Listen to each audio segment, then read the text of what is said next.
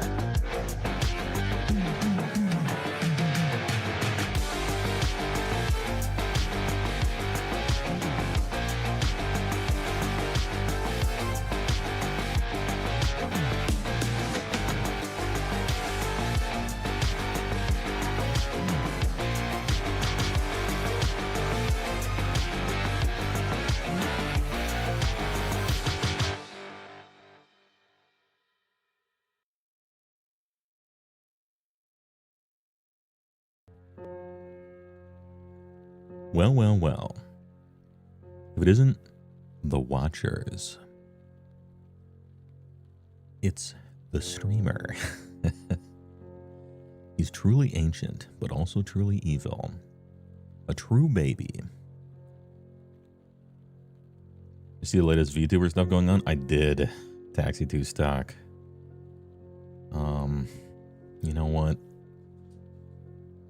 Pray for Pips.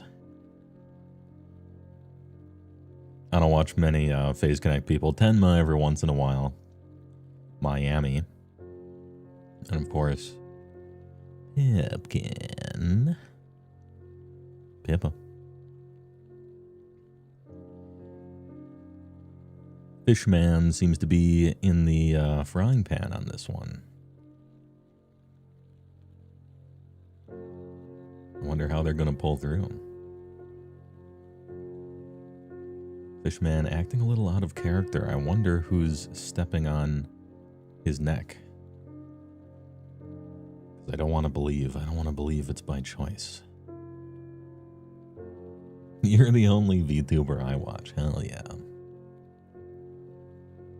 I'll get that third frame of animation one of these times. Don't you worry. One of these days. Happy Friday, Jim Criminal.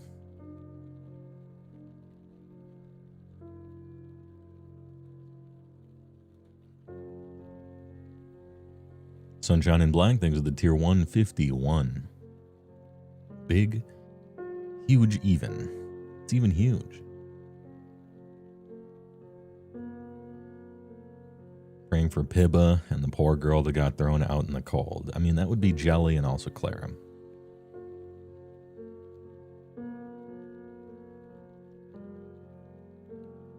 But I'm going to be perfectly honest, I haven't ever watched any of those two. So I guess I don't have a personal horse in any races here. Jelly's a cute name. That's about all I know about that. Poor Jelly.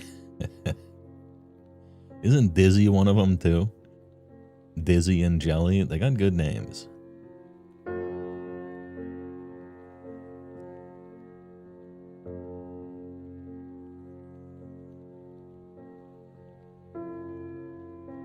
Can't believe the industry held up by mentally ill women has mentally ill women in it. Well, to me, CJ, that's kind of like what you, I mean, those are the people you hired. And so Fishman, I don't know what's going on with him. You walked into this. You're like, yeah, I want this. Menheras, please, surround me with them. Oh shit, they're acting Menhera. Yeah. That's what you hired them to do, kinda. But hey, all right. What did you build and paint next, says Jim Criminal? Or, I've been saying your name wrong. Jim Crimmins. Screaming Bell or Belisarius Call. Damn, that's the coolest model from 20 years ago, and one of the coolest models from whenever it came out more recently, Belisarius Call. Good, you have good taste in models.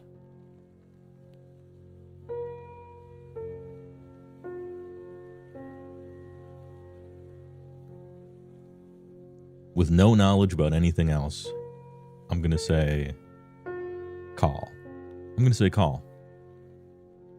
Basically flip the coin in my head, but there it is. Where do I find an autistic wife? Yeah. They're out there somewhere. They don't open their doors.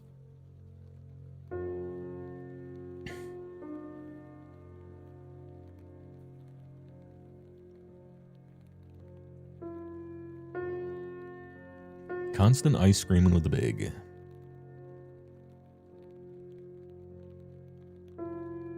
You haven't run the Soggy Skaven list with the bell yet?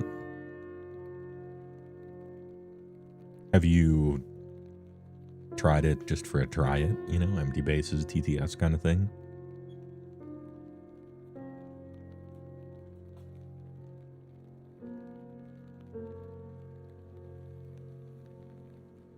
Not entirely sure what I'm going to do for content this stream.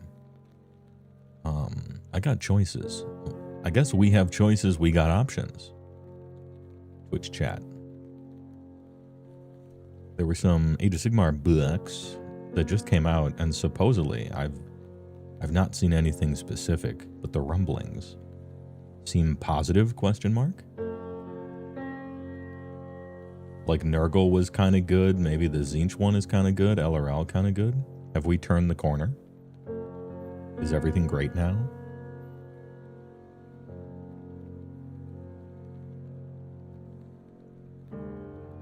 LRL kind of busted.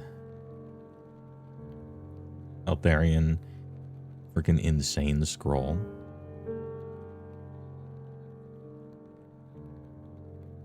No, not yet. You run Gunline. Orterius thinks with 200 bits, but it didn't pop anything up. Is it broken? I gotta fix that. What happened?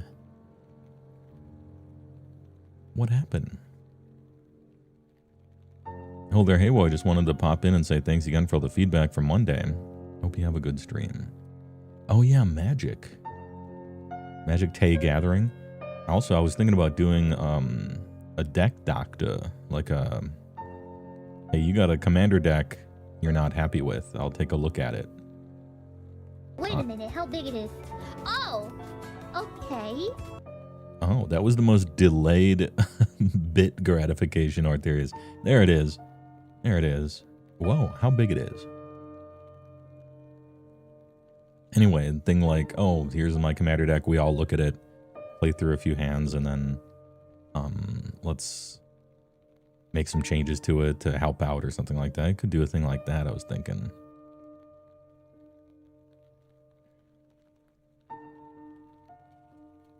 They did that in 40k too. It could be that we're getting to the battle tomes that were written more recently, rather than the ones that were written before 4th edition was finalized.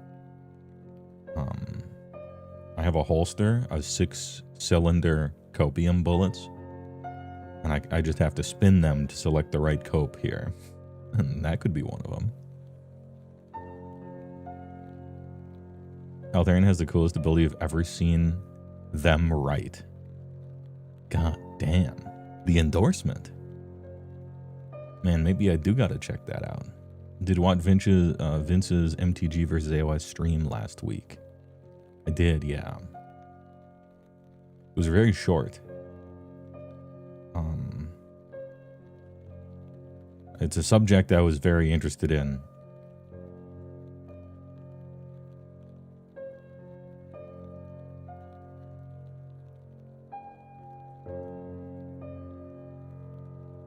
Kind of all over the place. Impossible. Seeing the AOS chats argue about the LRL book has been so funny. It turns out to be broken, completely worth it. Then just pops up, bringing with him debuffs from runes and kills you. I mean, I don't know. I'll look at his rule. I'll look at it. But I kind of want everyone to have rules like that. Just, I haven't seen the exact rule, but just the feeling of it. I don't want everybody to get crazy stuff like that. Like the good old days. Like the good old days after 9/11. Be right back.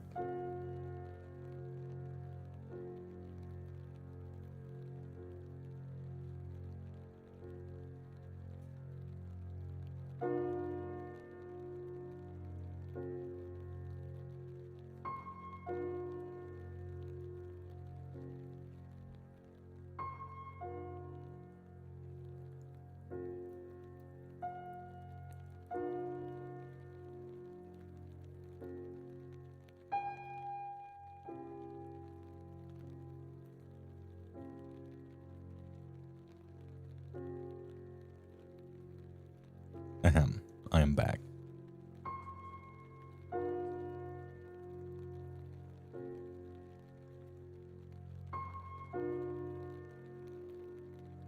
Even the first books had no time to actually develop and be made for the new style of Battletome Edition.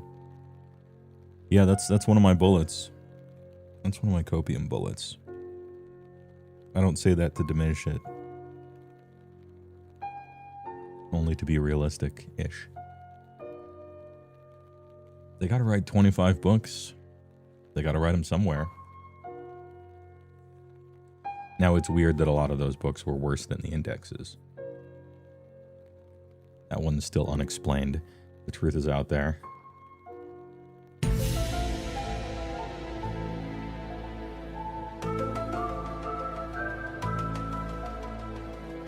Hell yeah, he's back. Big, says Destructive Panda.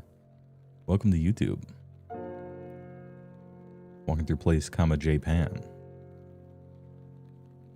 I like the thoughts around how MTG core rules are solid enough to not change constantly, but rather iterate. Well, yeah, I guess that's so. I'm not going to say which one is better. Well, I guess I am. It's Magic, but but they're two very different games whose claim to fame it almost couldn't be more different, right? It's a fascinating subject that I could talk for a long time about, and I might do it. But also I might go over all these AOS rules too. If that's okay with you later on.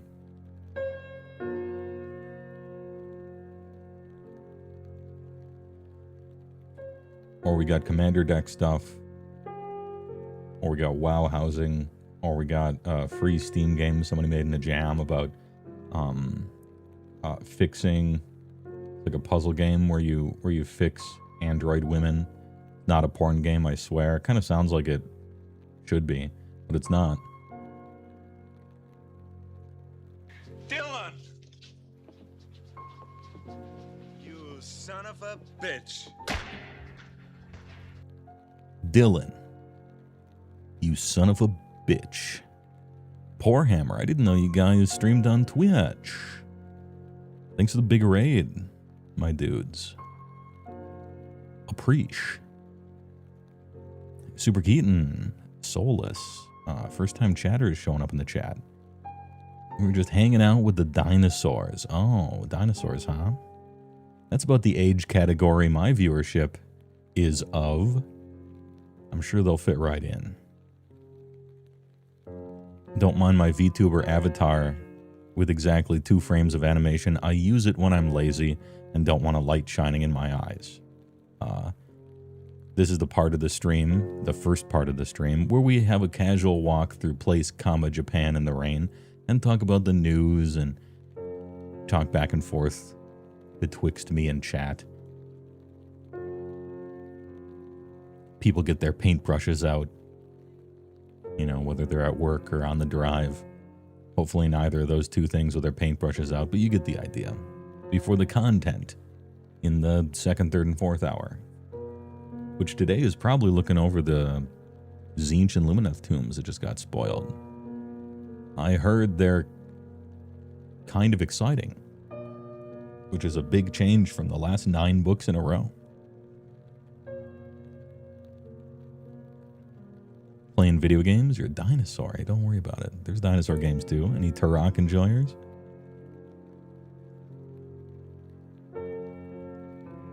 You just like minis and painting and the atmosphere of the tabletop hobby, yeah. You don't even have animations, you just make it glow. Oh, chat. They're glowing. You know what that means. Reload my Temple OS. 2 frames is 1 frame more than you expected, but this is going to make you sad. You just left your partner after visiting her in Japan last week. Well, Super Keaton, I didn't do that on purpose. I want you to know that. It wasn't a purposeful shot through the heart. And you're to blame.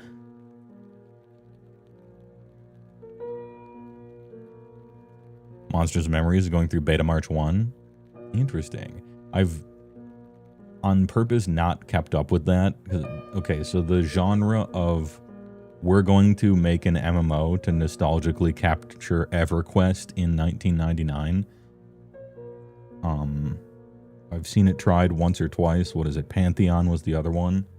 And I've resolved to just not follow them until they release. Because it's too painful to watch them develop and then a lot of times die or whatever, but it's still, it's interesting news. Oh yeah, give Poor Hammer a shout out. I do a podcast with you guys one time? I thought it was a good one. Anyway, good channel. They do some writing on the internets. You guys like Warhammer? Give them a look-see.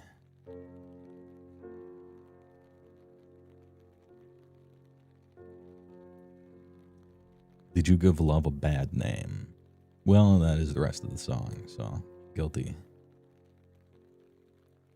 You're just going to drink and assemble Gunpla while you listen? You fit right in. You're basically already my people. Take a load off. Work is stressful enough.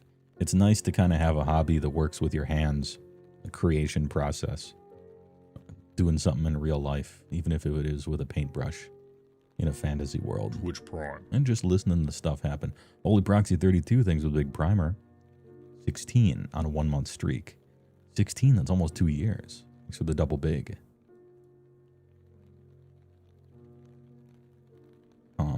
Cartore AOS. HeyWoah. They actually put in the work to make new books that are cool. Well, that's what I was hoping for. I'm not to the stage yet. In fact, I'm pretty far from it. It's no secret I haven't really enjoyed 4th edition for a variety of reasons that I'm working on a video for. But I haven't become an anti-fan or any such nonsense. So when good things happen, we celebrate. That might clinch it. I might look over those books for the rest for the content portion of this stream. Nega fan. Yeah, the anti-fan.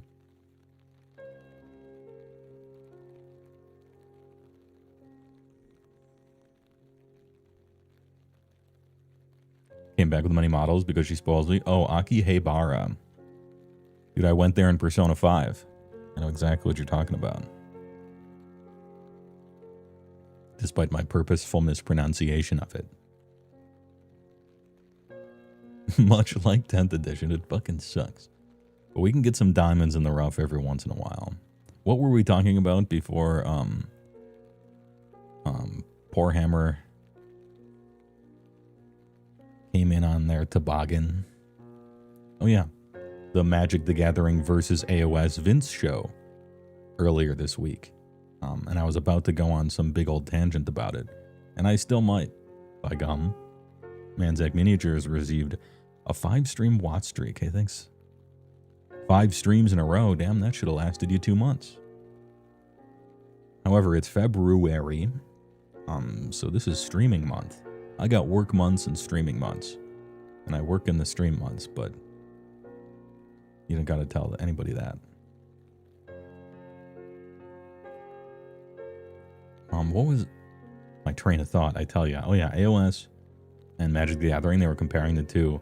The claim to fame for both of those games, and this is like kind of obvious, but it's worth pointing out anyway, was specifically with additions. I think the point was being made towards that there have been big rules shakeups in Magic.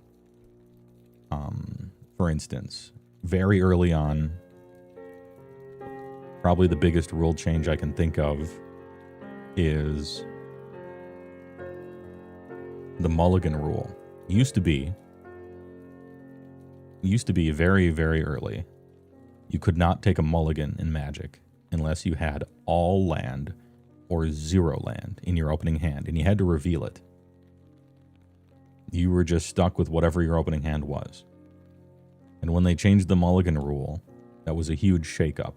But it didn't really change any of the rules of the game necessarily. It wasn't like an addition where suddenly, I don't know, damage didn't use the stack anymore, like halfway through Mirrodin. Or the 6th edition rule, probably the 6th edition rule change is maybe the biggest one. Interrupt windows were gone, mana sources were gone, it all got changed to instants. The idea of the stack sort of crystallized in a different way. Mana burn went away. That's probably the biggest update, I guess, to Magic was 6th edition. And then minor stuff like, it turns out no one wants to play for Ante. But they learned that one real quick. Like, nobody wants to play for Ante, just they don't. Alright, fair enough. And they changed the mulligan, which was a big deal. You know, sideboards, stuff like that. But for the most part, Magic has gone through essentially one edition. Like, yeah, Damage doesn't use the stack anymore. What was it? 10th edition, I think. And they came out with Planeswalkers, like some new card types. But for the most part, it was really before 6th edition and after 6th edition, I would say. Whereas Warhammer is much more, every 3 years, we kind of reinvent the wheel. But there's a method to that madness, and people who have been around Warhammer for a long time, the noticers, they can see the patterns. I've heard it described thusly, and tell me if this is missing the point or just an observation or a player thing, you know? But I've heard it described from a few people. There's an edition that really reinvents the wheel. Like, just digs up everything. And then you get a really, really, really streamlined, simple game. And then they add a bunch to it. And then the next edition comes out and they added a bunch of stuff to it. And then the next edition comes out and they add a bunch of stuff to it. And then everyone says it's too bloated and there's too much stuff and it's too complicated. And then they dig it up by the foundation again, explode it, and make it simple again. And then the 3 edition cycle of explode everything, make it simple, and then just add stuff to it without a care in the world for 2 more editions and then blow it up. I've heard it described like that. I don't know if that's true because I was going to say I haven't been around Warhammer long enough to see 3 edition cycles before, but I guess I have now with Age of Sigmar's 4th.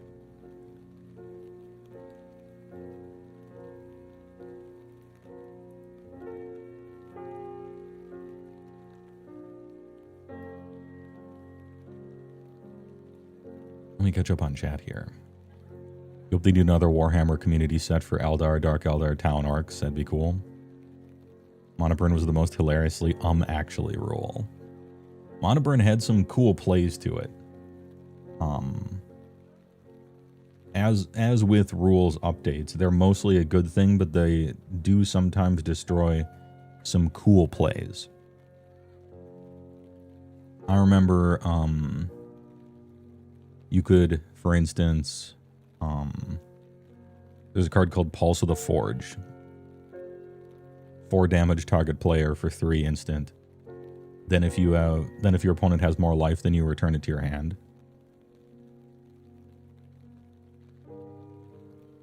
And there's a bunch of effects kind of like that throughout the game, so you could do some silly stuff like, I'm going to cast it on myself, or cast it on my opponent, but purposely monoburn at the end of my turn, so that I can cast it twice next turn or something. Like, there's some interesting things like that. You got to do stuff with excess mana. Certain combos, if you can't just create infinite mana and then cast something. You need X spells because you'll just die to the mana burn, stuff like that. Damage using the stack had a bunch of cool little things. Mog Fanatic, rest in peace. No longer a 2/2 for 1 with no downside. Disciple of the Vault got a lot worse with Ravager. Can you imagine damage using the stack when you had Arcbound Ravager, Disciple of the Vault, and 11 artifacts? Alright, we'll lock that damage in, sack all my permanents, you're dead.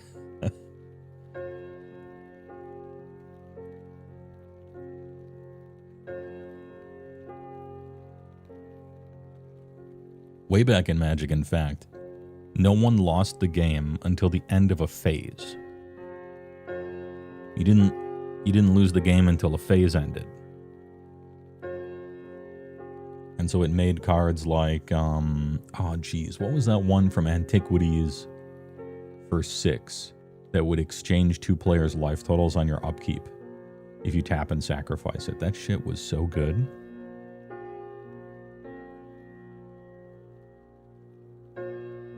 Essentially burn yourself out to 0 on your upkeep and then switch life total with them, and then at the end of the upkeep they lose. There were some niche cards designed with you not losing the game until the end of turn, or the end of phase, in mind. The kind of, now they don't do anything. The legend rule has changed about 5 times throughout Magic.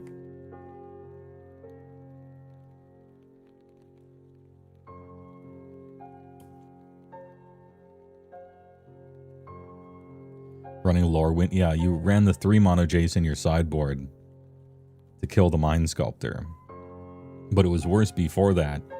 Before that legend rule, once someone had a legend out, you just couldn't cast yours. They won. And so whoever played their legend first in a mirror match just won the game. Couldn't even try to cast it. Gugh. Most of these rules, I can be like, yeah, those were good. It's good that we're where we are now. Like, the rules are just better than they were before. I'm hard-pressed to find a rule change that is truly worse. Lynn Civvy looking ass.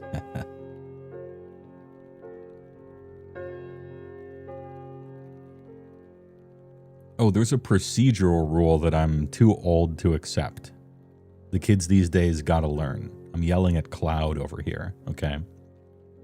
It used to be the case, and this isn't truly a rule, it's more like a judge ruling policy, but if you would use a pact, you use the pact. It says you lose the game if you don't pay. Like Pact of the Titan, Pact of Negation, you know. If you missed that trigger, you were assumed to not pay it, and you lost the game. And if there was a judge call, hey, I forgot to pay my trigger, the judge would be like, yeah, you got to pay that or you lose the game. So you've lost. And now, it's like, oh, I missed my own trigger, judge. Can you give me a sippy cup, please? Let me put it back on the stack. And the judge is like, yeah, our policy is that you put it back on the stack, and then you can see if you pay it. Don't worry, you don't have to remember anything to win a Magic. You don't have to think. Don't like that. That's a bad change. So I'll say that. And we're moving to like beginning of your first main phase for stuff to trigger instead of the upkeep like sagas. Because too many people forget them on their upkeep and just draw their card. Hey, I got a suggestion for you. Remember your triggers. It's a game. Use your brain a little bit. Don't forget them. You should be punished when you play bad. I'm going to be a stickler about this one, I guess. Maybe this makes me old. Oh, I'm sorry, we're playing for $50,000 in a pro tour. Oh no, we'll rewind the whole game and let you remember your thing you forgot. There. Get out of my face. Embarrassing.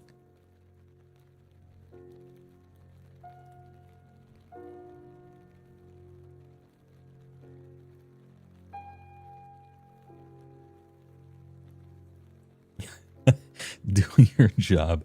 So give me Moon Clan Grotz with the bad moon as a mechanic, says Super Keaton.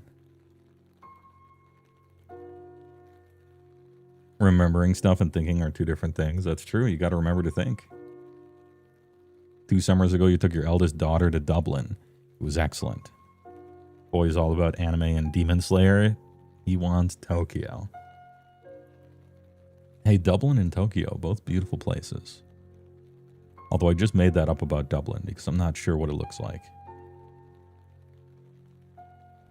You're looking forward to the Commander League this weekend at the LGS. It's going to be fun. It does make you old, but it doesn't make you wrong. Hell yeah. Some degree of takesies, backsies, and casual, but even then, yeah, it's pro REL. It's professional. You're expected to know what your cards do. With the whining voice you just did, you were imagining some Deadpool, Burger King token, Final Fantasy bird deck just molding. I've said this before, but we are so lucky that a card ubiquitously good that sees play in constructed eternal formats all the time and is in almost every commander deck because it's so good is a card called the One Ring. and not a card called Cowabunga, It's Pizza Time, Never Forget 9/11. We're just lucky. But someday, we're going to get the Twin Towers card, sponsored by DraftKings and the United States Army. It called It's Pizza Time, and it's going to be an artifact that goes in every deck. And it's going to make me feel so bad having to play that crap. And as an additional cost to activate this artifact, stand up and say, "I love McDonald's," so that the screen can hear you. If you do, draw 3 cards.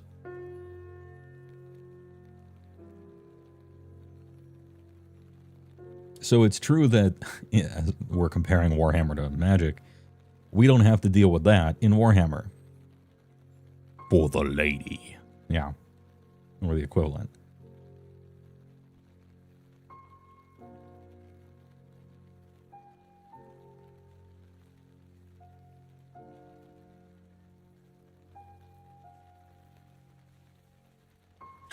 Welcome to Costco. I love you. You're playing Magic right now, says Destructive Panda.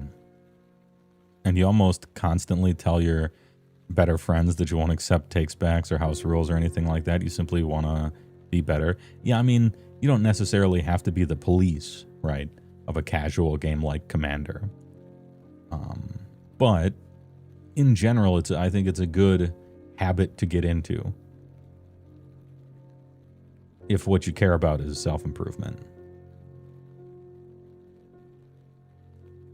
Stuff that I think happens in Commander a lot that's completely fine is somebody casts a spell at someone else all the way across the table on their board state with 40 things on it. And I don't know if they got their bifocals on, right?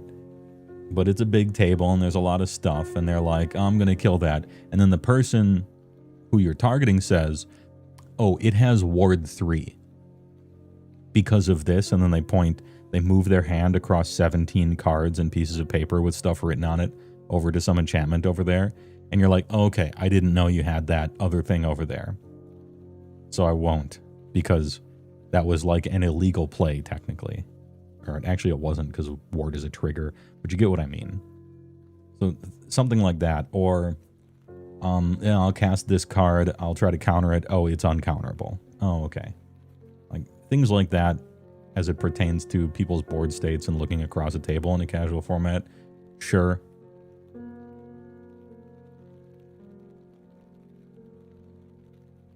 But your mileage may vary.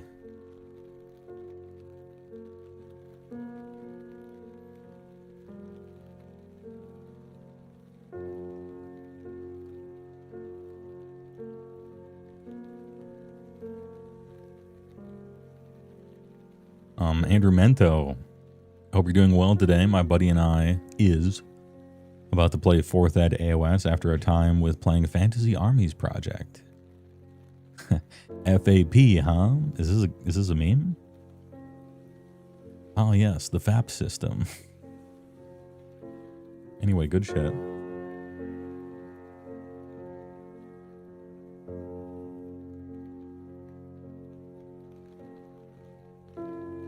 Hope somebody kills you if you forget Farseek has the land enter tapped for a 3rd time. Well, you're looking at Nature's... not Nature's Claim, that's the gain 4 life, destroy 1. You're looking at Nature's Lore, you're looking at 3 visits, and you're like, surely green has found one other ramp for 2 that puts it into play untapped. No, it doesn't. The whole game. That's it. We play Farseek because it can get dual lands and triomes with it, but it is tapped. And then after Farseek, I think we're out. It's just those 3. Even green struggles to find a play set. Farseek and mono green might be tricky. That might be a tricky one to find. I don't know, get yourself a Sakura Tribe Elder or something.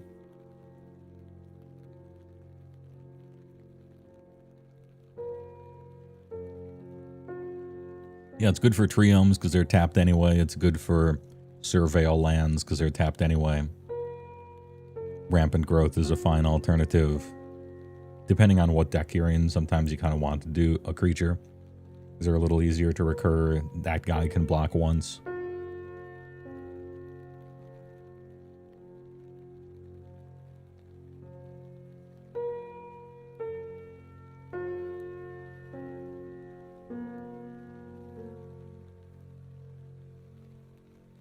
Anyway, swinging all the way back around.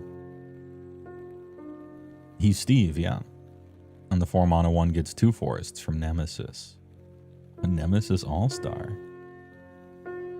He's called Steve, by the way, because Sakura Tribe Elder, S-T-E. And then they just put a V at the end. Sky Shroud Claim. Yeah, but that one costs 4. It's different. But it is the one to play. Wood Elves puts it in untapped. I was thinking about cards for 2, mind you. But yeah, Wood Elves puts a forest in untapped. Sky Shroud Claim as well.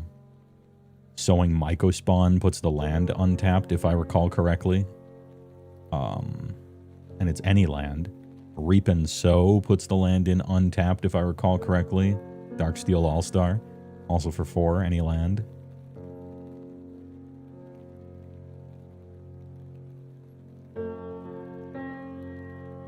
Painting Killaboss on Nash Tooth. Looking forward to what you have to say about the new Zinj book. Yeah, I think I'm going to look at it after our walk here. We got to see Pink Girl at least once, possibly twice. We got a lot of yapping to do as it pertains to the comparison between Magic and AOS for a little while.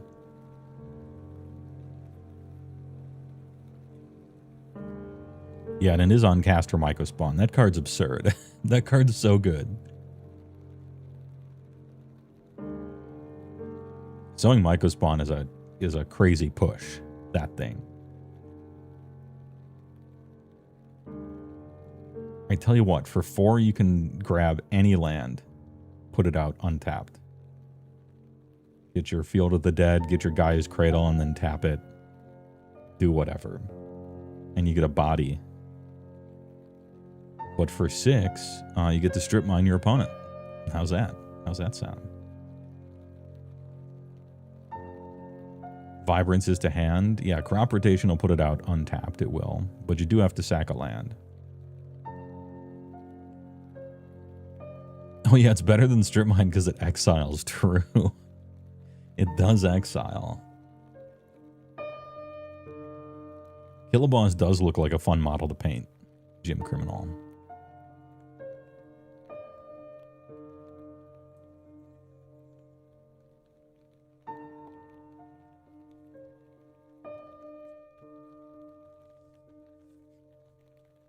Pretty crazy how Magic got it 95% right the first time. And Warhammer is a perpetual cycle of new designers, Pat Vision. I mean, it kind of makes sense when you think about it. What's the claim to fame for Magic? That the game itself is kind of perfect. It's one of the best games ever made as a game, right? Richard Garfield, PhD, got it. He got so close on the first try, it's actually kind of insane. Like the mulligan thing is just a tune-up. You're just tightening a screw here or there, right? Mana burn was goofy, but there's nothing inherently wrong with it. Eventually we figured out how to make the stack, which was a direct improvement, but it was pretty close with interrupt windows and mana sources and instants and stuff. He was just wrong about ante, but you couldn't really predict. You couldn't really predict because it was the first trading card game for value. And it was quickly just sort of moved away. Plus the shared deck thing, you'd all pull from the same library.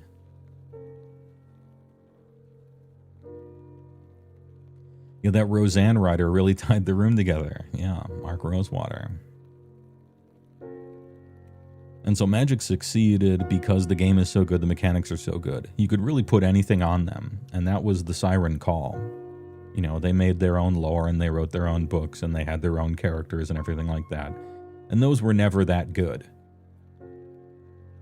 But I think it's better to be your own thing and not very good than to sell out so pathetically that you lose all identity. But it means that what do we have? You know, at a basic level, what do we have? We have the best game system ever made. Okay, well, we'll just grab everyone else's IPs and put it in there then. It's easy.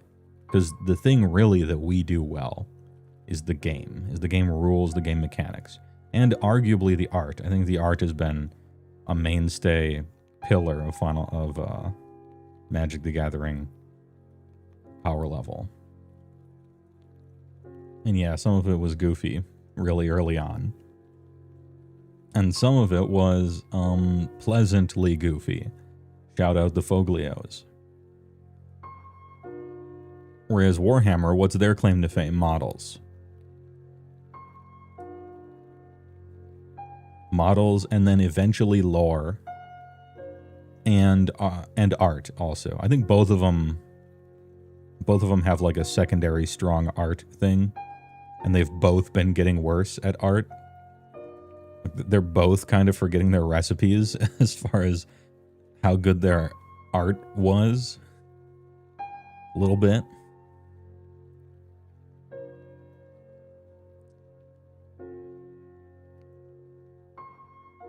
And so it's weird because I don't even think they're trying to make the perfect system. Some games are ever trying to find a more perfect system, more perfect rules. They're trying to really make the best game ever. And I think Magic is still nickel and diming its way towards trying to do that, even though they could have quit 20 years ago and still been the best, right? But I don't think Warhammer is even trying to do that. It's actually literally change for change's own sake has become their business model. That's how little they care about their rules and their game systems. Is that it like became part of their business model that they would just turn on the spin cycle forever.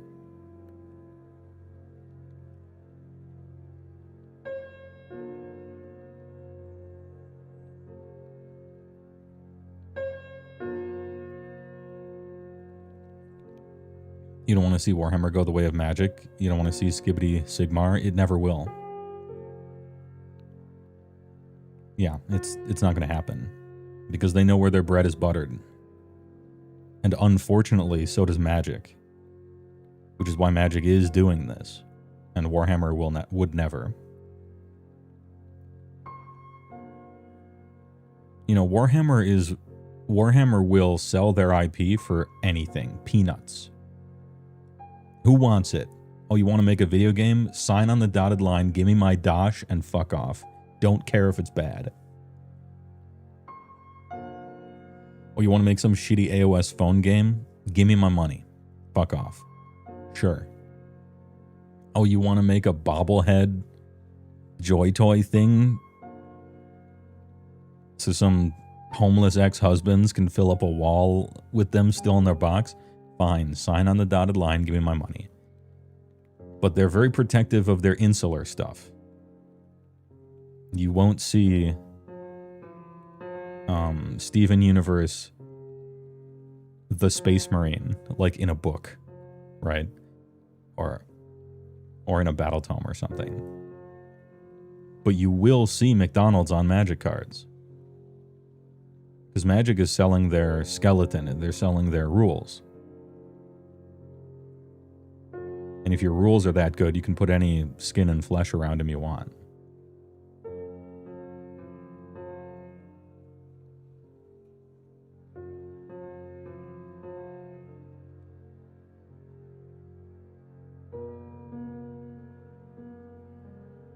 Editions went from being a means to tweak rules and update systems that were found too flawed through gameplay iteration to the thing we do every 4 years.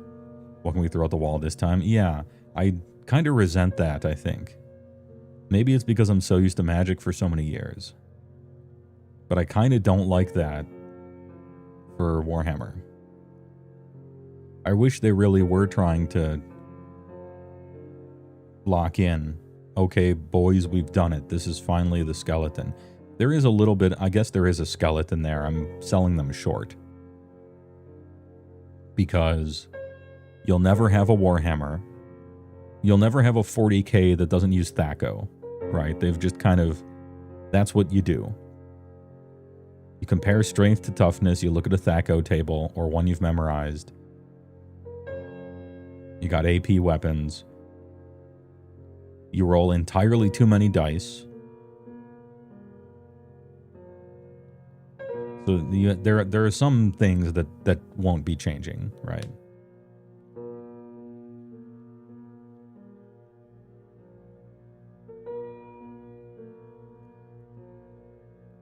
What you don't understand is the absolute need to move with every edition. Like, if we find an edition we all enjoy, why do we have to move on from it?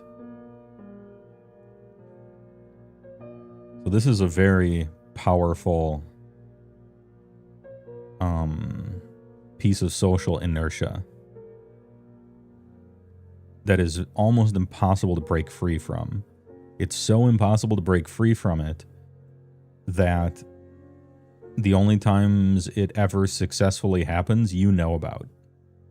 This doesn't happen in nature, right? This only happens in headlines. Like, when people said they wanted classic WoW. They wanted vanilla World of Warcraft. And then they played on private servers for 15 years. And then there's so many people that said they wanted it that Blizzard actually did it and it was successful, right? Like, nobody goes back and plays old editions of almost anything. You see this happen in the TTRPG space the most. But every once in a while, you will get that. 93, 94 old school in Magic, vanilla classic WoW, perhaps 9th Age, although I don't think that was quite successful enough to be worth mentioning. It's hard to pull people away from whatever the game is right now. And there's a bunch of underlying reasons for that. But suffice it to say that it's hard to swim against the current. And surface level, one of the reasons for that is it's hard to find people to play. It's hard enough, like, these games are niche. You know? In popular culture, Warhammer 40k is pretty well known, but as far as people actually playing the game, I'm going to be honest, like, no one plays the game. Magic, everybody who likes Magic plays Magic. I would bet 10% of people who like Warhammer actually regularly play the game. You know what I mean? So all I'm saying is that it's a niche. And if you're on some niche stuff, then it's hard to find people to play. Oh, you play Warhammer 40k? Let's go. Hey, you want to play? Oh, sorry. I play 3rd edition. Oh. Damn. You know, a lot of people in 3rd edition or 2nd edition AOS, like 2019 era, a lot of people would come into my channel and they'd be like, hey, my local store, everyone plays 40k. Sorry, HeyWoah, I'm a 40k player, I guess. And I'm like, no big deal. That's how it is. You go to your local store, and whichever of the 2 games everyone plays, that's just the one you play. You don't really have a choice there. You went to a local store, oh, no one plays AOS here, they all play 40k. Okay, I guess I'll play 40k. You know, a lot of times a game that's niche like that doesn't have the leeway to get really picky about what edition all of them are playing.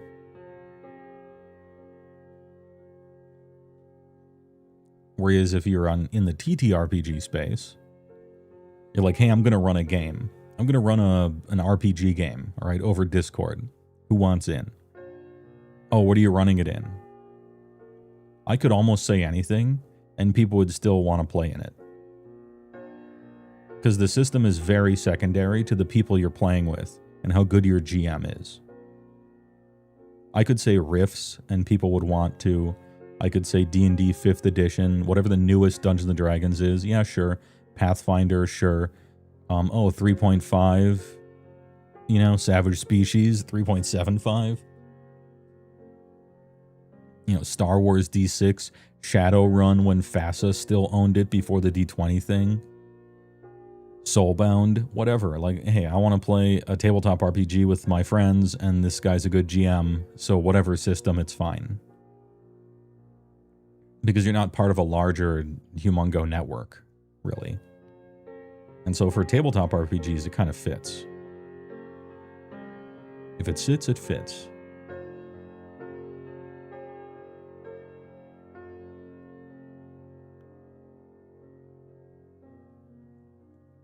You can attest to that. You don't play 40K anymore because you dislike 10th and what it did to the game. Yeah, and you get this thing that happens that I've seen. In fact, I'm part of it now. I'm part of the problem. Well, not really the problem. I'm part of the downstream effect of the problem, which is the concept of waiting on next edition. And they've trained their players, or their customers rather, to kind of do this.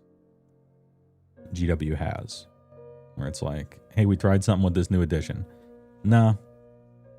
Hey, call me next edition. This shit sucks.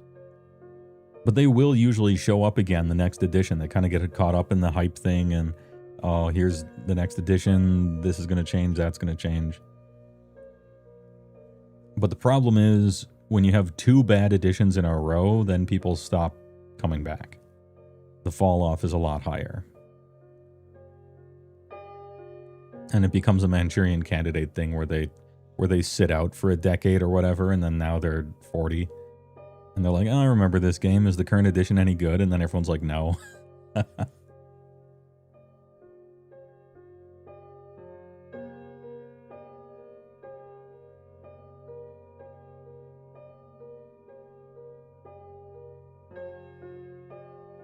3.5 OG Pathfinder goated. True, actually. I liked it a lot.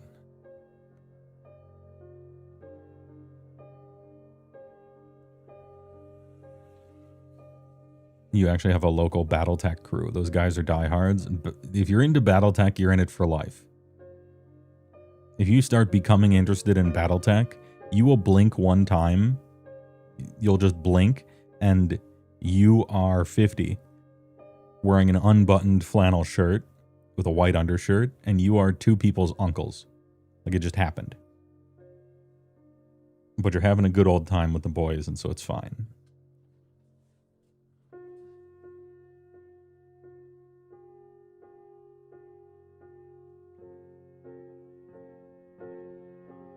It's even happened with 5th Ed 2025 now. People are divided between 5e 2014 and the new 5e. Man, I looked a little bit at the changes they made for the new 5th Ed. It's the same. It's the same / worse to me. Just moving in a slop direction. I don't like it. But I didn't really like 2014 5th edition either. So I'm just not the target audience anymore. And that's sad, but that's just how it is. You will live long enough that your niche IP made by and for people like you will no longer have you as its target audience. As the company that owns it chases profits from the mythical new player. The spicy taco game where they need to rewrite their rules so that none of the tacos are spicy anymore. Because the average person doesn't like spicy tacos. They like mild tacos.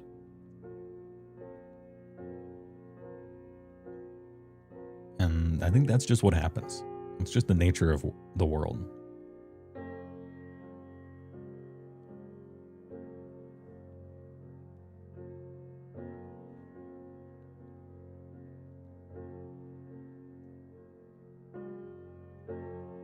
I can confirm it happened to me.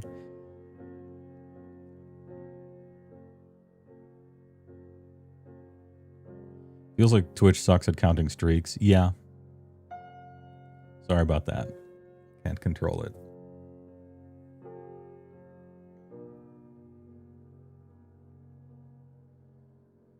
But I can't stream on Kick because it's got itself a reputation for being the website where people stream that got kicked off of Twitch for arguably good reasons.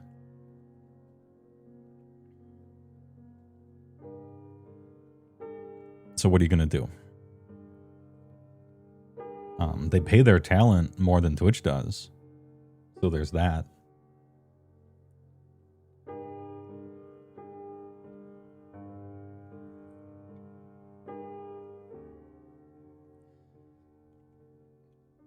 Do you like to paint HeyWoah, or is that just a prelude to gaming? Just curious. How do I respond to this question? I like kit bashing more than painting. And painting is fun while I'm doing it. But I would never do it without an end goal in mind of playing. I have some small amount of natural talent at painting on account of my art degree. But I wouldn't call myself a good painter by any stretch of the imagination because I don't practice enough. But I don't want to.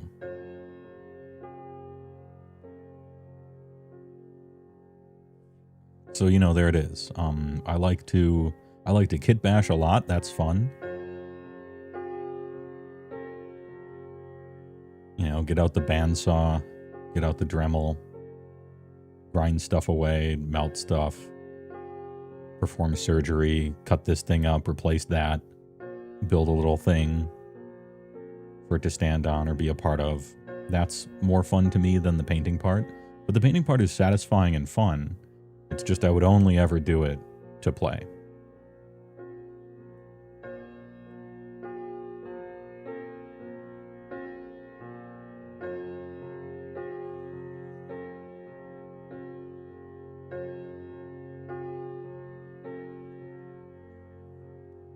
Kit bash is love, kit bash is life. A fellow special snowflake model enjoyer, yeah.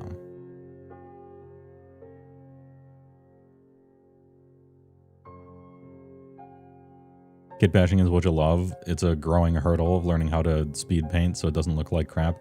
Yeah, that's maybe a problem, is that because I like kit bashing so much, I make a foundation that's kind of impressive, but then my painting ability is not strong enough to make it look good, to tie the room together. So I really should get better at it.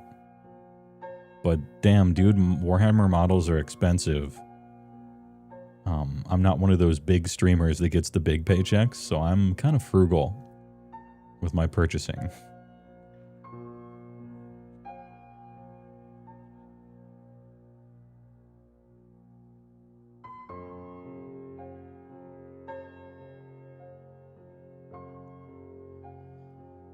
Reading this, you remember when Magic first started the Fortnite business idea of let's collaborate with everyone? That's when you kind of started to be disillusioned with it. Yeah, that sucked. That was when they did the partnership with The Walking Dead. I remember that. I was there for it, Gandalf. I'm like, this is the beginning of something that's going to ruin everything. We have to rise up as a community and spurn this. We have to loudly say no. And the only thing they will understand, as far as language, is money. So we as the Magic community have to not buy The Walking Dead. That was the first one. It was the first one with unique cards that weren't just reprints with a different coat of paint on them. We have to say no to this. And I remember all those people, all those channels, Professor, all those people. Let people enjoy things. It's fine. They wouldn't do that. Oh, yeah? I don't even want an apology. I just want you to feel bad.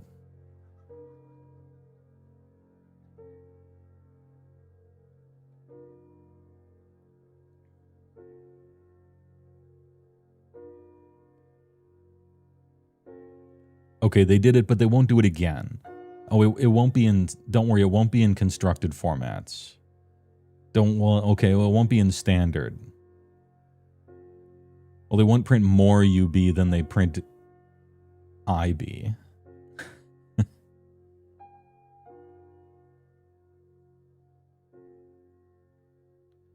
Every single stopgap immediately broken. Don't worry, it won't be basically every set. You'll get one Magic set a year.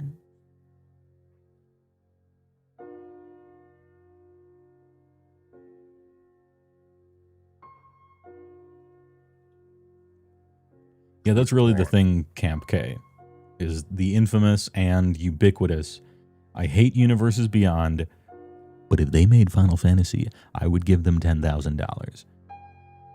And it turns out that's all you need. I'll talk about phone games briefly, a little shop talk here. Sub 10% of players are what cause phone games to be so lucrative. It's like 9% or less of players pay for the whole thing. Those other 90%, the free players, the person who spends here and there or whatever, the 90% of players, those are just there to make an ecosystem that a whale would be caught in. That's how phone games work. All right. They're just hunting for whales because if they have the whales, that's sub 10% of players, it pays for everything.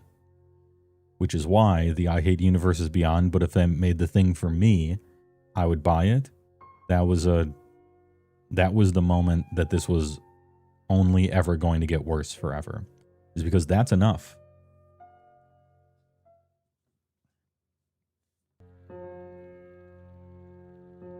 You just got to find your 10% whales, and then you'll make it. And Universes Beyond is designed specifically to capture 10% whales every time.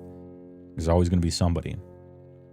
Now, every once in a while, you'll get a Spider-Man set where there just aren't whales. But that's the exception, not the rule.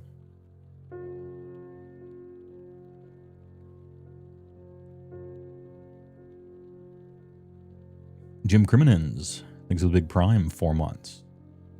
4 ain't much. Don't worry about it. 4's big. Dude, I appreciate it. Thanks for liking my stuff.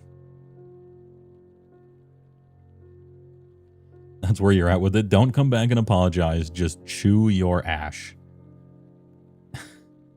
Just chew your food that has turned to ash in your mouth and know that you were the cause. like some Greek curse.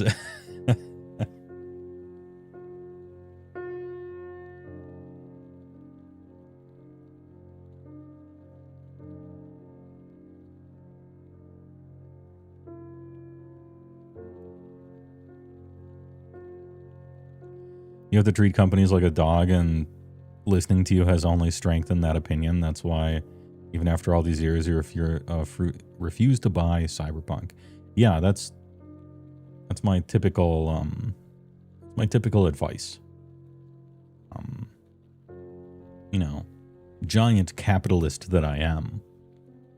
You have to treat companies like dogs, because that's the level of intellect you're dealing with. They're just giant animals. The sign, don't feed the bears, right? Because then the bears will expect it. You're just teaching them what to expect.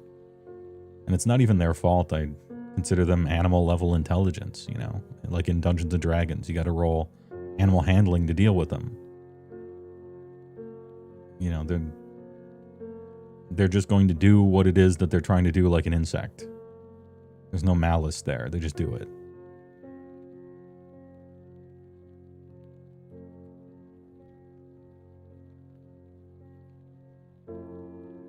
Why would they do this again? Because you bought it. You told them it was okay.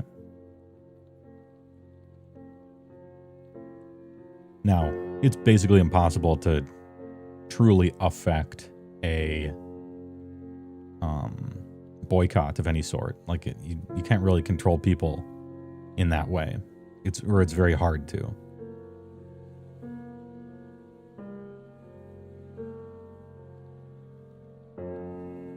And a lot of times the messaging gets mixed up, but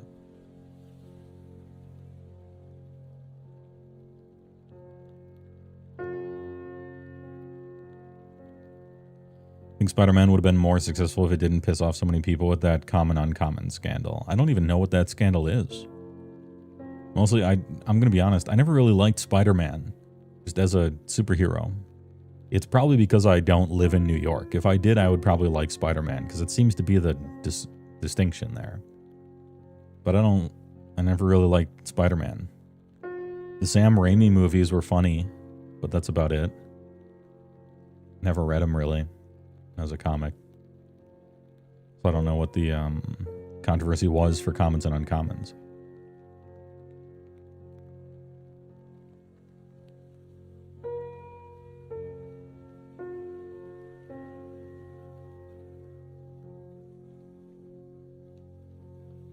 GW keeps making Ultramarine minis. Why do they keep doing this? Buys Titus and Retinue, yeah.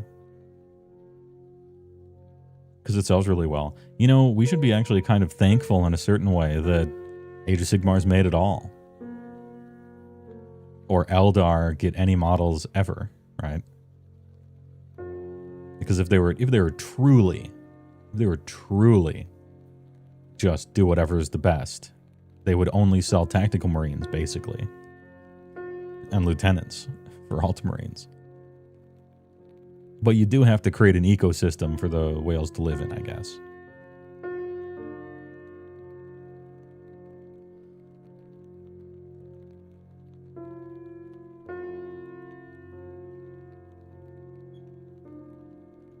You like Ultramarines? Don't tell anybody. There's nothing wrong with liking Ultramarines. You just happen to be in the good luck of the chosen people. But also it's kind of a curse, Jim Crimmins. I wonder, is that true? Because, so for Age of Sigmar, if you're a Stormcast fan, the curse of the, what would you call it, poster boy faction. Yeah, you get the most releases, but it means you have to buy the most things. And a lot of times the new releases are just better than the old ones. And also, your book is always the first one to come out, and the first book to come out is never good. They always power creep. So it's not all sunshine and rainbows. Suffering from success.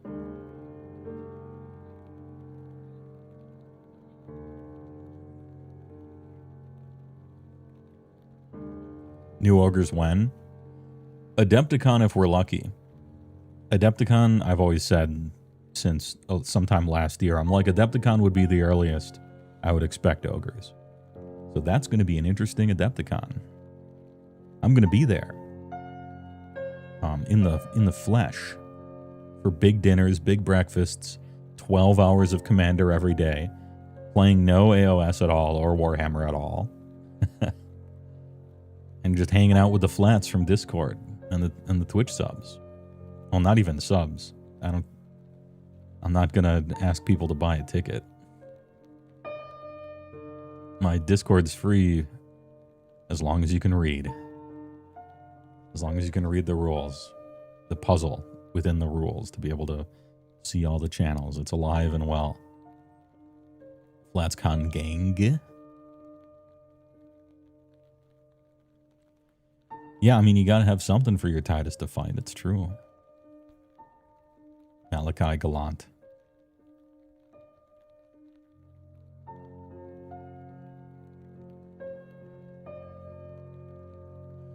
Or GW catch someone who loves a line of theirs and buys 6,000 points of it to run all its variants, and then they shelf it, saying for a me, Mario. Collecting and painting, sure, but you factor in playing. You need the stupid, retarded weaklings that have tactics pussies use to get the good boys. Yeah. That's true. You gotta have something to fight. You gotta make an ecosystem where your guys are cool.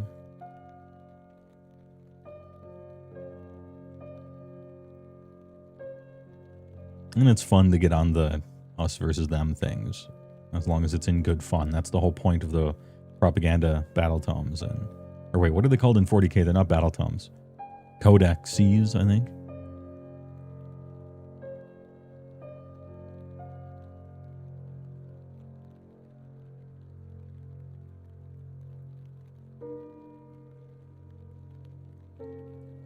Is it just about time? I gotta open up Discord. I gotta go to Giga and download this LRL and Zinch business if I'm gonna be looking over it, right?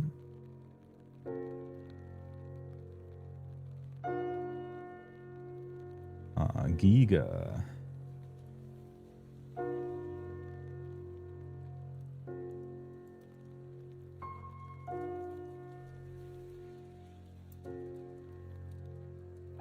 Alright, Disciples of Tzeentch downloaded. Lumineth Realm Lords downloaded. Hey, alright. We have first look. You think ogres are quarter 3, not quarter 2? You might be right, Death Gazzard.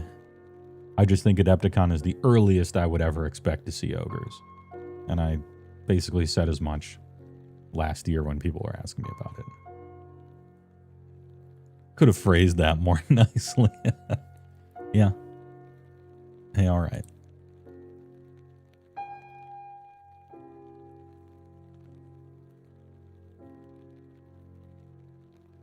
Sometimes you go too into ironically talking about something from the perspective of someone else and trying to make it sound uncaring, and, you know, sometimes you get in a loop. It's no big deal. Is LRL really cracked? Honest Rob thinks it's kind of cracked. Okay. Haven't looked at it. I clicked download for the first time. I didn't secretly watch a show, so I know what the right opinion is. I just looked at it.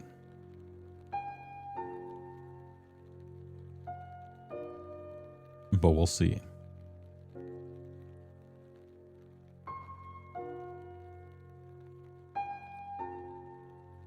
Ahem.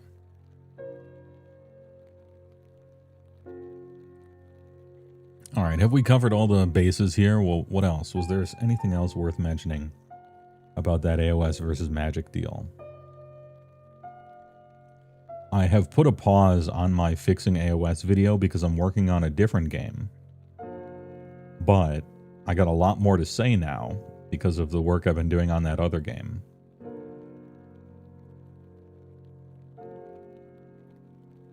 The video gets longer. The AOS video gets longer and its release date gets pushed back. Like that 180s movie where the dude's running towards that door that keeps receding from him in the white hallway. I looked up what movie that was because I referenced it before and I can't remember it again now.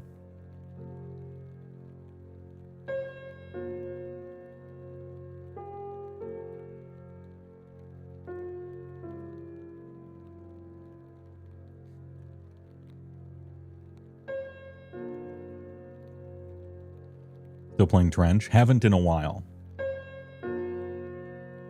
I'm not over it or anything like that. But I've been doing other things with my TTS time. I've been splitting between Magic on TTS and Secret, which I'll talk about later.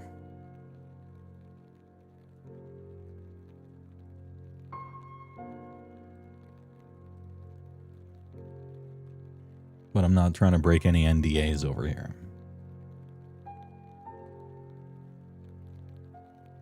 Personally, don't mind using Universes Beyond in your Commander decks because your goal with Commander is enjoying the time with the people who you're with and maybe doing something interesting with the cards. Yeah, the thing is about that. I become extremely annoyed when there's mechanically a really good, fun card. And then it's got some fucking stupid ass piece of pizza on it. And it's called Cowabunga Dudes, you know?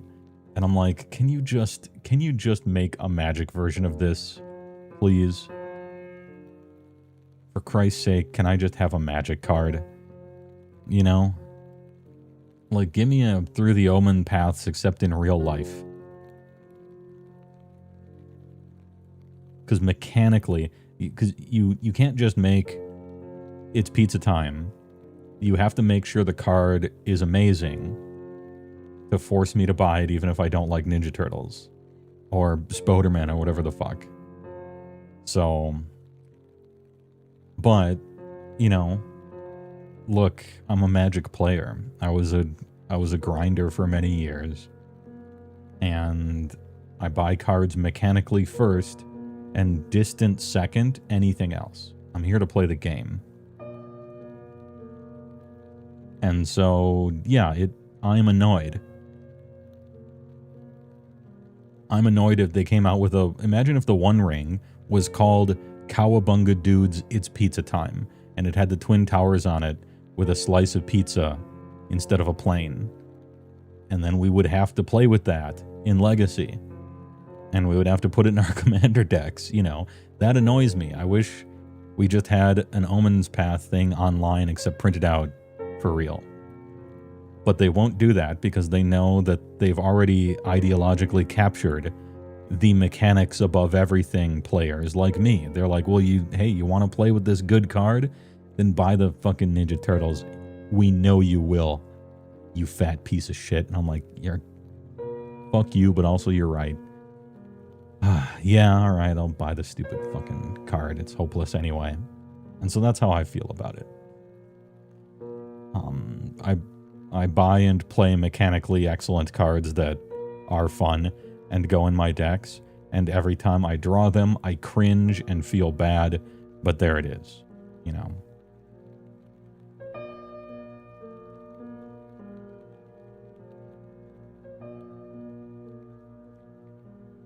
Vince Venturella, I have come at exactly the right time trashing the stupid DMNT set.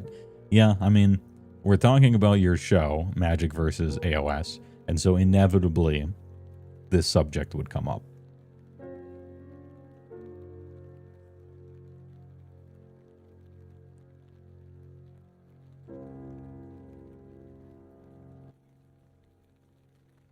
How big is the development team for Magic? Big. It's big. In-house testing in the hundreds. They hire directly from the Pro Tour a lot to get systems experts. There's the Future League to try to catch stuff that will get broken in the future based on cards that happen. They go through all the tiers from, oh, do the Timmies like this? What's the psychographic profile for this card? Are the sweats going to like this? Is this good for Commander? Is this good for this format? We design every set as a drafting set also on top of all that other stuff.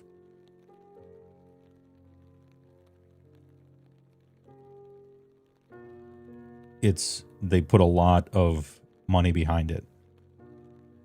Games Workshop, for instance, you could go into just, let's say there's a Wizards of the Coast building, and let's fill that building with people who do something like game design and playtesting.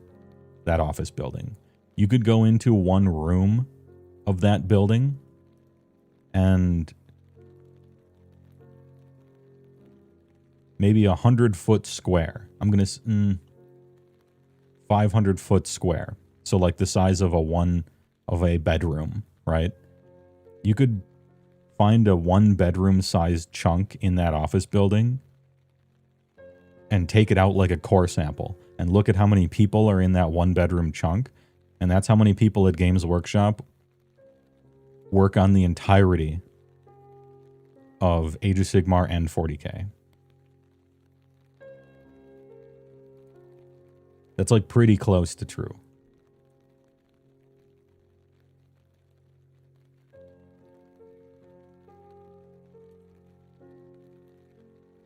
Like, I don't have any insider information, but I would be surprised if there were more than 6 people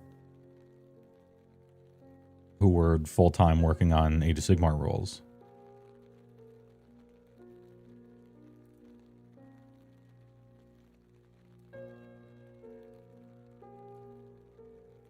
Hard cap 10, probably.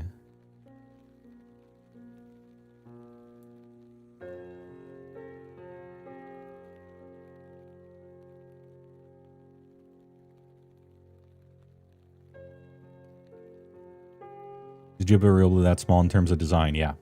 Or is this just vibes?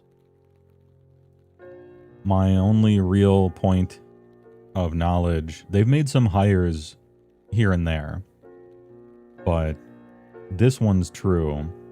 When they outsourced Soulbound TTRPG from Crucible 7, the little tiny tabletop RPG company, more people worked on Soulbound than worked on Age of Sigmar.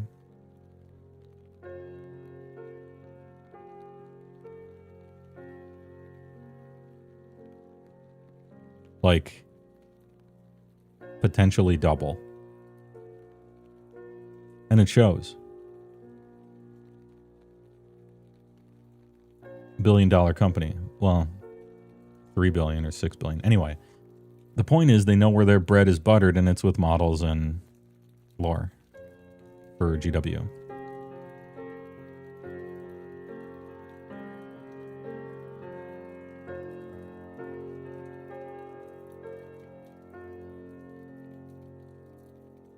Sometimes I wonder if GW playtests anything. They do, yeah. And they have a playtest team that's outside. They have an NDA playtest team. Relatively recent as far as the age of the company is concerned, and especially comparing it to Magic. Now, whether they take the feedback, that's another thing, but they do have playtesters.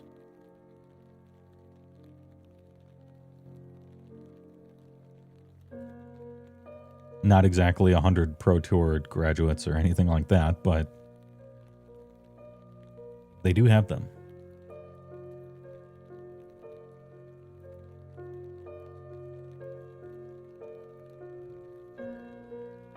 You guys, you're unfamiliar with Magic. Can you not just make a card with art you like?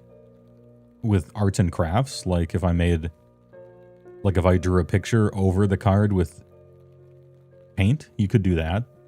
That was popular about 10 years ago, and it's much less popular now, but they used to call it card alters.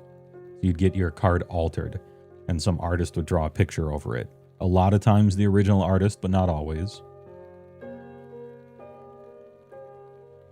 That's mostly started winding down now that Wizards does that officially. They essentially adopted that process.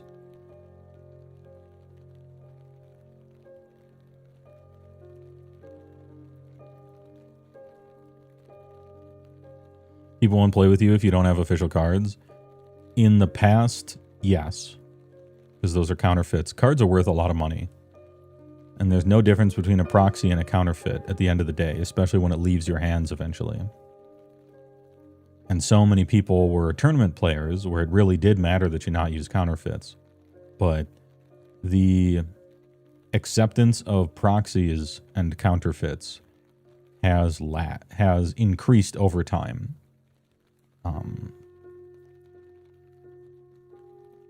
And two reasons, really. One is Commander started getting big, and Commander's not a competitive format, so it doesn't actually matter if you're using counterfeit cards.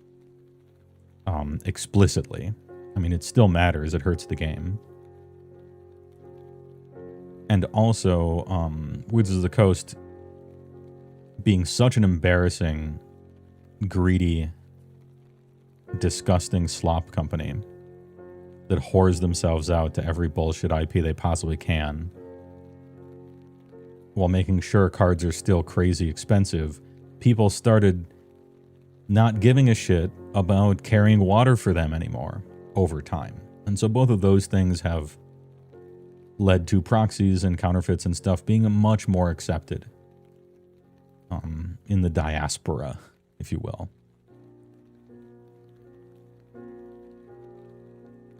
And thanks in a large part to Magic 30. That was a huge blunder by them. Selling $1,000 packs of essentially proxy cards that weren't real. And then people like, oh, okay, printer go burr. Fuck you.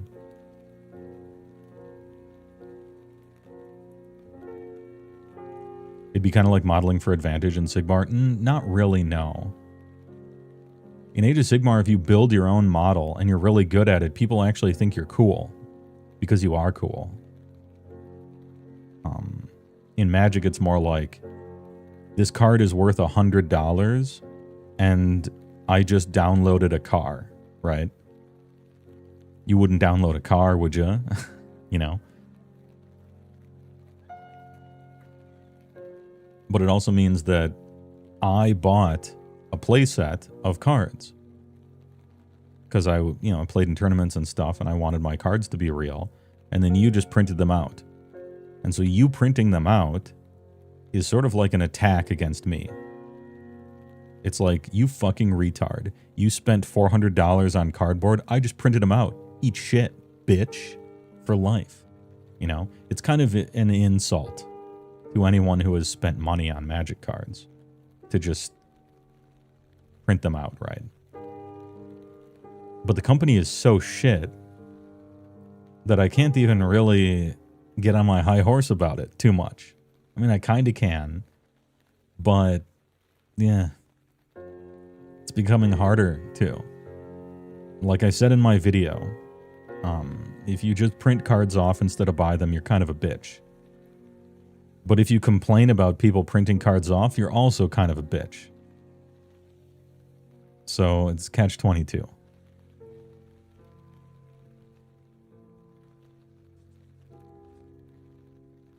Should Magic be pay to win? Of course.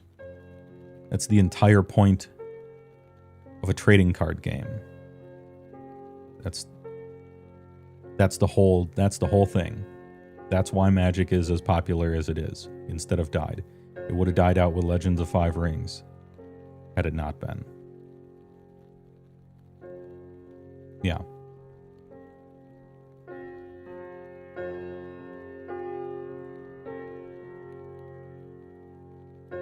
Although pay to win is we're mostly pay to play, I guess. But yeah.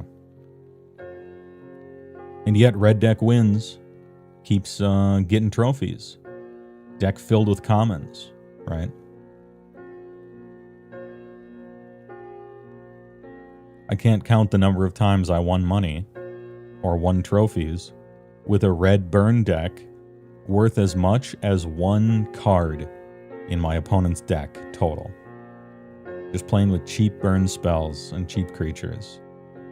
And what an interesting dynamic to play budget smartly in a metagame that's weak to it and beat people with $1,000 decks with your $200 pile.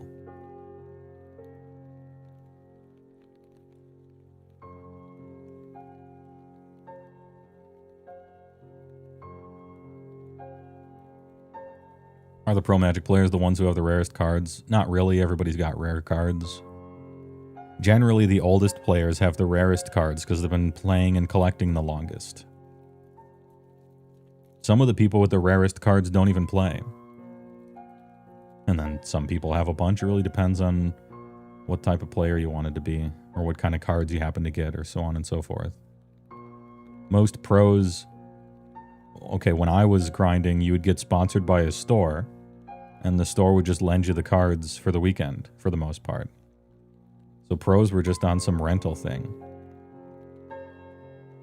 If someone stole your deck or whatever, you would have to buy it, but you just give them back to the store when you were done for the weekend. You wore their shirt. So all your on-camera matches, you used their sleeves and stuff. So actually, the pro players typically didn't own the most cards. Some of the least, maybe.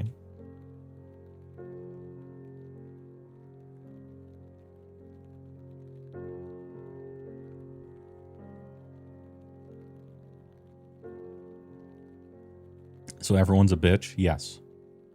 In varying degrees. But it's good to be aware, right? Sort of meant it in a relation to people playing with you. Some people see it custom modeling for advantage or whatever, even though it wasn't the intent. Flawed analogy. I mean, maybe, yeah. I took the modeling for advantage thing too literally, like a different base size that's better for you. Or true line of sight, and then putting a grain of rice on the base and being like, you can't see me, or silly stuff like that, right? But I guess it is modeling for advantage in a certain way, right? Playing with a guy's cradle, even though you don't own one, sort of like, you know, that's $1,000. I don't play with a Gaia's Cradle, even though it would be really good in some of my decks. Why? Because I don't own a Gaia's Cradle. And whatever grossness you feel about Gaia's Cradle being worth $1,000, like that's gross. I feel a percentage gross just printing off $1,000 card and playing with it. Like, my unease at proxying something is directly proportional to how expensive it is, for the most part. Some people have that flipped, which I don't think is wrong. It's just how, you know, you got to do it. You got to let your conscience be your guide, I think. Some people are like, it's extra okay to proxy $1,000 card because fuck the man, you know? And they can feel like that if they want. That's also a fine way to feel, I think, you know?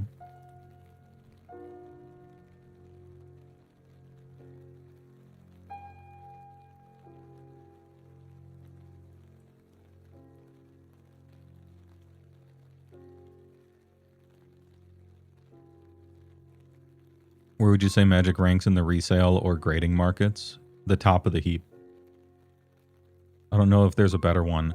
I've invested in Magic instead of the stock market, and I've outperformed it 3x. My shoebox in my closet, and also my safe deposit box at the bank, has outperformed the S&P 500.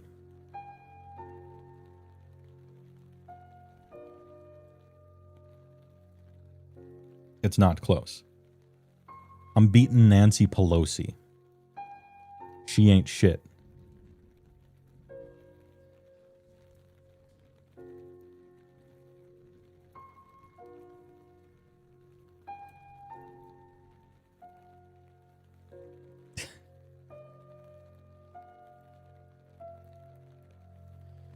You're flipped on it, but you'd still ask permission. I'm sure, yeah. It's just it's courtesy. Most people are going to say yes. In fact, the longer we go, the more people are going to say yes. It's moving in that direction. But it's rude not to ask. That's it.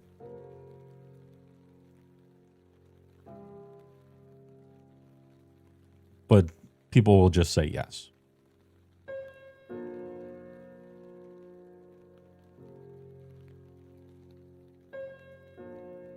You didn't know people rented cards?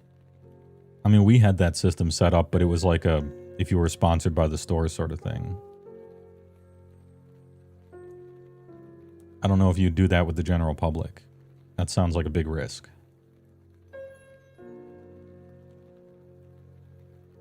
Couldn't run your vintage power cube without proxies. That's a cube. I feel like Bob Dole over here. That's a cube. That's completely different. Cube is completely different. Positively different. A cube is something you bring for everyone to participate in. It's a closed system. You can do whatever you want with cube. That's different.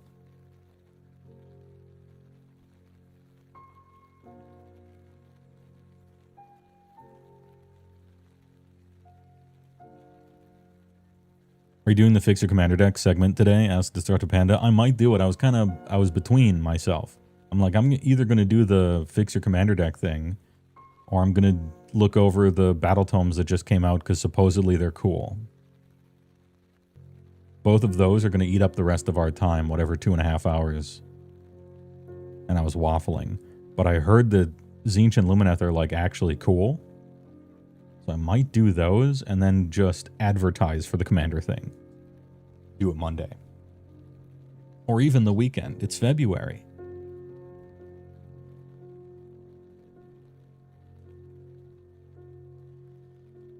Hello, Mr. Woe. Glad I could catch you live tonight. Because it has been a bit. Hope the new year hasn't been too busy for you. It has been, but it's been nicely busy. You know, there's a satisfying level of busyness you can get to, and I'm in that now. The new AOS for sure. To me, that's what I decided, yeah. I'm like, I'm going to do the AOS thing because supposedly these are cool. And I'm so starved for any excitement as far as Age of Sigmar is concerned that I'm doing it. And then I'll just advertise for a Monday or a weekend Fix Your Commander deck thing.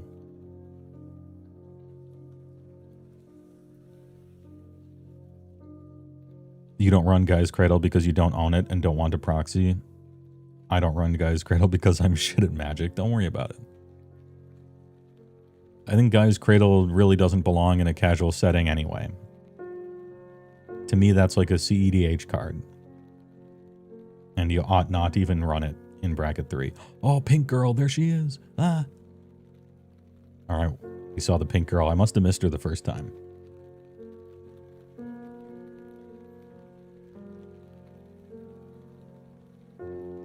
A Cube Night feels like a closed game in Texas Hold'em. Kinda, yeah, I consider it completely different. It's fine. Cube is something you brought a self-contained closed system sphere. You know, it's basically like a boxed game.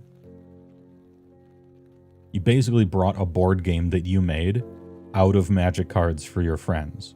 And so proxying every single one is completely fine. To me, that's just different. Everyone is playing from the same card pool. It's perfectly fair in that way. You get rid of all the other dynamics. That's different. You're playing casually, you don't understand why people need to proxy. Aren't we here for fun? It's fun to win. It's fun for your cards to be good and strong and fun. It's fun for your cards to be fun. And some, perhaps even most, fun cards are expensive.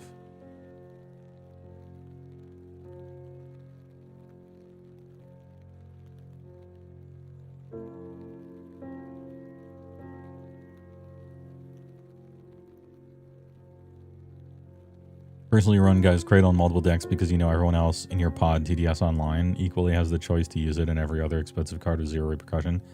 On Tabletop Simulator, yeah. Yeah. Everyone's playing Tabletop Simulator. It's kind of like a cube, where everyone can just click a button and get a card. And at that point, there's no point, you know. I'm just talking paper Magic. Me and the mods and stuff, and whenever we run the Commander Nights on Discord, yeah, it's all digital. And so just type stuff in. No big deal.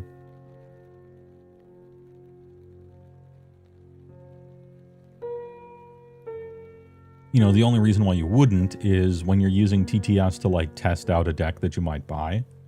But that's pretty obvious, right?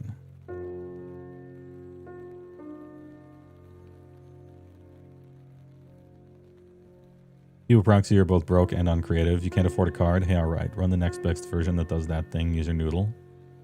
Yeah, I mean, Counterspell's a lot cheaper than Mana Drain. I actually don't play Mana Drain in all my blue decks, because I only own 2 Mana Drains. I would play it in a third deck, but I don't have another, and so I run Counterspell instead.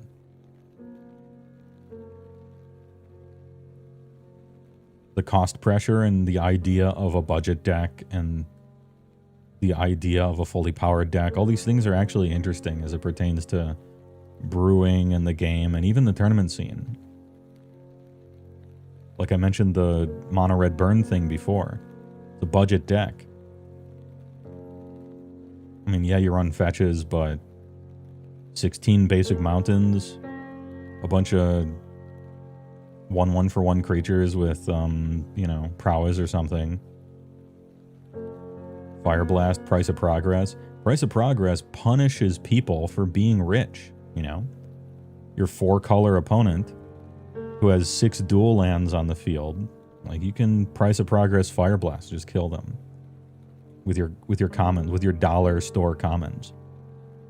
That's interesting. Like, that's cool. Have them collapse under the weight of their money.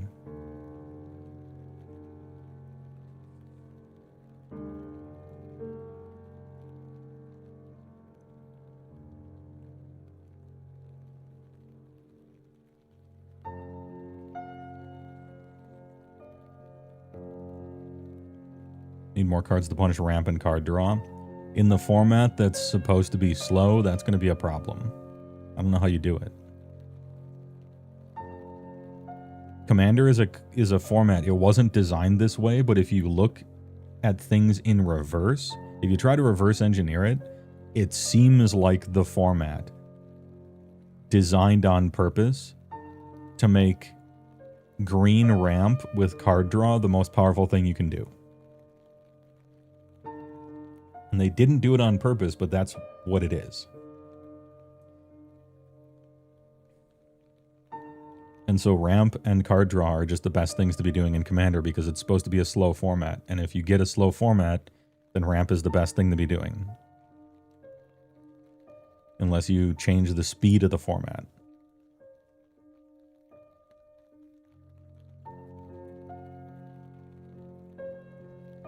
Yeah, Muadank, I used to have LEDs too and I sold them too. And clearly I shouldn't have, but here we are. I loved Storm 2. Infernal Tutor, Burning Wish. So many different flavors of fun Storm combos too. You could go big brain with Doomsday. You could go all in with Char Belcher. You could go best of everything Rainbow Lands with the Epic Storm, the Brian Cook stuff. Love me some Storm. So cool back in the day. And it was the most fun deck to Goldfish because it was the deck that produced the most useful Goldfishes. Because just Goldfishing hands over and over by yourself was actually really good practice. What does LED stand for? Lion's Eye Diamond. It was a quote-unquote fixed version of Black Lotus. Cost 0, sacks for 3 of any one color. However, they put a downside on it. You got to discard your hand to activate it. And then, well, restriction breeds creativity. And people found a way out. Burning Wish, sack your leads in response. Infernal Tutor, sack your leads in response.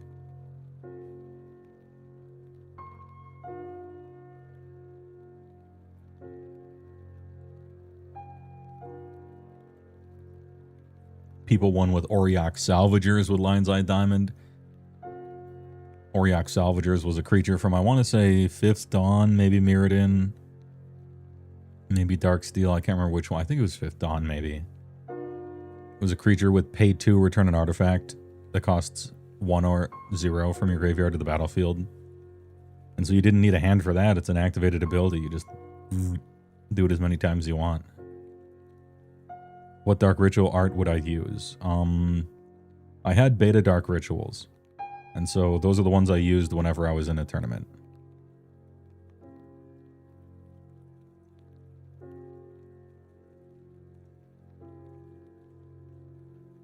Hat tip to Mercadian Masks had a good picture for it though. What was the picture? What was mostly red? Was that Torment? No. There was sick art where it was mostly red and black. I'm trying to remember the set. Tempest?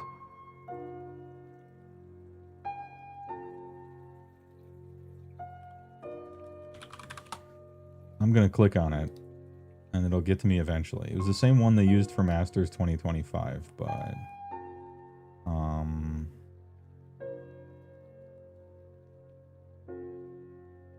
It was the same one they used for the Beatdown box set as well.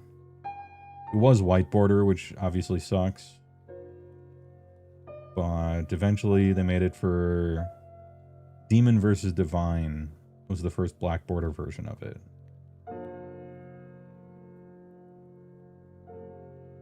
Although nowadays you got to go for the Frank Frazetta. The Frank Frazetta Dark Ritual is, the stonks are high on that one. I think modern day, I would go for the Frazetta.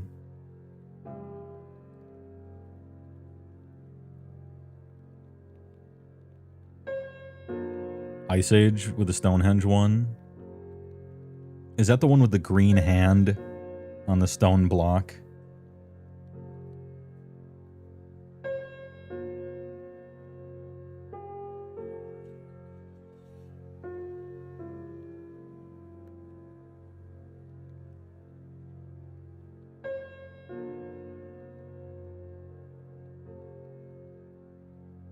Yeah, I would have to say, you know, the ones I used in tournaments were beta.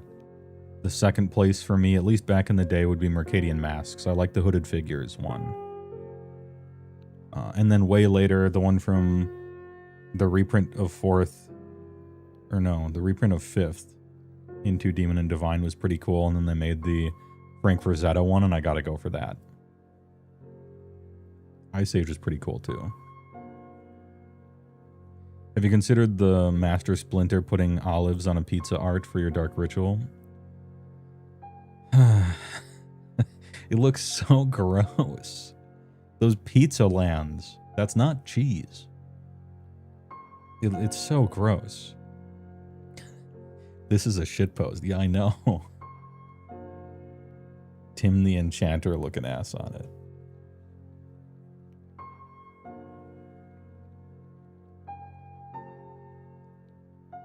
I mean, that's why it's called Tim. I don't know if people know the history of it, but tap to deal 1 damage.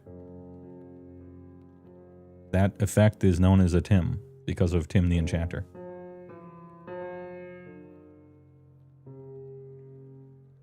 Real question, which hymn? Okay, I am a degenerate when it comes to which hymn to Turok. I know everybody likes the wolf, okay? Everybody likes the wolf. Maybe the Dark Sorcerer with the huge cape, right? Nobody likes the Circle of Wizards. For me, though, I like the guy at the table. And I know this is unpopular. I like the guy at the table. It has the best use of color. Good use of color. Little paint strokey. Reminds me of some art from a period I like. I like the person at the table. But I understand that I'm probably the odd man out on this one.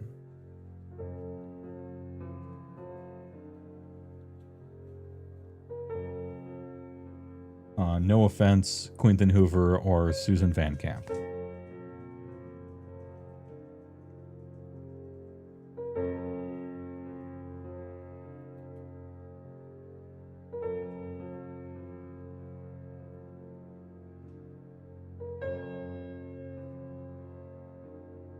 Wolf Howl or bad wait service, table for 1. Yeah, it's the table. I like the table.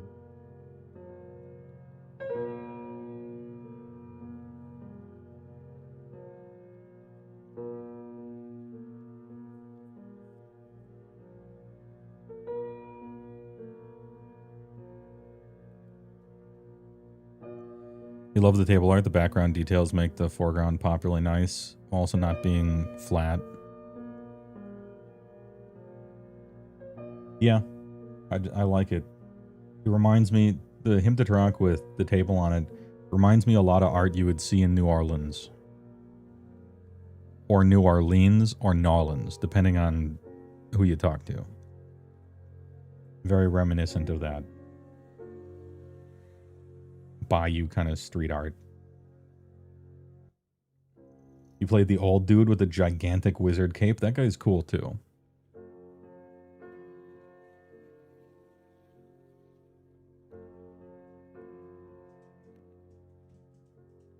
I mean, if you're playing a deck that's slinging Hymn to Turoks, you're okay with me. I'm a him fan. Always have been. There's nothing so satisfying as maneuvering the game into a situation where your opponent finally has 2 cards in hand. And you're just like, pa. Boom. Get them out. And they discard 2 amazing cards they've been trying to keep the whole game. No hand. Oh, so good. That shit out of here.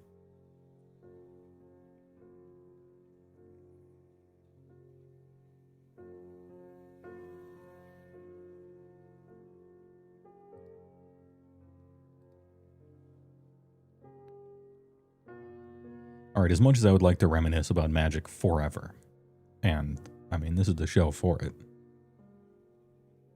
it might be AOS time. Am I looking over a battle tome? Here's the question, chat. Tzeentch or Lumineth? Which one first? Which one are we tackling first?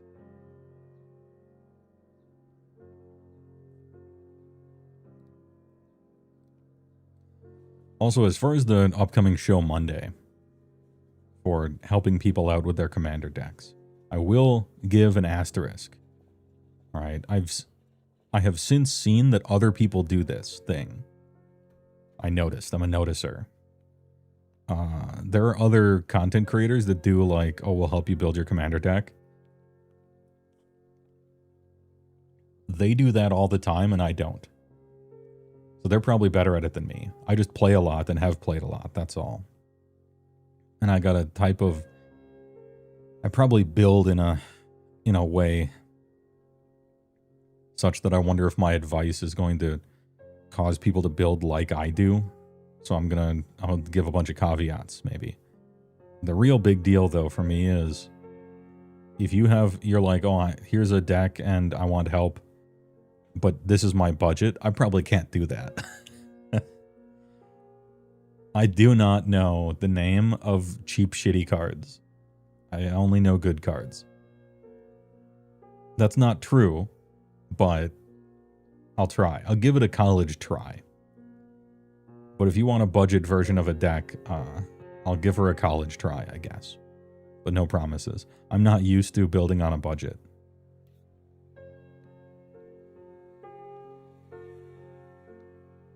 Because the two ways in which I play Magic are on TTS, where you can invent all the cards, and in real life, where I have a shoebox of the most expensive cards ever from back when I played all the time.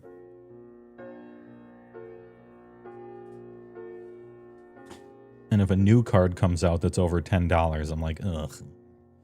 Okay, maybe.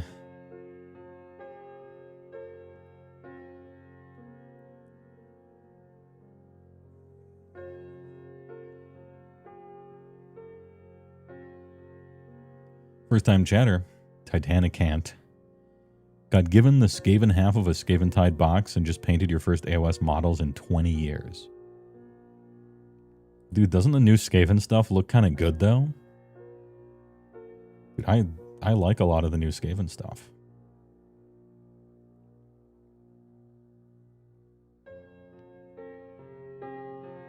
Also, an entire Skaven half for free. Nice buy.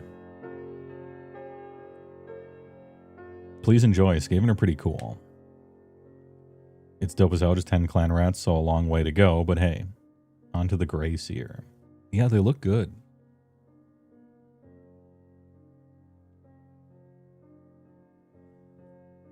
Fun to paint after a long day of work. Man, Skaven's rules are pretty silly, too. One of the few times they did random actually fun. Like a lot of Age of Sigmar, and indeed a lot of Warhammer, tries to... I don't even want to say tries to. They think... if something is random, it must be fun. And they're like stupendously incorrect. But with Skaven, they actually, perhaps by accident, I don't know, they got it. The idea of Skaven try to supercharge everything.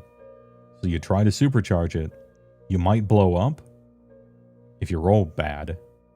But you always get to do the thing at least. It does the thing and then it blows up maybe. And that's it. It's perfect. You did it. And then it's cheap. It's cheaper because sometimes it blows up and then there you go. Longtime Orc player in 40k. Then dipped into historicals for a while. Got hooked on Poorhammer podcast and heard your guest segment. Oh yeah. Are you from the Poorhammer raid? Because they raided me earlier. Man, that Poorhammer podcast, paying dividends. It was nice to be on.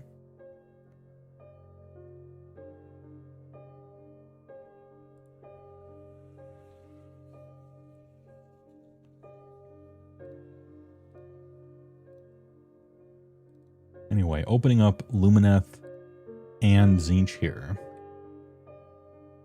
According to chat, I should start with Lumineth because it's super flavorful. And there's one guy in it that's busted. But Tzeentch is cool too, and we should end on a high note, which is Zinch. And so I guess I'll take their word for it.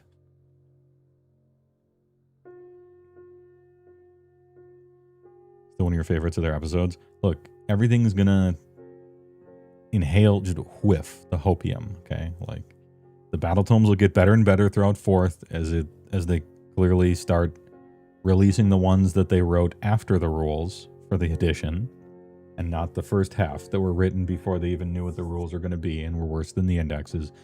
5th edition will get announced. They don't have to reinvent the wheel because the core rules are mostly fine except for army creation. And a little too much red tape. And then all the battle tomes will be good, and 5th edition will be great again. And then I'll have great things to say about AOS, which means I'll go on people's podcasts and shill for the game I like again. I'll make another Every Army. Another 700,000 people watch it.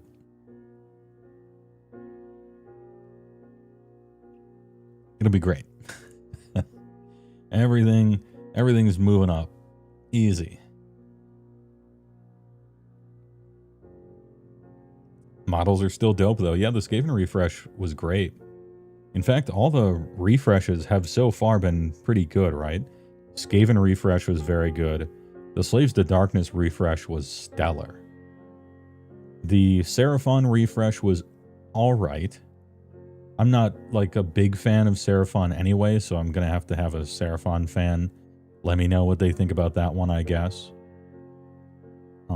Cities of Sigmar, a little disappointing that they didn't do the Jolly Cooperation meme, but the models are really good, like model-wise. Who knows what's in store for Ogres? Boundless Jubilation awaits. Yeah.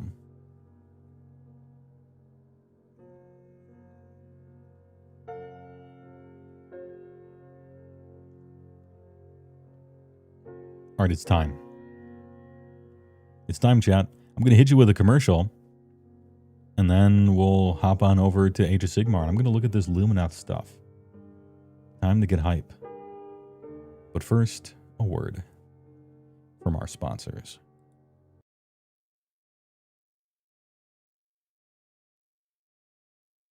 Pardon me, would you have any cream? But of course. Grey Poupon. It even has cream. Hello, everyone. I'm Scott, president of Domino's Pizza. Have you heard of Hatsune Miku? Get a rope. How do you get shirts so clean, Mr. Lee? Ancient Chinese secret. My husband, some... Pure athlete, yeah. Here's his ancient Chinese secret. Cream. Folks, I work with lots of people who wear dentures and smoke. Mommy, how long will Charlie live? 1 second. I like the Whopper the way it was. Fool. The new Whopper has more beef than ever. With luscious taste and a foamy trait. Dunkin' Heinz Yellow rises to great heights of moistness. This is the day of great taste. Deluxious. This is the day of great moistness. This Deluxe Yellow rises above the rest. Mmm, moisture. Haven't you ever tried it? No. Is it soft? Squeeze it. Ooh, it is soft. And help take a bite out of cream, yeah. It still tastes good like a cigarette should.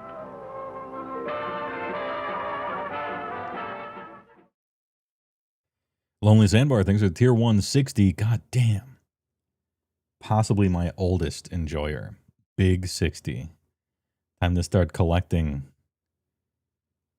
Wait, 5 more years? Social Security? Anyway, thanks for liking my stuff. Here's some 80s cream. I gotta get a drink. Hey, Jimmy Lee. Beautiful morning, huh? Yeah, morning ain't my time, Bert. Oh, Daddy. Give me a glass of energy for my pal here. Energy? Well, that's just... Cream. The Macho Man Randy Savage. What Nintendo? Oh, yeah. Hey, Jimmy, give me a cream. With nut. Nothing. It certainly is a big bun. It's a very big bun. Where's the cream? A dream as sweet as this. Cream. Dreamy wine. I soaked in it. Madge, I soaked in it. This is the cream. This is your brain on cream. Any questions? Time to make the cream. Dunkin' Donuts are always fresh. I made the Cream, yeah. Remember, only you can Cream. Nobody does it better. Nobody does it better. Hertz leads the others by far. Nobody does it best for you. Bum, bum, bum, bum, bum, bum. Nobody does it better than Hertz. Anyway, I'm back. This is a fever dream. It's just commercials. It's whatever was on the TV.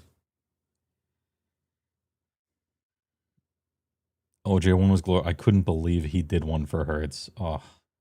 And he says nobody does it better, which is the exact thing. Exact line. Can't believe it. Perfect. Anyway, good shit. Battle traits, Lumineth Realm Lords. What am I going to see in here? Lumineth Realm Lords army is the battle traits. And then we got formations. All right, I'm just going to go through it. Stream of consciousness. Haven't looked at any of it. Drug elves. We're going to start with LRL, move on to DOT, I think. Oh, you didn't see the LJ one? It's a good one.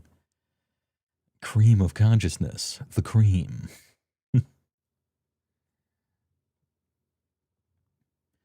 Once per battle round army, start of battle round, depict rune.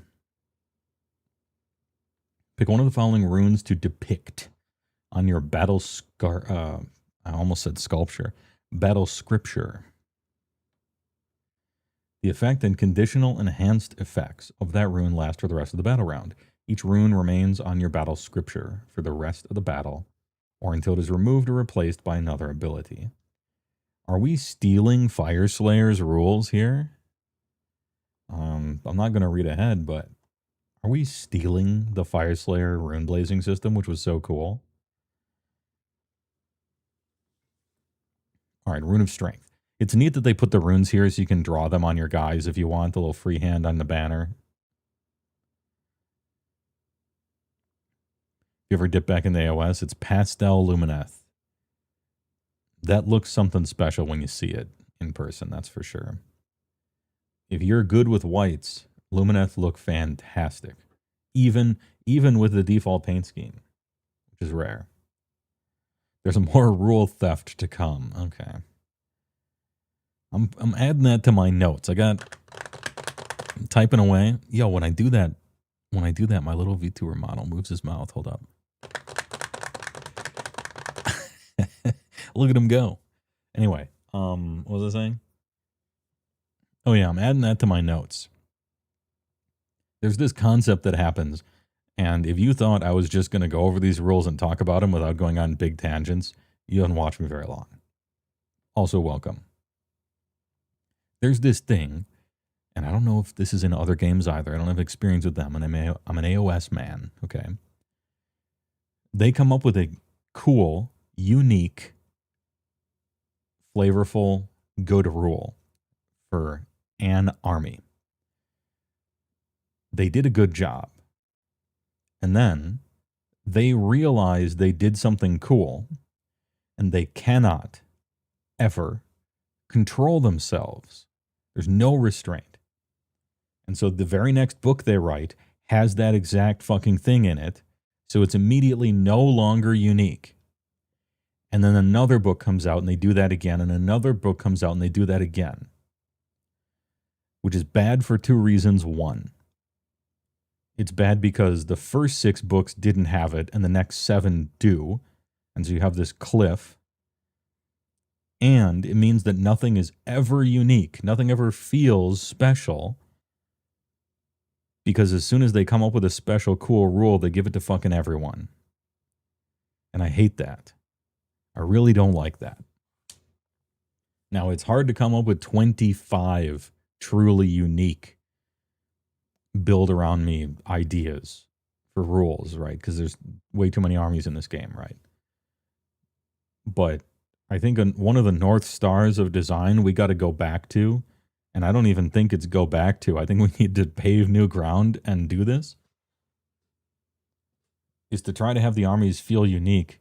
And so we can't have this bleed. This copying. I don't know if anyone else has noticed it, but I've noticed it. I'm a noticer, and I don't like it. You already know what I'm going to say. Advance and charge. When everyone gets advance and charge, it's a problem, and you see it all the time. Yeah. They came out with one rule that was really cool for ogres. Everybody knows this. There's an example in everyone's army, I'm sure. Perhaps. But I'm most familiar with the examples from my army, because I'm most familiar with my army, and it makes sense. Is on Frostwood on Stonehorn, you could monster truck over a unit in the charge phase. That was our monstrous action. Is after a charge, you could drive your monster truck over the school buses that are your opponent's unit and land on 3d6 away and deal damage to stuff. And it was awesome and really powerful and hard to play around. It was a very strong, good, flashy, splashy rule. And then 4th edition came out, and they had to nerf it, so it kind of sucks now. But after they did that for ogres, now you start seeing it. Every other army is like, oh, we got that. Skaven, yeah, we got that. Whatever, some random monster in Legions of Nagash or whatever, yeah, they get that. It just starts getting handed out all over the place. And I'm like, well, that was my cool thing. What are you doing?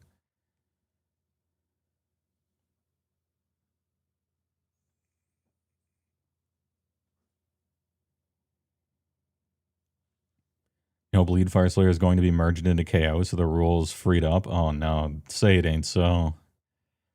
How do you claw back the number of factions now if there are too many and this is a result? It's easy, okay? There are too many armies, but that doesn't mean we need less armies. Okay? It's okay to have too many armies in your game. That's a selling point. It's like a fighting game. You load up a fighting game and you get to character select, and you're playing Mortal Kombat, and there's like 6, right?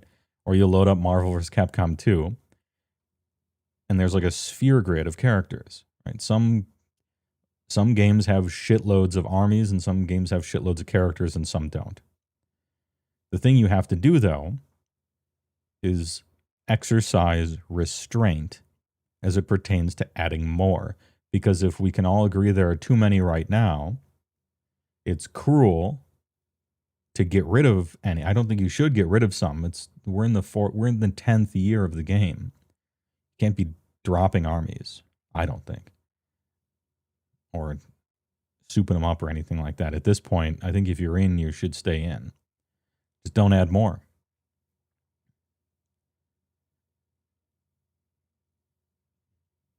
Yeah, that's how you do it. Like, understand that there are too many, but don't get rid of any. Just don't make more. And if you want to make more, then hire more rules writers. Like, there's only too many armies because of how many people they have employed.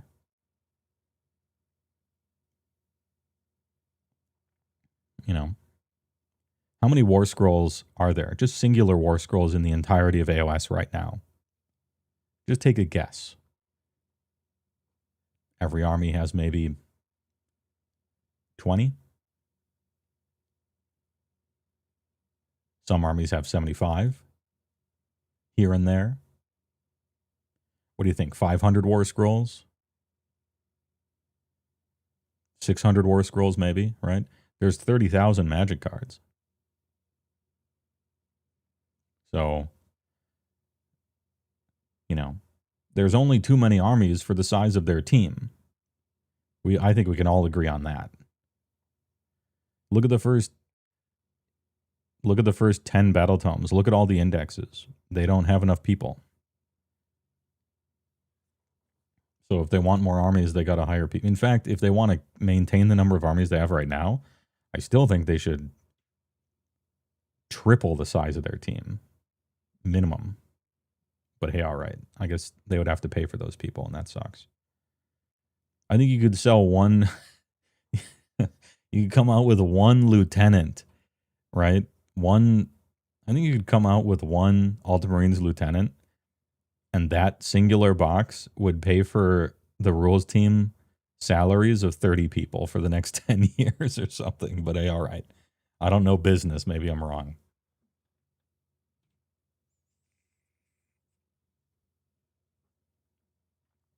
You believe out of the top 10 worst selling kits for AOS, BOC was the worst?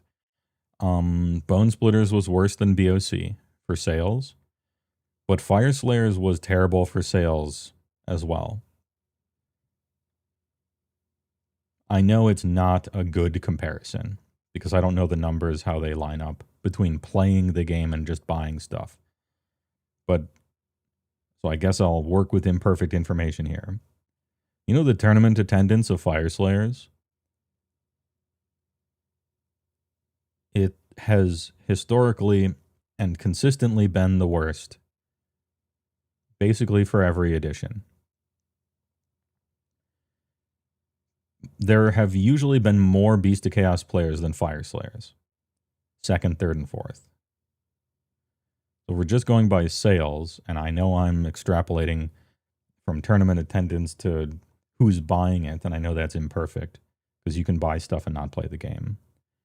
But if they just dump stuff for not selling, then Fire Slayers wouldn't have survived moving into third. Now, maybe that's like a point of pride because Fire Slayers was like one of the first AOS only armies, and they're in on that one, and so they get special treatment compared to the hangers-on from Warhammer Fantasy Battles. Could be.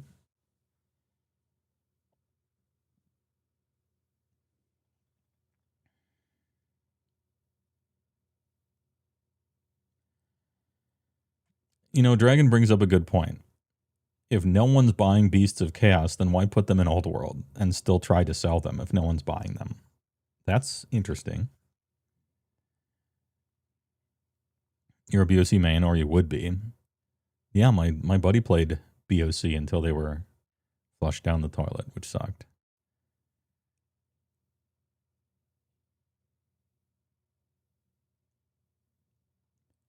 You were a little surprised they added Chorfs. They're cool models, though. Yeah, it's weird. Chorfs seemed like the thing you would make in Old World and not AOS, but here we are.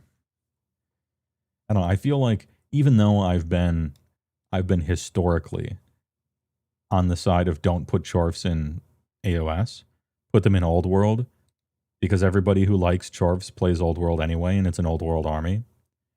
Once it's in AOS, then, you know, we support the armies in our game. That's how I feel about it. So I'm not going to try to rewrite history, but now that they're in the game, we support them.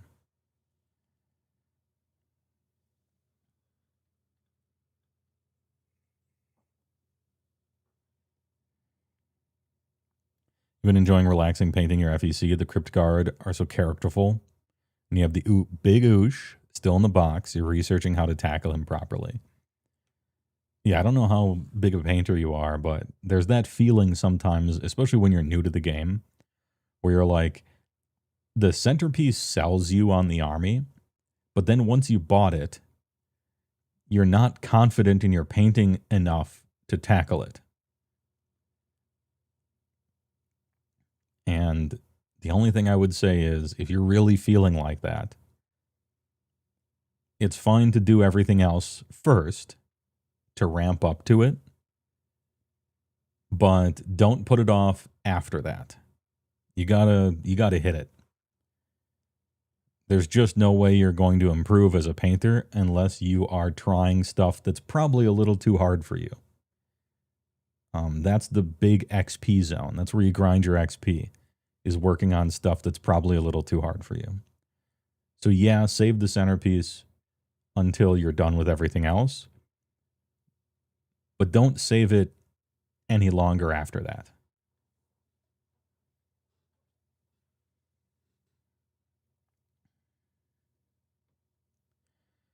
I know Whiskey Lima himself has been painting for a while, but you took a leap and you're painting FEC primarily with oils and enamels for a more gritty, full textured appearance. That's going to look good on FEC. You want a little bit of that ick factor. I mean, it's an ick army. You know, ick kick 'em. Dude. Can I put some? I should put a background music on, right? Just a little something.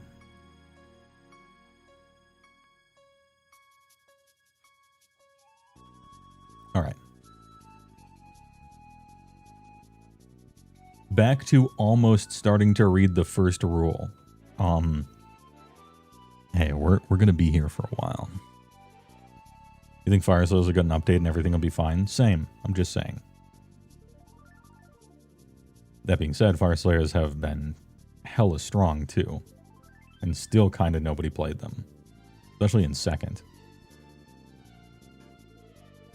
Veranor, Rune of Strength. Pick up the 2 friendly Lumineth Realm Lords units for each instance of this rune depicted on your battle scripture to be the targets. Oh, you can choose the same rune more than once? Pick one of the following runes. Last for the rest of the battle round. Each rune remains on your battle scripture for the rest of the battle or until it is removed or replaced. Oh.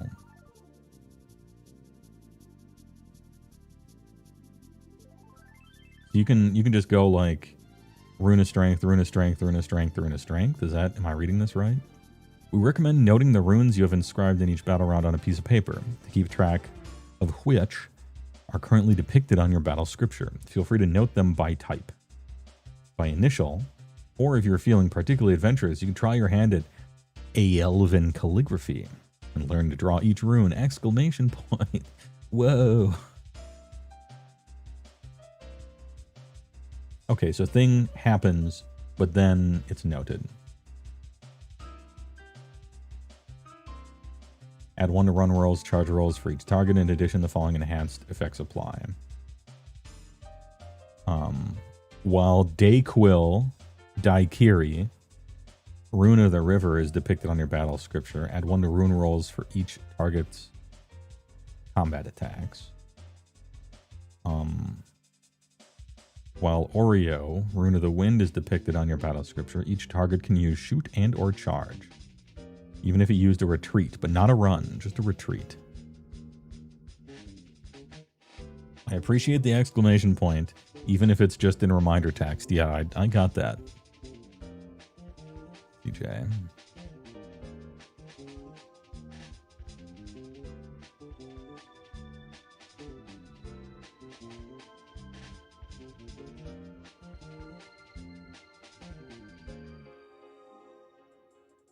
Alarith.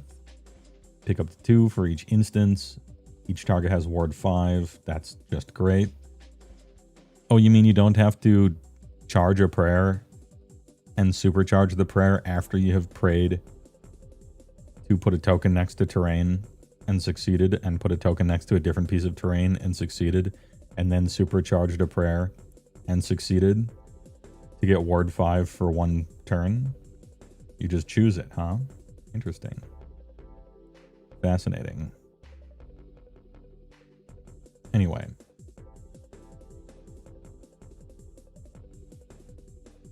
While Rune of Strength is depicted on your battle scripture, the target's melee weapons have anti-charge rend. And while Dayquil is depicted, subtract 1 from wound rolls for attacks made by enemy units while they're in combat with any of the targets. You have a cheat sheet if you want it? I was about to say I don't need a cheat sheet, but then I realized that you're actually mixing and matching these in an infinite number of combinations to stack up all their effects. So it probably would behoove you to take notes. You're right. No, there actually is a cheat sheet. Reasonable expectation here.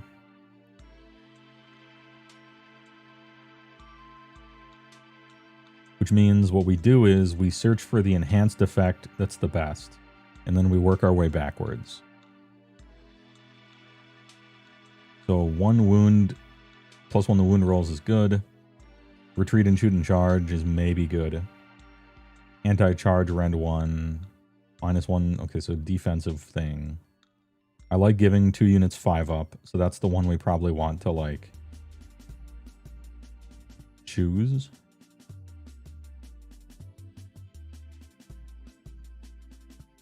Spoiler spoilers, it's the last one. All right. Well, I'm still going to look through them all, but yeah. For each instance of the rune depicted, subtract 2 from charge rolls for enemy units while they're within 12 of any targets. That's brutal. That is a brutally good one.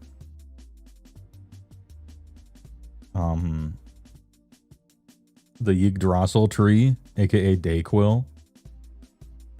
Dude, -2 charge range for enemy units within 12. That's super strong. Ignore negative modifiers to hit and wound rolls for attacks made by the targets. That's great. Each target can immediately move 3, and they can pass through the combat ranges of enemy units and can end the move in combat. Damn. So you're telling me the last one is the best one? Because I'm reading a lot of strong abilities here. Just percolating. Lumineth battle trait. Accumulate every generically awesome ability in the whole game. Hey. Yeah. Okay. Oh really? Rune of the Wind. Subtract 1 from hit rolls for attacks made by enemy units while they're in combat with any of the targets. That's great. Add 4 to each target's move characteristic. What am I reading? Add 5 to each control score. Okay, I finally found one. I finally found a bad one. Every one of these abilities is good. We finally found a bad one. And it's the control score one. But it's coupled with the 4 to each target's move characteristic. That's so good. Dude, elf bullshit is alive and well. My Iron Jaw's brain hurts. And then Thallery, Rune of the Zenith. Add 2 to casting rolls. 2 to casting rolls. In addition, if you have 4 or more unique runes depicted on your battle scripture. Okay, so you build your way up to the final one. Add 4 to move characteristic of units. Oh, just everyone. And friendly Lumineth. Score crits on 5 up. Okay. Alright, to me, the funniest part of all of this is they couldn't think of another generically amazing ability, so they just copied the 4-inch move thing. They just did it twice. You'll like increase your movement characteristic by 4 because we can't even think of another generically good thing to do, so we'll just choose the best one and put it on the final one.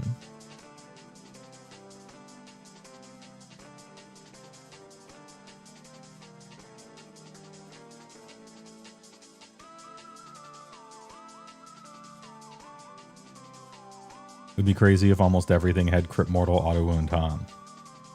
Yeah. Who's writing the Lumineth tome? Who's writing this?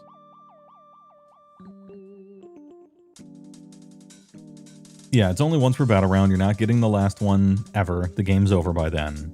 So, you know, no, we don't need to flip out here.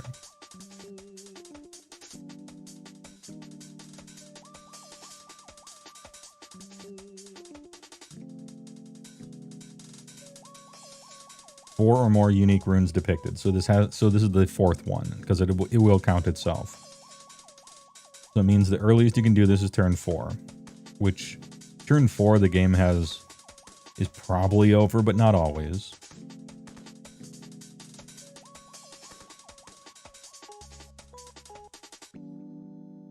But what do you do leading up to it?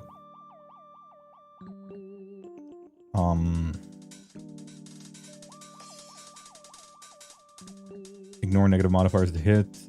You can immediately move up to 3. Okay, so we kind of want the wind. Are you getting this turn 3? I don't know. I assume there's a thing to let you double up on one of them later. Because this isn't good enough, you see. It's not good enough, you see.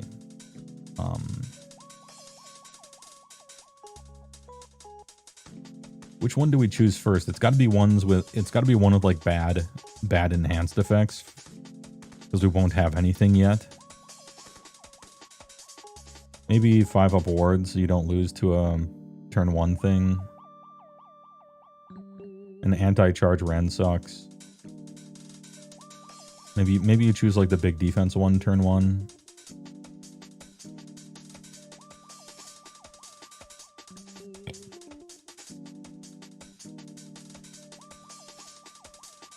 Although Yggdrasil Daikiri is also a defensive don't charge me turn 1 bro one as well.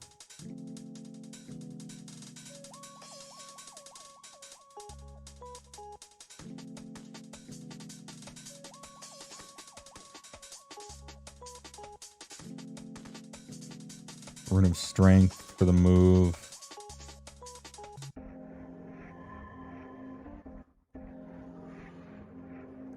Yeah, maybe we start with Rune of Strength because we're not fishing for crits with the wound rolls thing, and shoot, charge, and retreat feels like kind of weak. So we start with Rune of Strength, and then we do Oreo. So turn 2, we're at -1 to hit, and we get to 4-inch move because we did Strength first.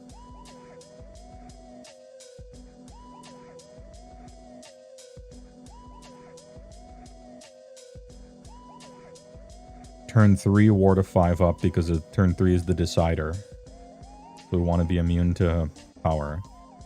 And then turn 4, Thallery. Win the game.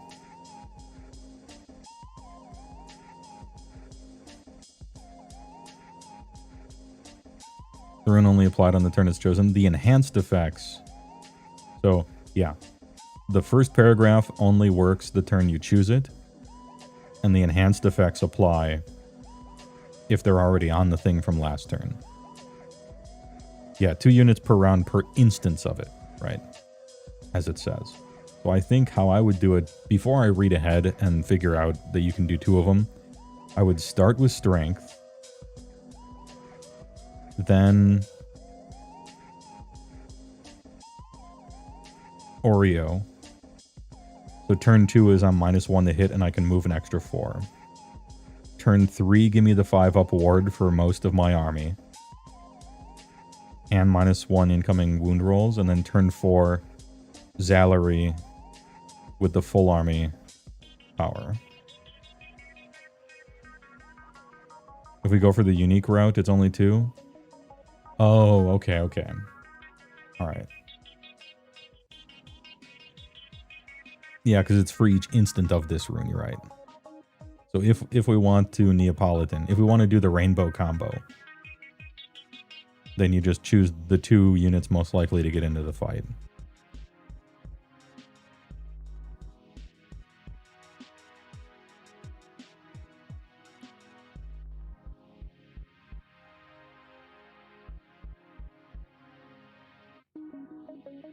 And of course we can just go, we could just do 5-up ward on 2 guys, 5-up ward on 4 guys, 5-up ward on 6 guys,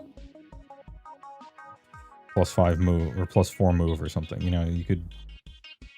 You can just choose to have a 5-up ward on most of your army if you zero thought just choose it every time.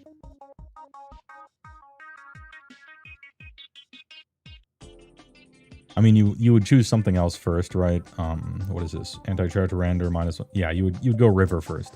You'd be like, turn 1 river, turn 2, 3, 4, 5 Alarith.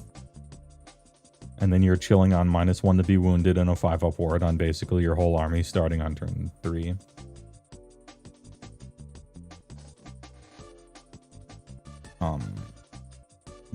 Daikiri Rune of the River is super strong too because -2 charge rolls. It's so good.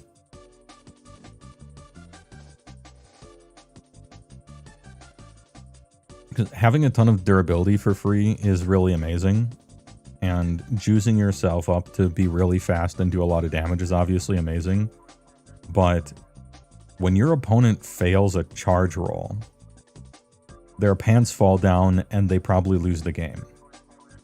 So like causing your opponent to fail charge rolls is really strong too. I say this as a melee army, so Murderlust every turn, plus your opponent is significantly more likely to have their pants fall down. I'm not aware of turnip 28, Seth Ferguson. I was enjoying Trench Crusade and some other stuff, but I don't know Turnip 28. Is that another one I should look into?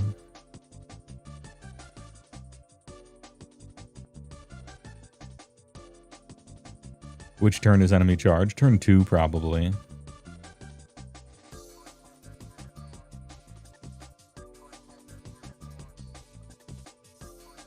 If you're trying to line it up to when your opponent is going to charge.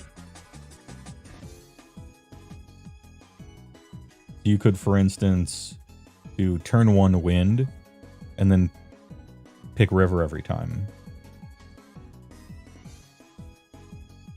And just capitalize on your opponent's failed charges to win, even though there are stronger effects elsewhere. Anyway, this is a really cool battle trait, and I wish every army was cool like this. Turnip 28 is a very fun but not a serious game, but it's a fun kit bashing game, supposedly.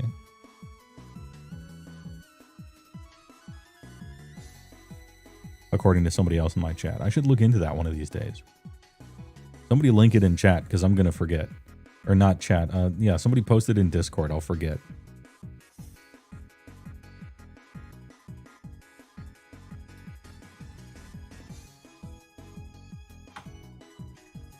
Silly dark fantasy Monty Python. That's fun. Not everything has to be so serious. Yeah, this is sort of a toolbox of every good ability they've ever made. And just stamped on here. It's not like the rune blazing system. It's much better. Yeah, this feels like they took Fyreslayer's rune blazing ability and Tides of Death and put them together and made something better than each of those. Hey, do this for every fucking army, you hack frauds. Anyway, good work. Anyway, good work. Alright, we can pick one of the following battle formations for Illuminath Realm Lord's army. Each battle formation grants a different ability you can use in a battle. War Host of Duality. Strike AOS 1.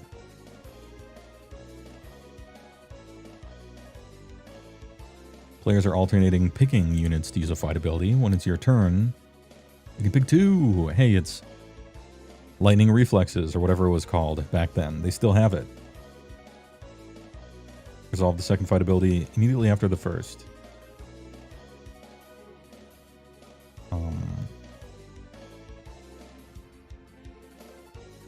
This is normally when I would say, this used to be a battle trait. It should still be a battle trait.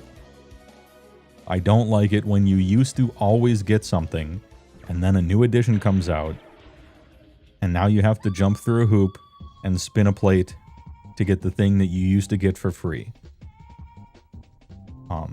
My criticism here probably falls on deaf ears because of how insanely strong the rune system appears.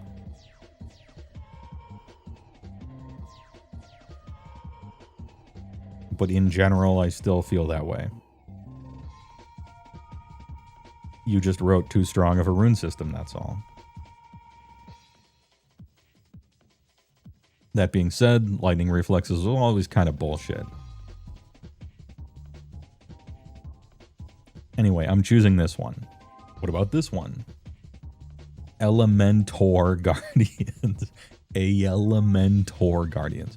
Once per turn army. Already don't like it. Pick friendly Illuminath Realm Lord's monster to be the target. Really don't like it already.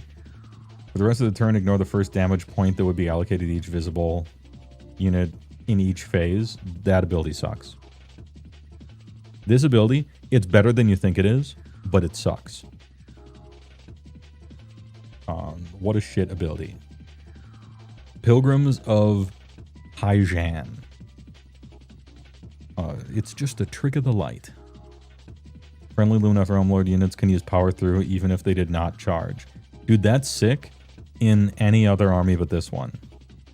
What is this? 2 monster ones?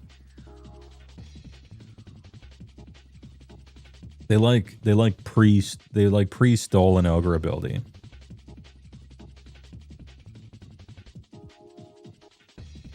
Good for Cav to get their +1 the charge.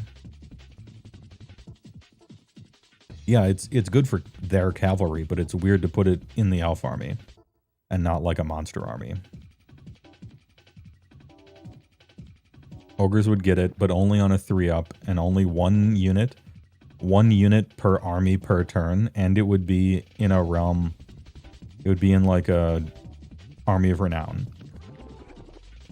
That's how you would get it in an ogre army that you can't play. Scenari Council. Spell abilities from the lore of Hyash, or lore of the Awakened Realms, used by friendly Luna Realm lords, have the unlimited keyword.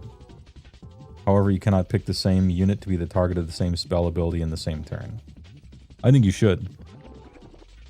I think you should be able to.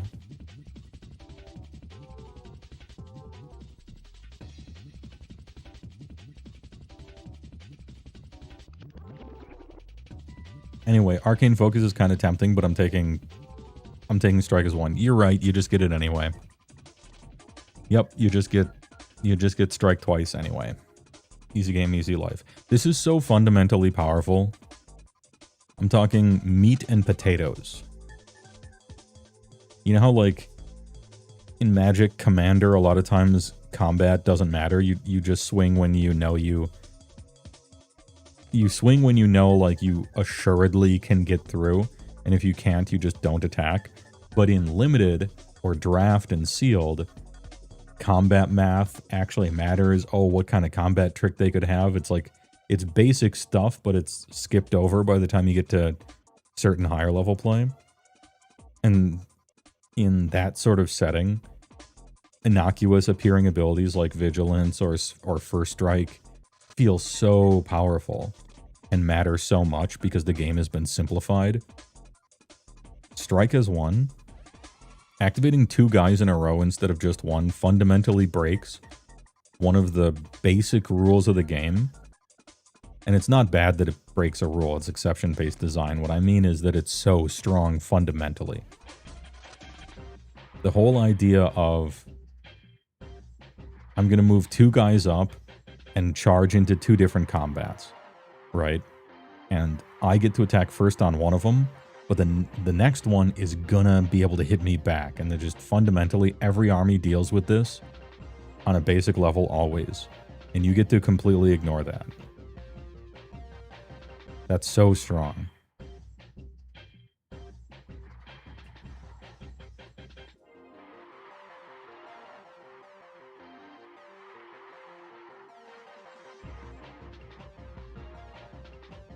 Anyway, I could see something with this. It depends on your spells and depends on your wizards, and you could make a funny build out of it, but fundamentally, being able to activate twice is so strong, I think. I think it's underrated.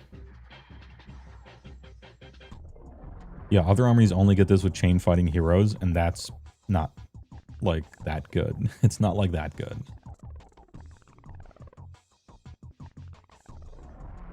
Truly heroic traits.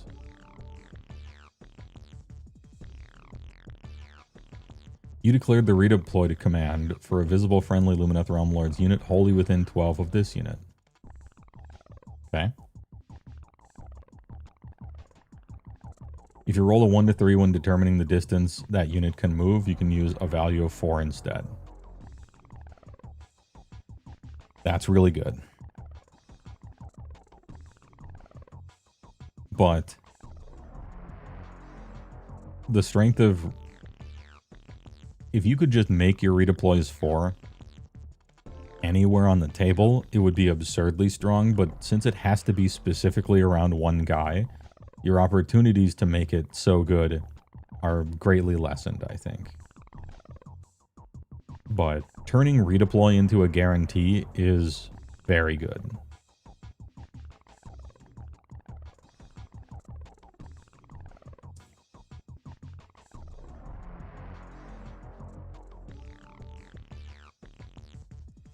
Accolade of the Runes. That hero can be picked as an additional target the next time you use Depict Rune. Alright, so you just get a free target. Oh, you give it to the Shriner? Oh, because the Shriner gets the boosted aura? Alright. Good shit. Flawless Commander. Take up to 3 visible friendly Lumineth Lord infantry units wholly within 18. 18 is a generous range. Each target can use the normal move ability as if it were your movement phase in deployment.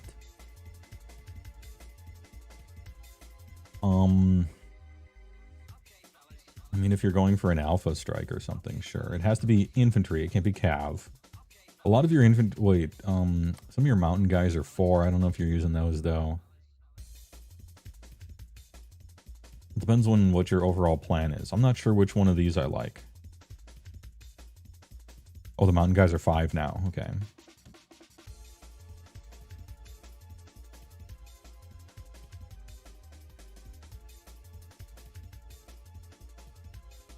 None of these seem absurdly powerful, but they build towards different things, which is useful.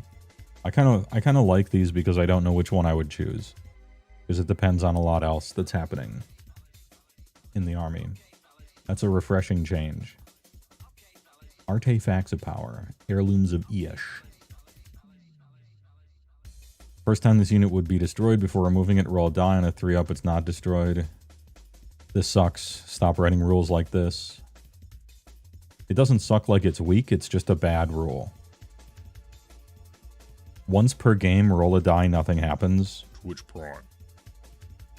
Or your hero isn't dead afterwards. What a swing. You know, I don't like it. Stop doing this.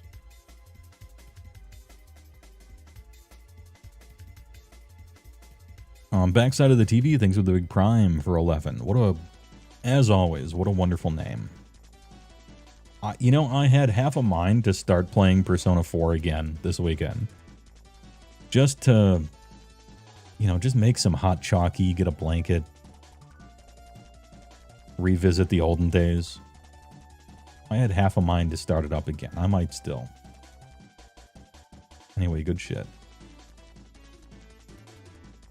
Silver Wand. If this unit is not a wizard, it can use the Unbind ability as if it had wizard. Otherwise, add 1 to casting rolls. I mean, +1 to casting rolls is great. Welcome home, big bro. Expedition 33 has consumed your gaming time. The game's really good.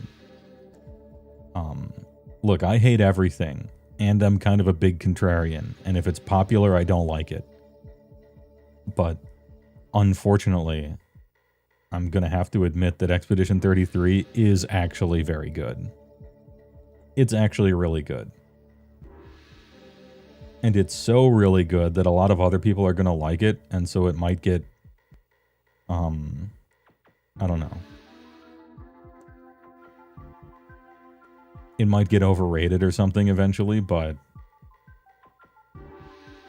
it's actually really good. Your movement phase Waystone. Remove this unit from the battlefield. Oh, just teleport for free. Sure. Yeah, why not? It's everything you wanted a Legend of Dragoon remake to be. Expedition 33 is the best Final Fantasy game. It's the best Final Fantasy game since 10, at least.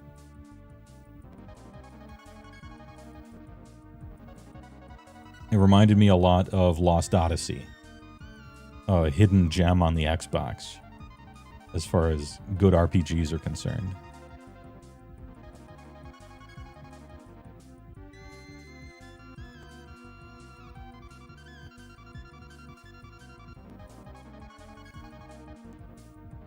The guy's going nuts on the keyboard right now. No Claire Obscura. No Eclair Obsec. No Claritin. I can't remember all the different names we had for it. Yeah, he was hitting that doohickey.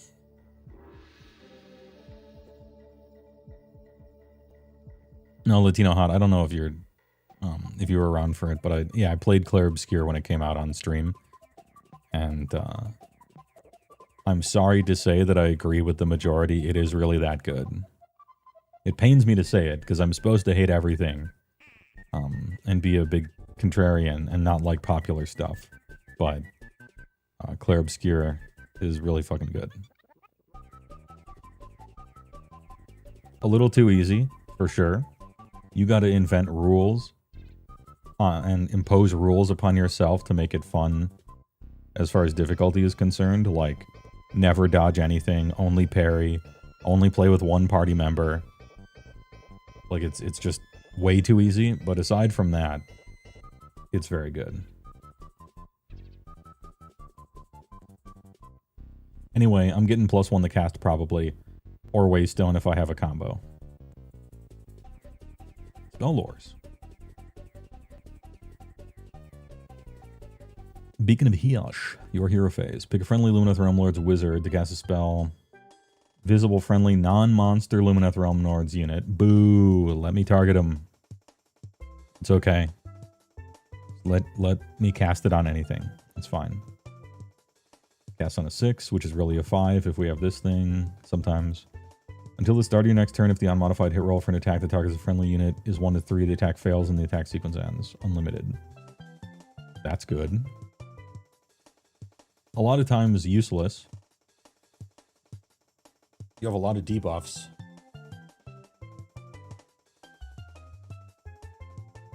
It is unmodified hit roll, though. So Beacon of Hish is good against armies that don't suck and hit you on 3s. I wouldn't know anything about it. I play Destruction, so everything I have hits on 4s, so I don't have to worry about this spell. You missed my streams of it, but the music slaps. The music slaps. It's the best writing. The writing is so good. It's written with, like, it's mature writing. And finally, an RPG game for wide audiences that doesn't treat the player like a brain-damaged child as it comes to writing, you know? Good guys right, bad guys right. You understand their positions. I mean, somebody's truly wrong, but still, you get how they feel. Instead of just, like, bad guy bad, king good. You know, like, yeah, demon bad. We have to save the planet from nuclear energy. Even though nuclear energy is, like, the greenest energy we possibly have. What if everyone just got along, man? Like, it was so refreshing to get like a mature story told by adults. It's better than the new Baldur's Gate. I think it is. That's not to say that Baldur's Gate 3 isn't an accomplishment, and it is. But BG3's accomplishment comes from the unbelievable amount of work done for it. And the crazy amount of attention to detail and just pure content for Baldur's Gate.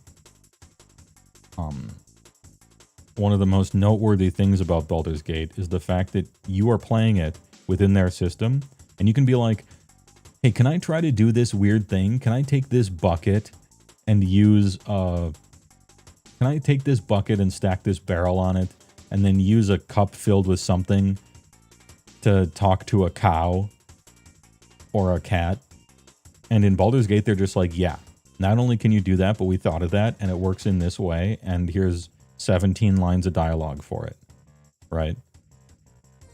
And for them to do that throughout the whole game has clearly required so much work to get that. Like, that's crazy.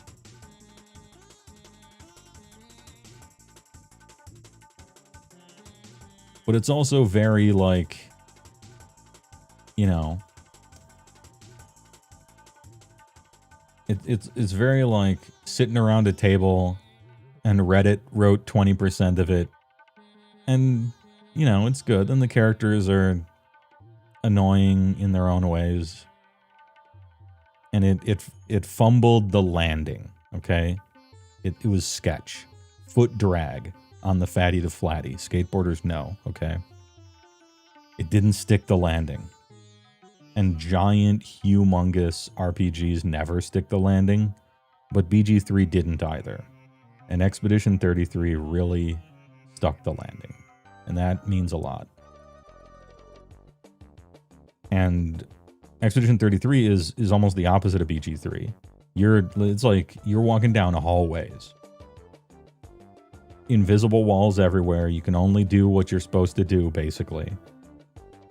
Almost no freedom. You're just walking down hallways and getting fed story the whole time. But it's really good. So they're two very different games.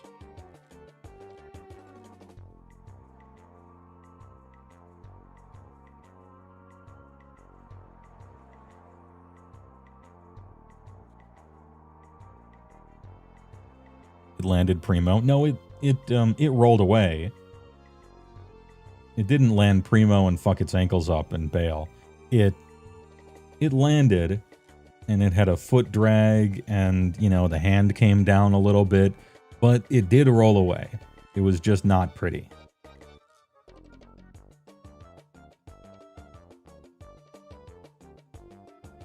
Whereas Expedition 33's ending was some, like, positively nonchalant Tom Penny in his heyday kind of perfect landing thing. I don't know. I don't know how far I can stretch this metaphor. You don't mind being handheld if the story is good? Me neither. I almost prefer that. If your story is that good, I'll be along for the ride. Don't worry about it. Yeah, old school LucasArts story games. Grim Fandango.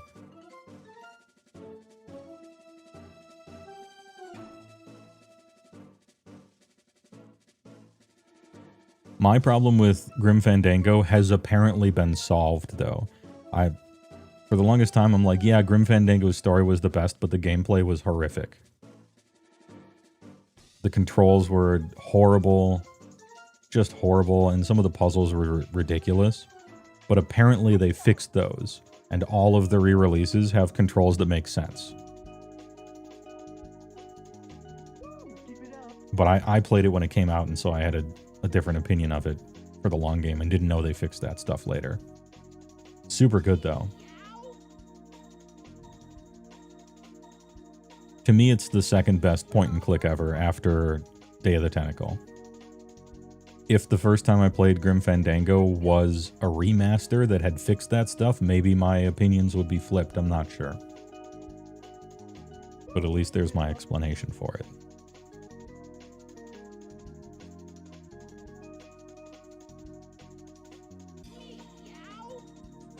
Controversial opinion, you love Final Fantasy 15 and enjoyed hanging with the lads in the car.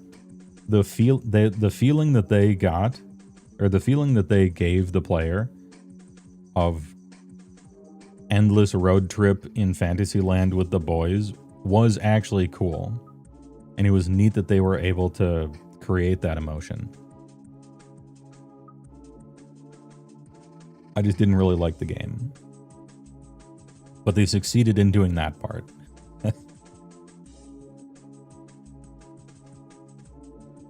But then again, I'm old, so every Final Fantasy that's not turn-based is trash to me. And I don't like how Final Fantasy games are now third-person hack and slashes. I don't like that.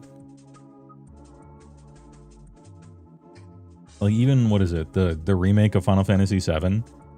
They're like, hey, we're finally remaking Final Fantasy VII. I'm like, hell yeah, I'm here for it. It's gonna have Kingdom Hearts controls and gameplay. And I'm like, nope, don't care. Fuck off.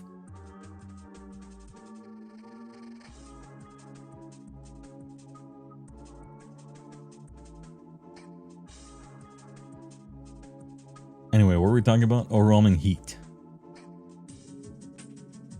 Pick a friendly Lumineth Realm Lord's wizard to cast a spell, and this could be unlimited. Both of these could if we chose that one thing. I haven't played Tyranny, no.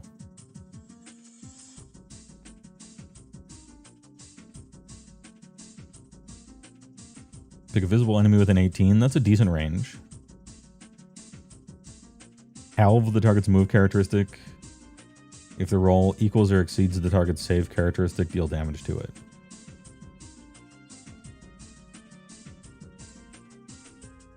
That's a very fair take about Final Fantasy 15. Yeah, I mean, 15 also, to me, when I was playing 15, and not just on that one part, and you'll know, that one part towards the end, it's not just that part. I detected a whole lot, and I mean a whole lot of cut content. Like, even while I was playing it, I'm like, this game went way long in development, and they cut a lot. And then you get to that one part kind of later on, where things change, and you're like, ooh, they cut a lot. So, you know, also the incomplete thing. But anyway, overwhelming heat is absolutely toxic. 18.5 move characteristic when you can choose -2 charge rolls.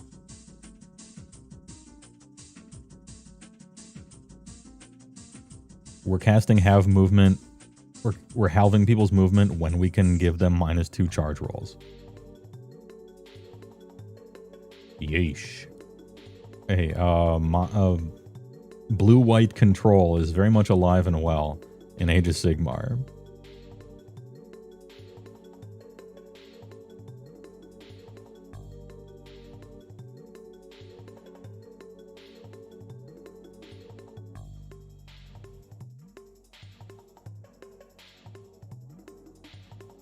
Piercing the refraction, and you could make this unlimited if you chose the one thing.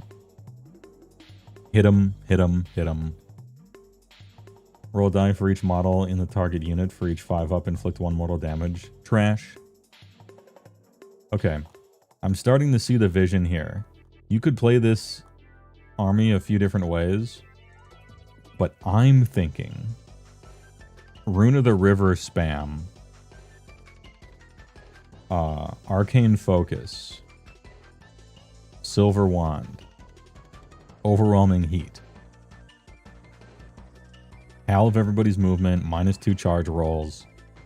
The charge rolls thing is within 12. This thing is unlimited now, +1 to cast. Just grind them down and shoot them while their pants are down.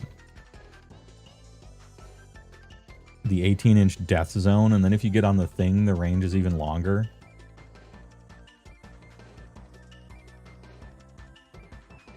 Actual Azorius control in AOS. All we need is some ranged to pepper them. And we don't even need a range to pepper them. We could just do counter charges the whole game.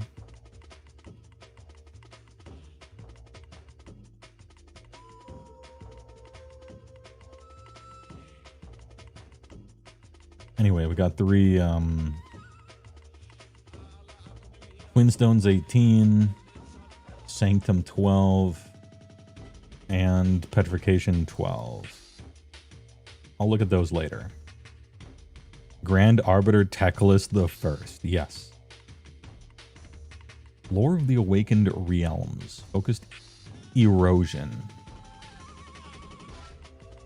Pick a friendly Lumineth Realmlord's wizard to cast a spell. -1 rend of target's weapons. It's good. It's a good defensive spell. 18's good range.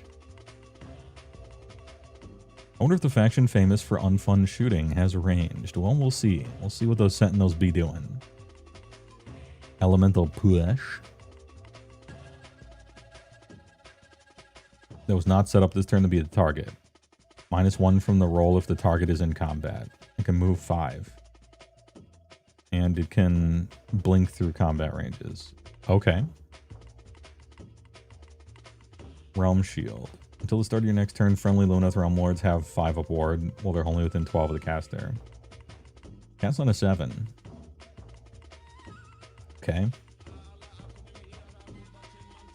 It's that easy. It's that easy, folks. Alright, Awaken Realms is good. But I'm going for Lore of Hysh. Because I want my opponents to suffer, apparently.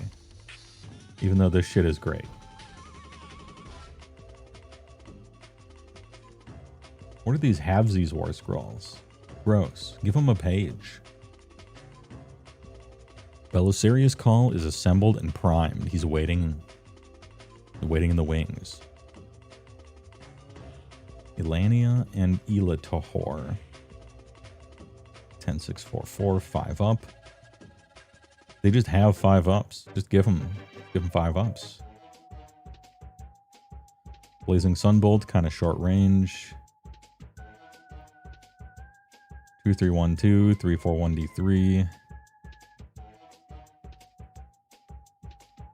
Pick whether Ilania leads or Elithor leads. If Ilania leads, add 1 to the power level and it has ward 4. Oh. If Elithor leads until the start of your next turn, add the current battle round number to the damage characteristic. That's fucking hilarious. I love it. See, this rule is fun. Just add the battle round number to damage characteristic. That's a fun rule. So on the last turn of the game, Altari does damage 5. Which isn't nothing.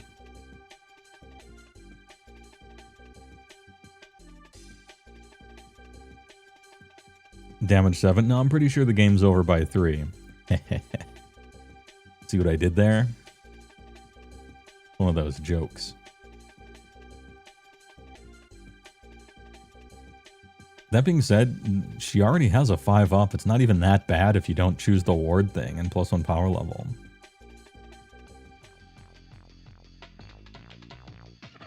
Sudden Translocation. You can use this ability if any models were slain this turn by this unit's combat attacks. Heal D6, then teleport. Cool.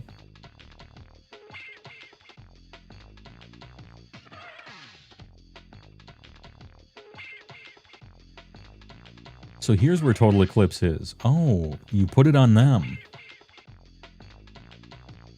So we don't have Total Eclipse on Teclis anymore. Well, I shouldn't say anymore. Total Eclipse was in their lore, but he always took it as Teclis. Anyway.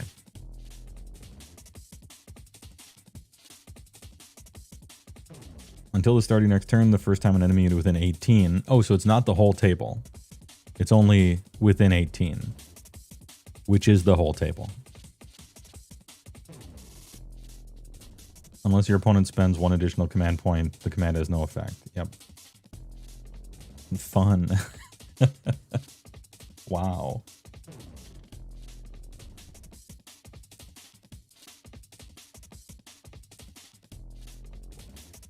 The Light of Eltharion. 7632 with a 4-up award. Giga Chad. Searing Darts of Light. Ren 2 damage D3 is kind of good. That's kind of good. Fang Sword of Eltharion. Crit 2 hits. 5 attacks, 2, 3, 3, 3. Alright. And the dual wielder. Anti-hero, anti-monster. 2, 2, 3, 1, 3. Alright, he's still statted out like he's trying to kill people. Supreme Swordmaster. Ignore negative modifiers to hit and wound for this unit's combat attacks. Yep, they are ethereal.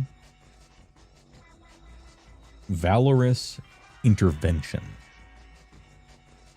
This unit cannot use this ability if it is in combat. Pick a friendly unit that is in combat to be the target. Remove this unit from the battlefield and set it up again within 1 inch of the target and in combat. Oh. Now, Age of Sigmar used to have rules like this in first edition. Welcome back.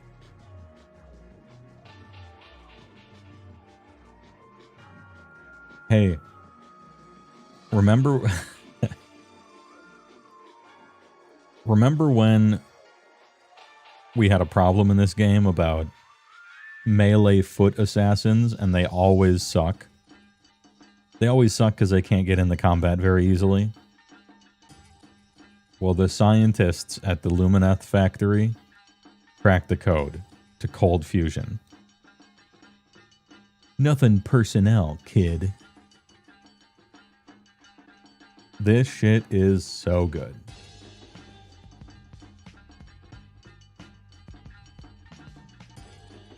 Hold on, this is kind of sick. What is this?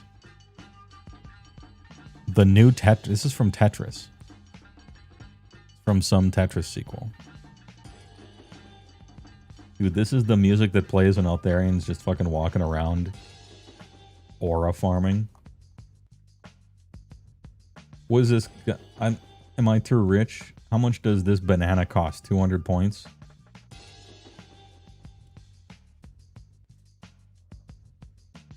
Instant transmission. 240.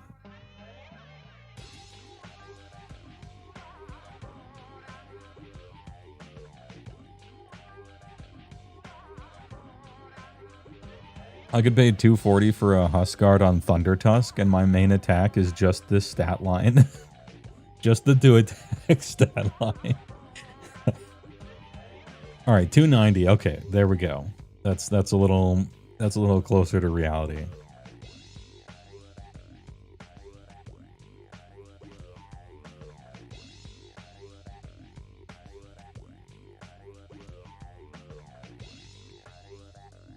Hey, it's a good thing I didn't release my video about how to make AOS great again, because they just did it in Lumineth. This book is like what I was telling them to do. Except it's only Lumineth that gets to do it. That's the only proud nail there. Lady Andrasta in absolute shambles, yeah. So let me get this straight. 290 for this guy. Any combat, he just actually electric slides into it. You charge Lumineth with your hammer on your turn on some objective. Out of nowhere, Eltharion pops up and kills you, because not many things can kill him with positioning. Also, he is activating, and then another Lumineth is activating before you get to activate. No, you don't. They don't have strike first, at least, so there's that.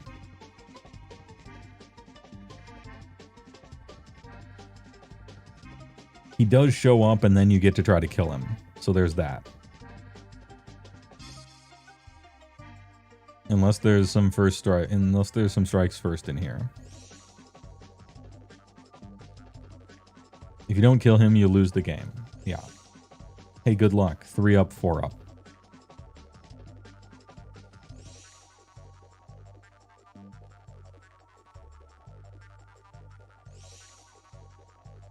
Every army should have someone in the GW rules department who loves them as much as someone loves Lumineth. Yes. Yes. Can you imagine how nonsense this game would be? And I'm talking in a good way. Imagine if every army had shit like this. Just the battle trait, the battle traits, the abilities, this stuff. Can you even imagine what ogres would even do? What words would they even write on the page for ogres to be like this cool? You know? Or Iron Jaws, or just whoever, right? I actually think it might end up being like Soul Calibur 2 if they did it right. Where everyone is fucking bullshit and everyone is cheap. But since everyone is cheap, it's like the Three Stooges effect where they all get stuck in the door and that somehow there's balance.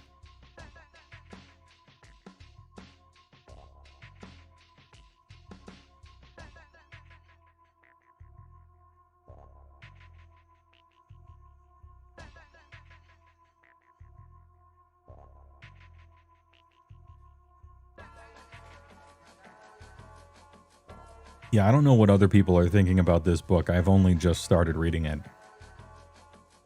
But to everyone who's calling for nerfs, I disagree. This is awesome. And I just want the water level of the game to return. And I say return because we kind of used to be there in the olden days. Return to this shit. Like, go fucking nut. Hey, you want a combo? Yeah, sure.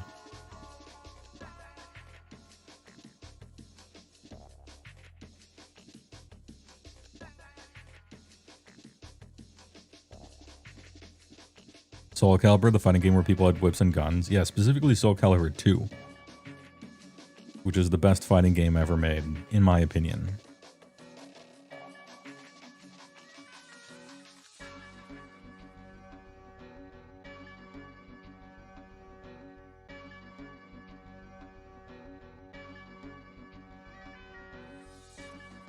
The worst thing you could do is everyone's boring.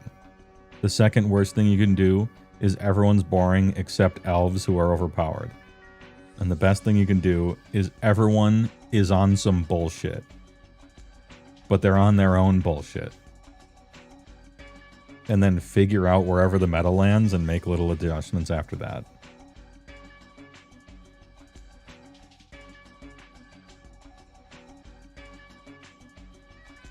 Alright, rewriting part of my video. See, I'm almost glad that my video got delayed because of other work I had to work on. Because now I can actually skip over a bunch of stuff and delete it. And just talk about how the entire game should be like Lumineth. Because that's essentially what I've been asking for. I've been asking for 4th edition core rules with we'll say 2nd edition options, complexity, and then like half of late 1st edition wild rules.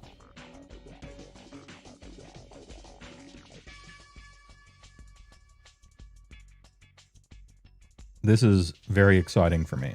I'm glad I started reading this. I've skipped some books, as you've noticed. I started going through the books in early 4th, but they were all so depressing and boring and shit that I just stopped because I didn't want to produce so much negative content. I didn't want to be a negative Nancy. And then I heard Nurgle was good, but I didn't go over it on the stream. And now I heard this was good. I'm going over it on the stream. I'm glad I did it on this one instead of just leave it.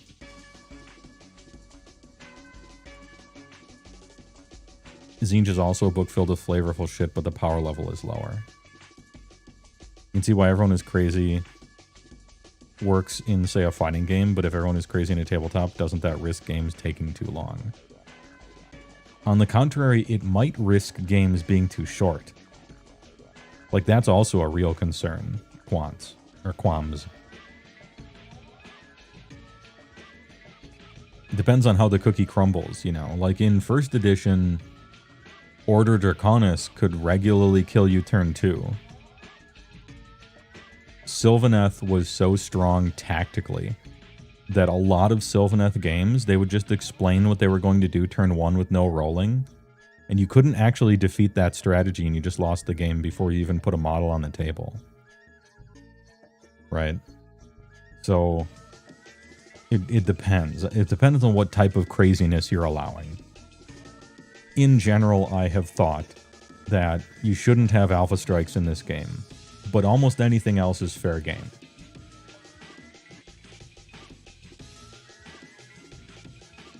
Because nobody likes a shutout. You drive to the game store. Most people don't even play more than once a month. It takes 20 minutes to explain your rules and deploy your forces. You can't have a game end in turn 2. Like, to me, that's just not okay. So I wouldn't mind if the games were longer. Turn-wise, you gotta worry about time-wise, not turn-wise. But that's just writing rules that are quick and snappy to resolve, rather than rules that waste a bunch of your time. And I get into this a little bit in the video, but there's a way to design rules that even if they might be complicated, quote-unquote, but it's about how smoothly they can resolve when you're actually playing. Little stuff. For instance, here, I'll give you an example. Let's say there's an ability, and this used to be, I believe this was on the guy, the centaur guy with nets in Slaves to Darkness in 3rd edition. He had an ability that said, pick a target and select something from a list that's certain this far away from this guy and this guy if this thing happens, then roll a die. On a something, then do the effect, right? Now, if you wrote that instead, when you activate this guy, roll a die on a 3-up, then do all that targeting stuff. Sometimes it's just about order of operations. where if you front load decisions, if you have the player make a decision before a die roll, on average, you're going to waste more time during the game because they're going to have to really think about something and then they roll a die and it might not even happen. So what if you rolled a die before you had to make the decision? That would save time in, if it's a 3-up, it would save time in 33% of games. If it's a 4-up, it saves time in 50% of games, right? So just stuff like that. You know, if one of your heroic actions only works on a 3-up and a different heroic action works by rolling 3 dice and choosing every 5-up, and the other heroic action is a D3, you know, you could just have the heroic action be a D3, and then you choose one of the 3 options, you know? And that's just one of the many, many ways. Other stuff is getting rid of superfluous die rolls, or, you know, such and such. Anyway. A semicolon can change game flow, yeah.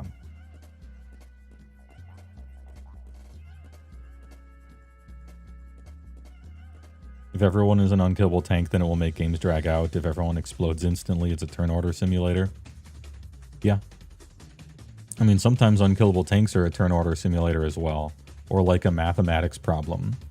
If I can't ever kill anything of yours, then it's just about who gets to the objectives first.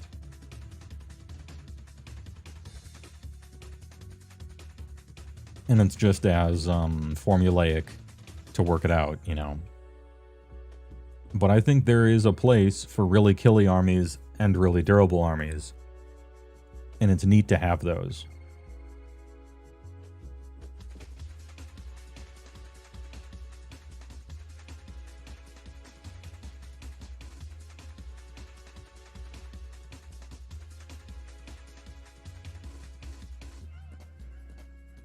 There's also, I mean, there's so many balances. It's a lot harder than people give it credit for. It's not as hard as I think GW makes it seem sometimes, but it's much harder than people think, you know. Players want meaningful choices and a lot of options. But part of freedom, you know, that freedom isn't free thing, like you have to give players the privilege of the freedom to fail. Like, if you're going to give players a bunch of choices, there probably has to be a combination of choices that are so bad that no one can win with it, or that it's just terrible. Because if there isn't, and no matter what you choose, your shit is good, then it's sort of like, why am I even choosing? Like, what's the point?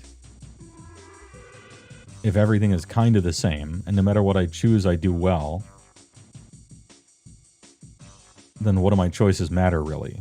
Like, you don't want that thought to creep into people's heads. Or if it's too easy to solve it, then it's just a dice rolling simulator. It's really just flipping coins to win. And that's unsatisfying for everything but children. You know, like adults like it when you make a choice and it matters in the game. Have you ever played SWOTOR? Yeah. Could be an extension of Waifu Weekends because as a BioWare title, romance abounds and fully voice-acted cutscenes. Yeah, I played SWOTOR. Is it still around, or do they have private servers for it?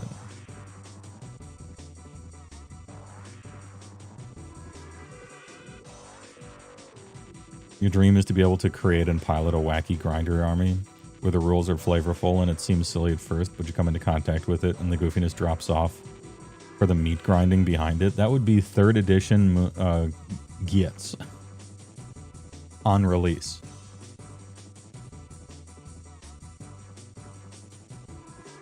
You don't know what a waifu game is, and at this point you're afraid to ask.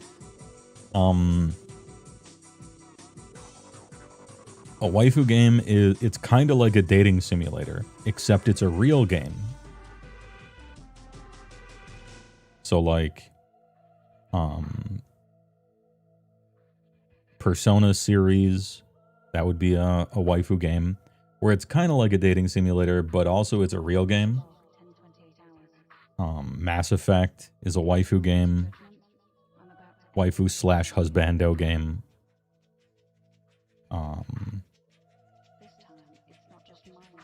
What's that weird game about time travel? VN. Steins Gate. Although Steins Gate is more of just a waifu, or Steins Gate is more of like just a dating sim and not really a real game, but it has some real game elements. But it's less so than Mass Effect and Persona series and stuff.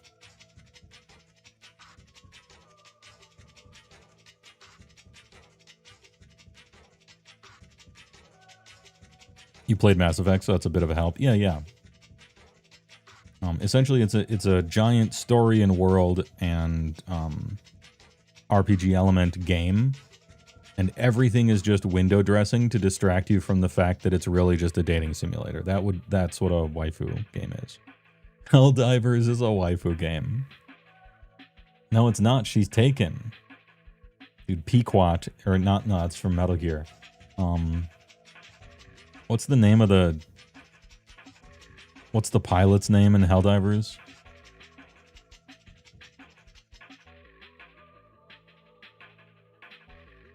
Eagle 1, that's it, yeah. Isn't Eagle 1 canonically in a relationship with the other pilot?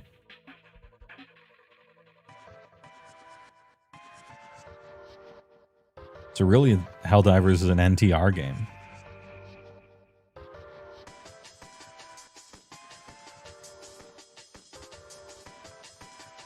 Yeah, Baldur's Gate 3 is a waifu game. You're right.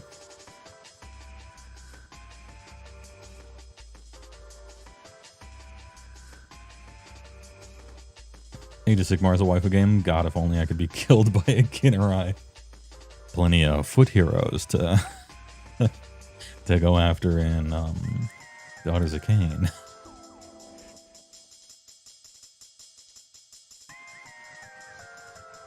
No Sif Chan, yeah.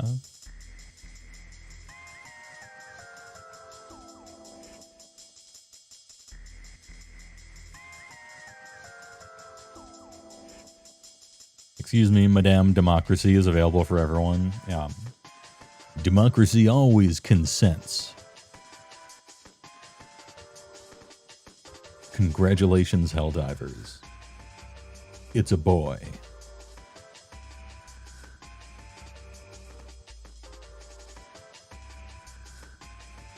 Anyway, well, we're looking at tech list. Yeah, Archmage Texas. 16, 10, 4, 10, 5 up. Ooh, 10 control. I mean, he's a god, right? So, big controller.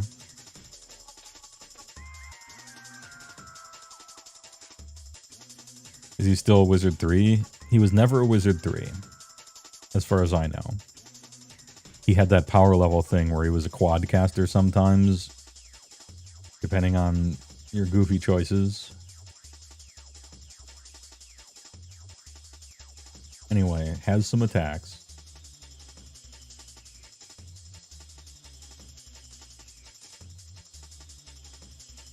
Techless is Super Saiyan 4. Oh, the dumb one where you get the tail back? Dude, GT was so shit.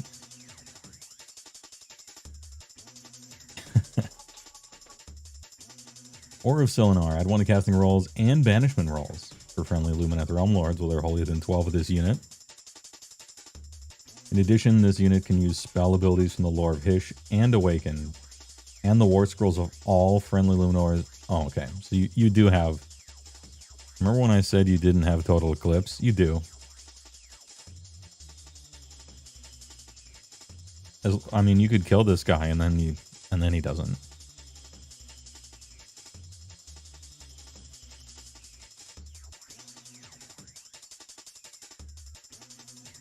Once per turn your hero phase, Archmage. Pick one of the following. Magical Supremacy. Instead of making a casting roll for the next spell ability used by this unit, you can use a value of 12. It's just 12. Once per turn, your hero phase. So not the opponent's. You can't auto 12 on a cast. Pick a visible enemy, wizard, or priest with an 18. -1 from the target's power level to a minimum of 0. Eat shit. Wizard 4.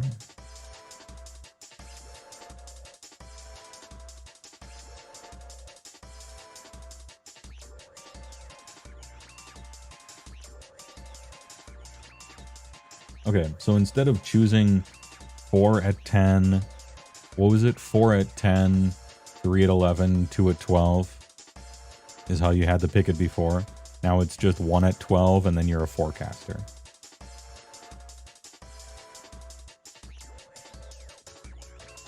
Okay, weather boy. The Light of Truth. Pick any number of different visible enemy units with an 18. D3 mortals to each of them. Okay. Hey, remember when Seraphon used to blast everyone?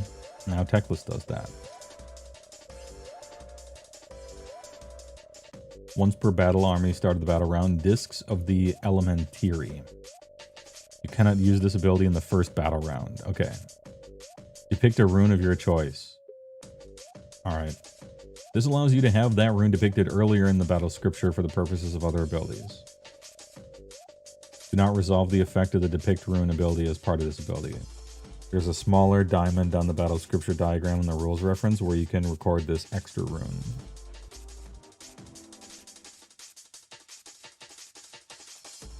So this just puts it there. It doesn't give you enhanced... No, it does give you enhanced effects, but it doesn't give you the main paragraph, in other words.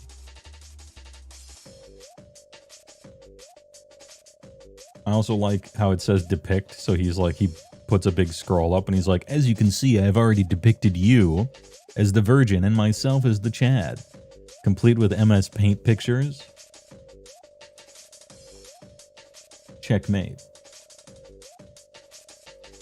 Okay, he's good. He's pretty good.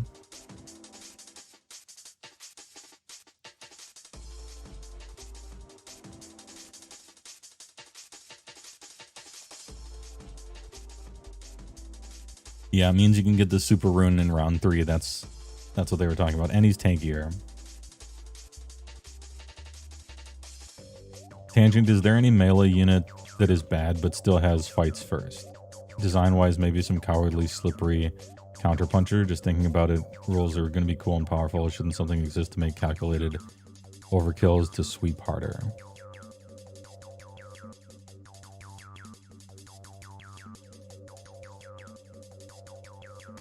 I'm trying to think. No. Typically, units that are amazing have fight first. I mean, I could see what you're getting at. And that is a balance knob that you could turn. And in the past, I think there's been stuff like that. You might say that instead of anti-charge rend 1, it could be that pikemen, like people that are meant to stand and absorb a charge, get strikes first, but they don't do a lot of damage. But they always strike first. Like you could write that. Like a pin cushion unit.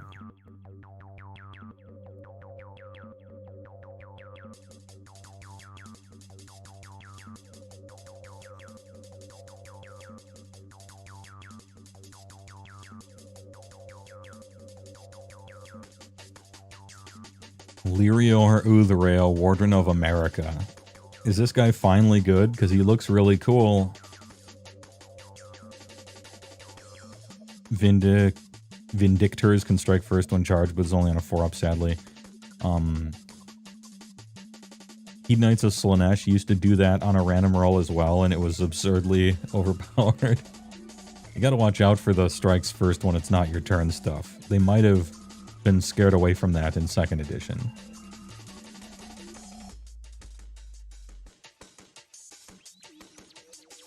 Lyra Uthrali.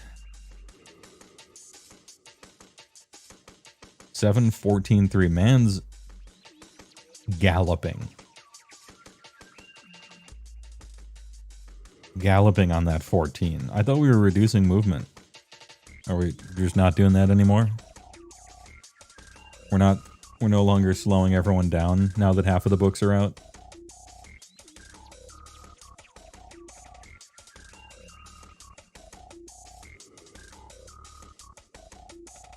Silence LRL iPad Kid, a veteran of the Activation Wars, is talking. Well, I'm not talking about, like, Grizzle Gore. But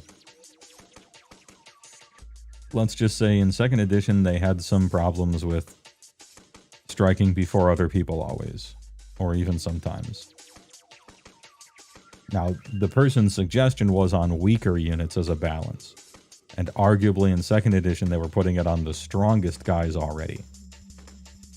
Which is probably still a no-no.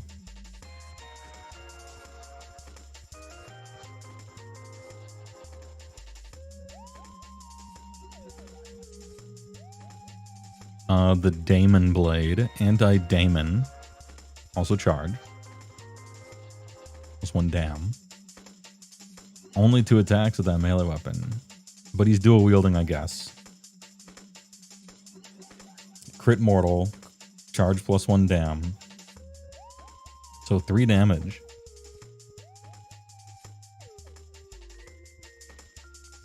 Anti-Damien. And then claws and horns. Companion.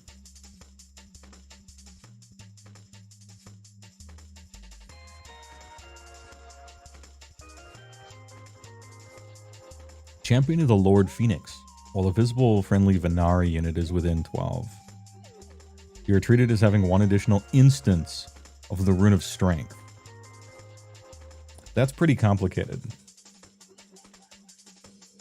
I don't mind it, but we're getting to the point where it might be hard to keep track of this stuff. And impossible to keep track of it for your opponent. But I don't mind it. If that unit is picked to be the target of Depict Rune, you can apply the enhanced effect to that ability, to that unit as if you had strength depicted on your battle scripture. Okay. Are we going to see more of this? Are there people with runes associated to them besides just this?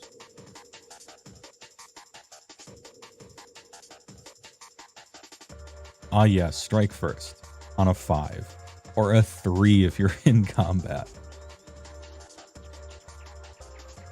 Wizard 1 Cav.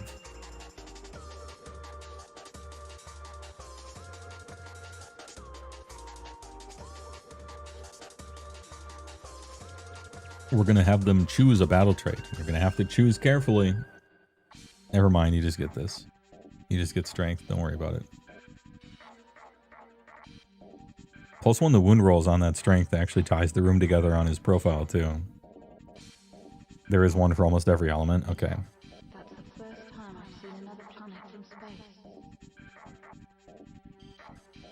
It's beautiful. Do you play this guy?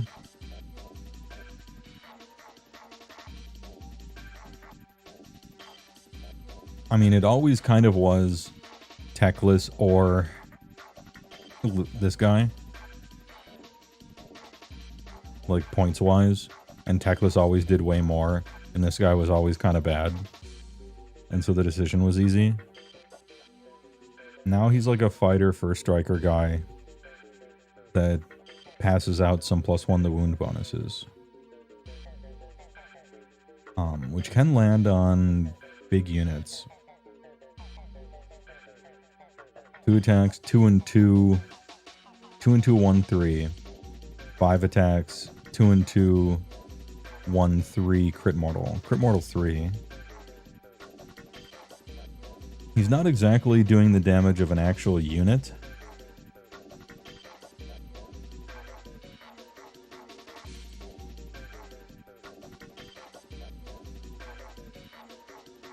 I'll have to see. I don't know. I'm not convinced on this guy. On average, he does more than MSU Cav. Okay.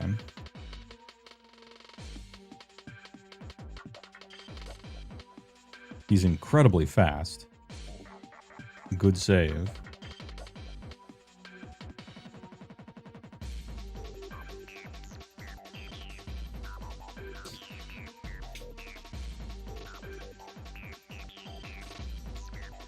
So what's the design restriction for elves?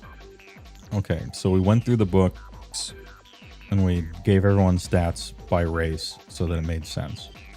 And the concept for elves is they're the best race at everything. Better than humans in every way. They're very fast. Their save is better. Their hits are better. They're more consistent at it, and they're the best wizards. And they also have the most abilities. Oh, okay, so they're just like elite Ubermensch then.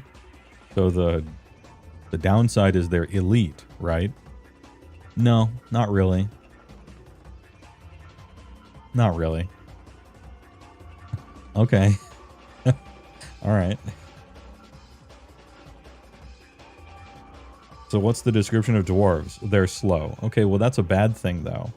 Yeah, they're slow. Is their armor really good? No. It can be.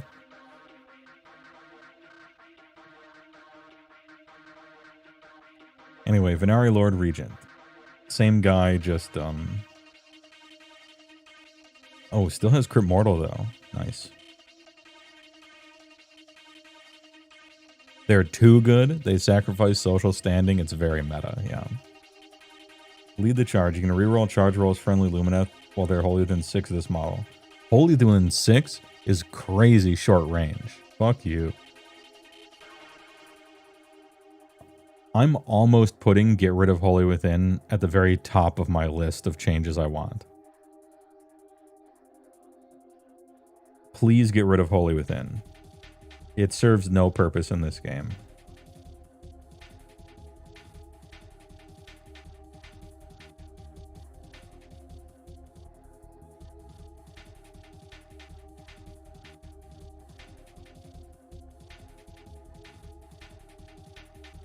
Downside is that no one understands their feelings. Okay. For the rest of the turn, add 1 hit rolls to this unit's attacks and subtract 1 from hit rolls for attacks that target this unit. Once per battle, your hero phase. Damn, that's like a super best day ever.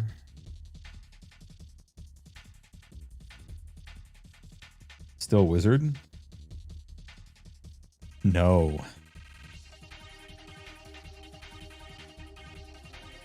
I was gonna say this guy's maybe better. But that's, first of all, not true, and second of all, he's not a wizard. Into the trash he goes.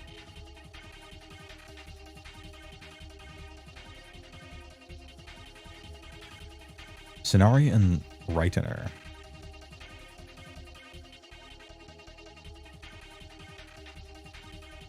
Once per turn army reaction, you declared an unlimited spell. Oh, cool. So if you take that one subfaction, if you take the one subfaction, then this counts for everything. Look at that. Look at that. Your choice matters. Here. Isn't that cool? If spell successfully cast, roll a die on a 4-up after resolving it, you get it again.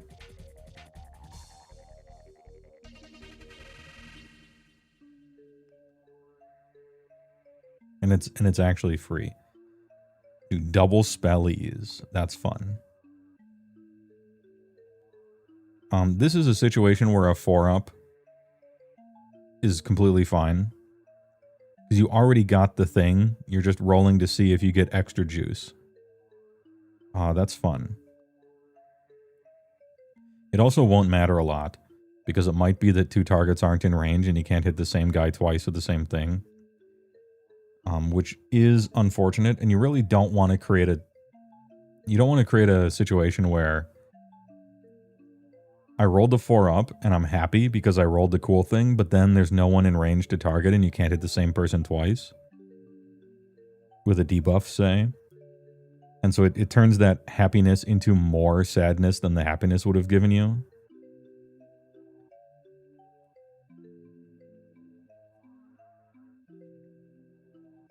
It's sort of like critting. It's sort of like rolling a critical hit against a monster that's immune to crits. Sort of like, oh, okay. Clarity of thought. Infantry within 12. Until the start of your next turn, attacks that target the friendly unit cannot score crits. Oh, speaking of crits. And it's unlimited. silver bullet right on the war scroll. Elves should have way less durability. I thought you said wizards at first. And I was about to be like, well, this guy's pretty weak. I mean, he'll probably have a 5-up ward and possibly be -1 to hit. I think this is a good place for a silver bullet. Because you still get to choose your cool spells. It's not like you're choosing a silver bullet unit. You're choosing a unit with a use that also has a silver bullet attached to it. And I kind of like that as far as sideboards in the game. And yes, now Teclis can cast it too. Don't forget. Hold on, I gotta re-up my drink. I'll be right back.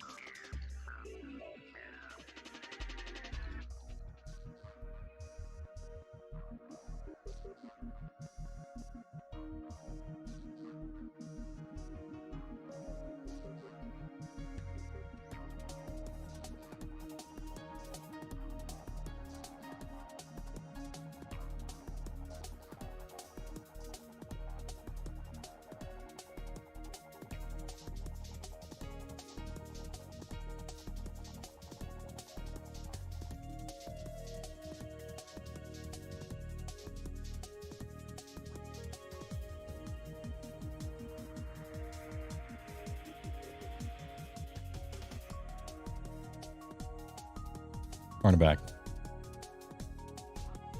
Lore Seekler. 564. Crit Mortal on the wizard blade. No, it's a lore. It's the, remember this guy? The Cenari Score Seeker.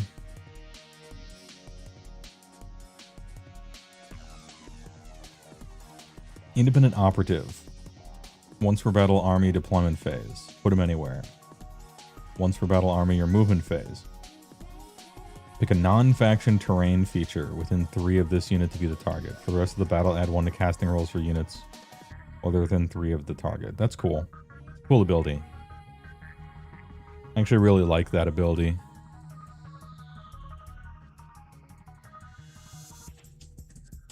This is an example of an ability that I think it's okay to bleed. It would be neat to bleed this to other stuff.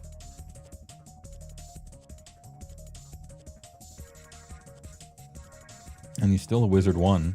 Just kind of does everything, does everything man.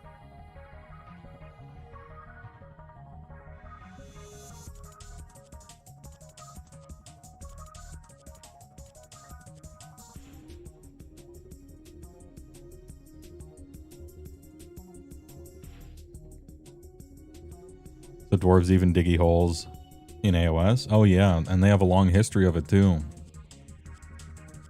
Fire Slayers, I would say the defining characteristic of Fire Slayers has been deep striking by digging holes. Like, yeah, they have rune stuff and they're historically impossible to kill, but for the most part, gameplay-wise, it was like, I'm talking like, you know, first and second here. What's the defining characteristic of Fire Slayers armies? They'll deep strike with a few guys, dig holes, and just plop like 15 or 30 dwarves in a giant circle in 2 places on the map, and also they're invincible. And that's Fire Slayers. That's playing against Fire Slayers.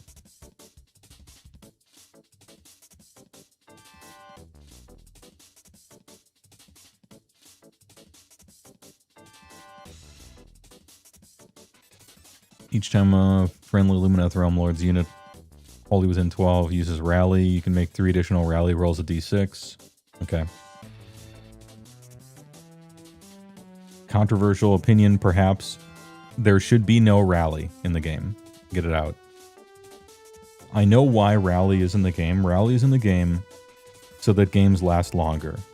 So that it's harder to blow someone out, so that they can get guys back when you get chip shot. And their heart is in the right place for trying to make games last longer and less blowouts early. But giving everyone a resurrection is too anti-lore to me. I don't like it.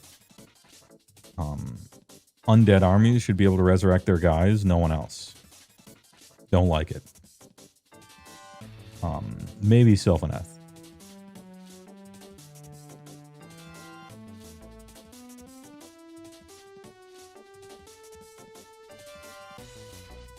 Once per turn army, any combat phase, Wall of Blades. Pick a friendly Venari or Orlan Warden's unit wholly within 12 to be the Wall of Blades. Then pick an enemy unit in combat with the Wall of Blades to be the target. Roll die for each model on the Wall of Blades. Oh, 5 up. Yeah, okay, whatever.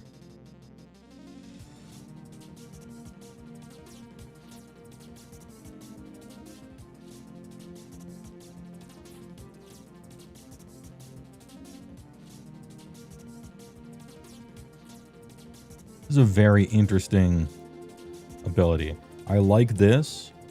I like this ability a lot more than the activate a hero and pull his unit into combat with him ability. I like this a lot more. More flavorful, easier to pull off, positional wise. I like this a whole lot more than all of those. And it's customized. Like, oh yeah, elves, you spin your blade around like the Star Wars kid. Because you're elves, right? Like it's more flavorful that way. I like it. Now this is an ability I would not bleed. I would not bleed this ability. This is, to me, it feels like a very elven ability. I like it and I think it should stay. This one I could see bleeding. This one, no. I appreciate the direction it's going into, because the pull your unit in a combat thing, to me, it doesn't work. It's funny that the Skaven are insinuated to have dug so deep and managed to make it to 40k. That was a little wink and a nod, yeah. Cenari Caligrave.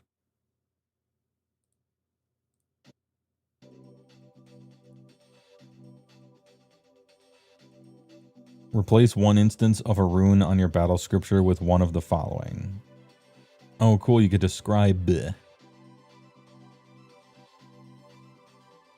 Once per battle reaction, you declare depict rune.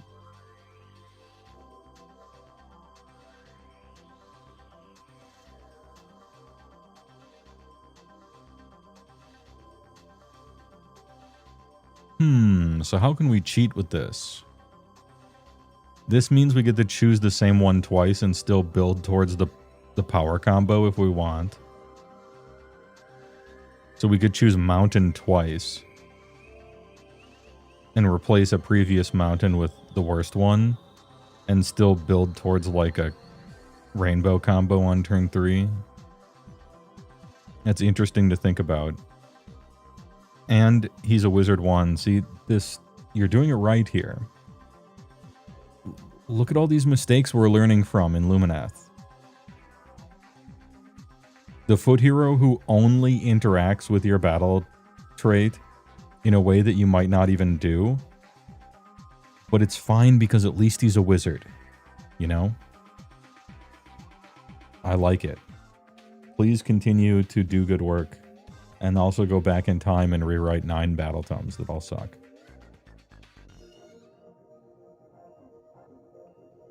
Nari Cathalar. Dankness of the Soul. Visible enemy within 18. Roll a die on a 3-up. The target cannot use commands until the start of your next turn. Oh, you just have Roar. You have an 18-inch range Roar. Hey, remember when everyone complained about Roar? and it had a 3-inch range and you had to get into combat first. What if you just fucking do it? Now, Roar is a lot less powerful in 4th edition.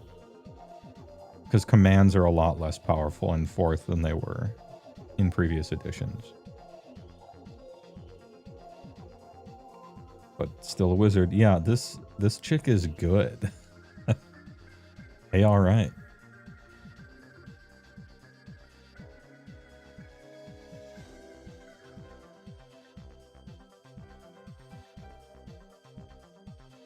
Oh my god, I'm not even halfway done.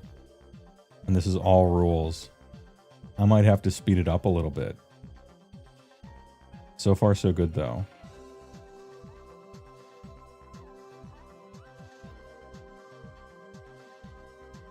She lost her empath eating other elves' downers. It's true. She got a pretty sick ability in exchange, though. Also still a wizard. Also the grippers are out. What a foot hero.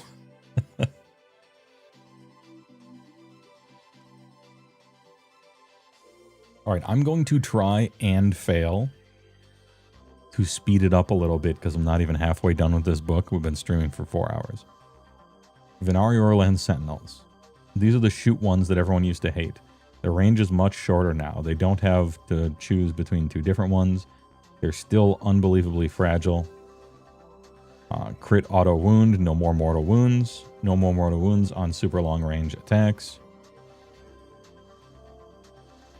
And you can make their range super sick again, but you're on 4s and 4s then. Still great. They're not doing mortals at 30 inches or whatever the fuck, but they're still great. They didn't change from index, okay. Star Shard Ballista. Anti-monster. Crit 2 hits, 24, 4, 3, 3, 1, 2. Add 6 to the range while it's wholly within 12 of Sentinels. Oh, okay, so you're supposed to... They want you to play them both together. You got 30-inch, 4 attacks, crit 2 hits. Which, on average, won't happen.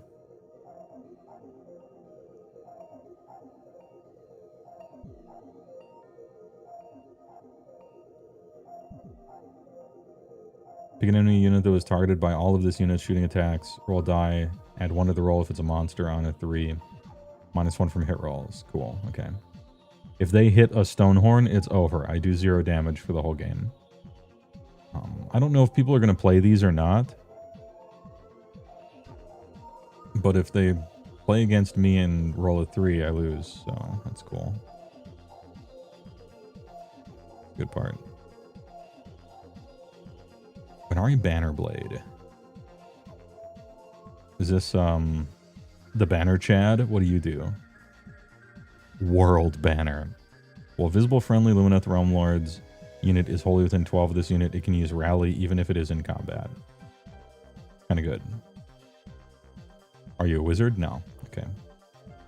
Trash. Venari Orlan Wardens. I mean, actually not. You could do something with this, but no. If this unit has not charged, ignore the effect of the charge +1 damage ability for combat attacks. Oh, you stole my Mournfang ability, huh? Okay. Interesting. Yeah, the guy's actually...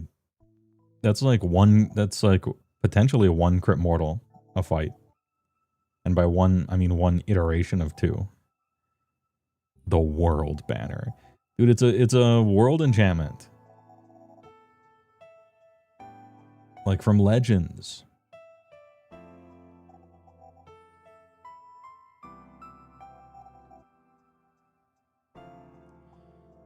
You only played with your Spearhead FEC box. What's a good next step for AOS? My suggestion would be to fill out the army a little bit, make a 2K list on TTS, try before you buy, and play some games against people with a 2K army. See what you like. You played Spearhead box. I'm not sure what's in the FEC one, but which units did you like, which units did you not like, try to build around it, and see how it scales up. But I would do so in TTS to try before you buy. Oh, you mean with the turn 3 thing for the crits on a 5-up? Yeah, I forgot about that.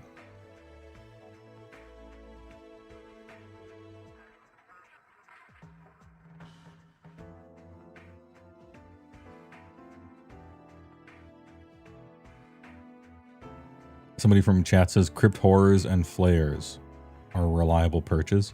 Aren't those weird, the wiggly cavalry guys? Those are good, right? I think the wiggly cavalry guys are good. I know Big Oosh is good, your centerpiece. Blue thing.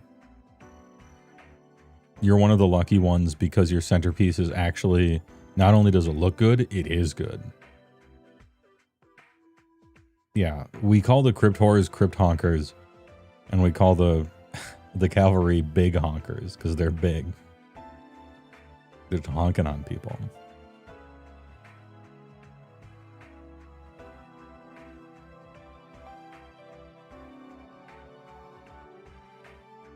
Yeah, the Horrors and Flares are pretty old, and they do be looking fugly.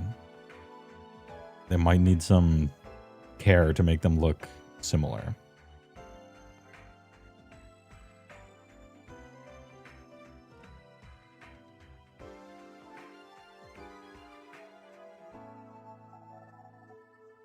Anyway, Blue Thing, I don't play FEC, but a few people here do, and I'd take their advice over mine.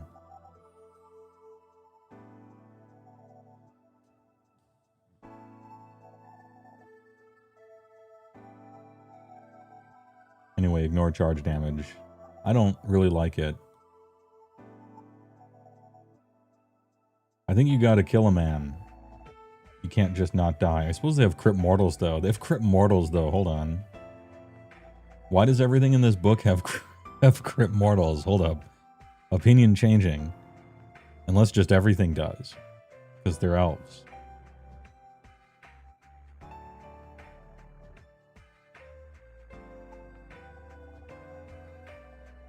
That's been LRL's thing since its inception. Yeah. And everything Beastclaw has been since its inception has been taken away. So I'm still surprised when other people's things aren't taken away wholesale and replaced with nothing. But maybe with these new books, I should start expecting some effort and care here.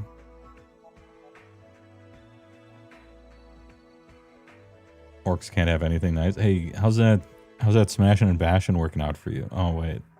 How's that stone skeleton for me working out? Oh, wait.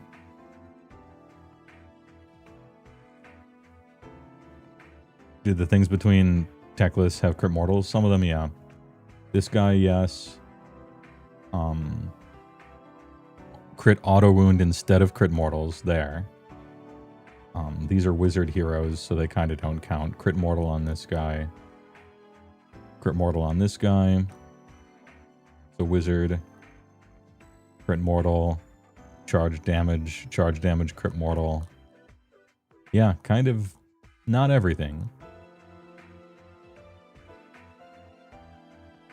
But a lot. This is good. I'm not making fun of Lumineth for being really good. Well, okay, I am. But I'm not doing it with the purpose of getting it nerfed. This is how I think every army should be built and designed. Kinda.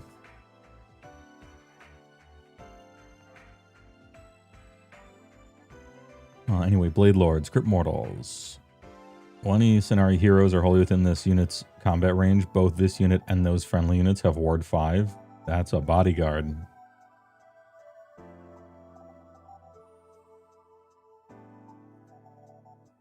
Add 1 to Rend of this unit's Sunmetal Blades for each instance of Rune of Strength depicted. Cool. Cool. Okay, you wouldn't do this, but I appreciate them letting you do this if you think that's cool. You know? Turn 1, Strength. Turn 2, Strength. Turn 3, Strength, right? And you're like, oh, my Venari Blade Lords. rend 5, damage 1, you know? Giving you the option of doing the dumb Timmy play, because it's funny, and then actually just spamming Blade Lords, that's cool. You know, by the last turn of the game, you'll have rend 4. How's the Frost Spear this spring? Well, that doesn't count, Seth, because the Frost Spear was never good. There wasn't ever an iteration of the Frost Spear that was worth a goddamn. So it doesn't apply in this conversation of things that used to be good that aren't now. But anyway, good call out. And they have a free starting rend. Oh, and Texas gives another run, so you could take Texas. And in the last turn of the game, which is turn 3, you could have rend 5. If you take Texas and choose strength again. Dude, this is so cool. Imagine making choices during list building and it's like cool and it matters. You could have a little build around me thing. Show your creativity, get a little custom, or show your simple-mindedness in a fun way of just plussing strength every time. That's cool.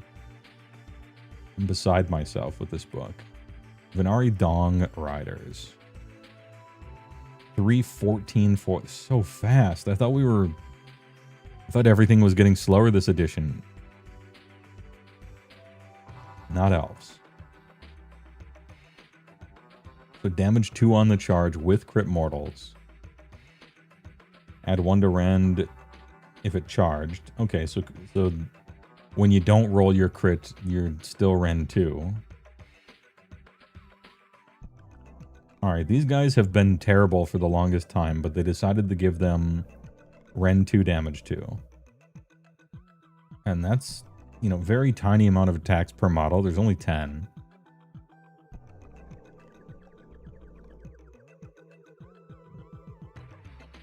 I think they used to, didn't they used to have more? And then they got like bonus attacks against tiny infantry. And they tried to make that work, but no one ever wanted to take them.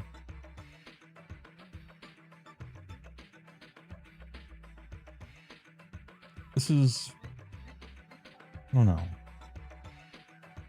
There could have been more here, I think. I know, maybe I'm looking at a gift horse in the mouth here. But I feel there could have been something else. 14 is wild, sure. Like maybe we could talk about 12 and then something, but I don't know. I feel like there should be something else here.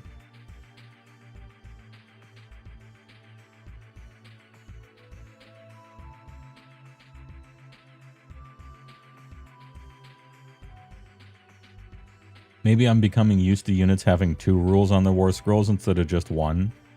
And so maybe I've become spoiled already. A Valinor. The Stoneheart King. Can this guy just be a hero? Yeah, okay, cool. 1663. Geomantic Blast. 12 only. And it's a D6er. 1 attack. Absolute roulette wheel. Spin to win.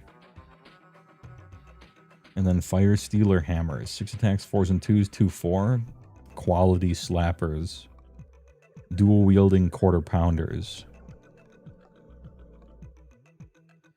Call of the Mountains. While visible friendly Alorith unit is wholly within 12, you are treated as having 1 additional instance of Rune of the Mountain. Sure. Give them a 5-up. If that unit is picked to be the target of Depict Rune, you can apply the enhanced effect. As if you had an instance of Mountain depicted. Okay, he's big.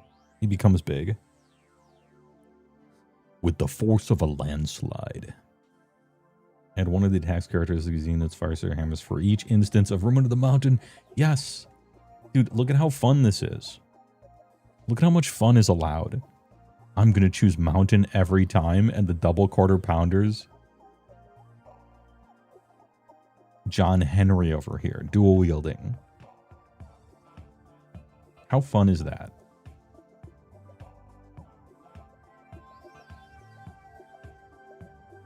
Once per turn, any combat unbreakable bulwark. If it did not charge, pick an enemy unit, roll die 3 up for this turn while the enemy is in combat. All attacks made by models in that enemy unit must target. Okay, so you have actual taunt. You have taunt from World of Warcraft on a 3 up. You can be like the bulwark to stop some tiny hero from getting hit.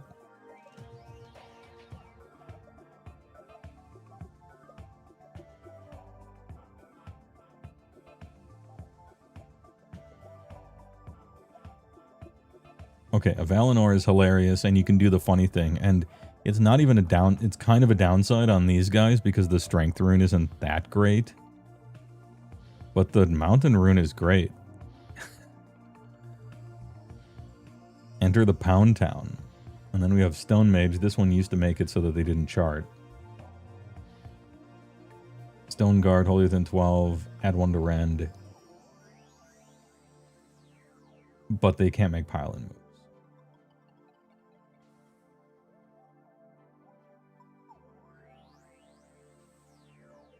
Raise the Earth.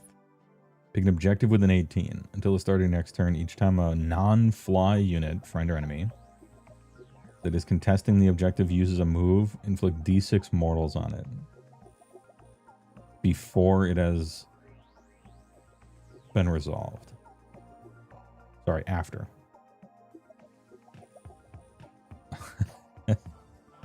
That's actually really tactically good. You do have to move, though. It has to already be contesting and want to move away.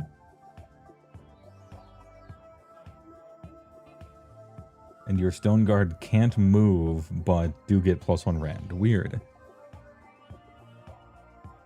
Actually, Ground Punch people. I don't know if I like her. It'll depend on if I like Stone Guard. It's an annoying spell, though. Potentially. Yggdraland Riverblades. They got short-range darts, and then they got blades. Oh, these are the foot ones. Okay.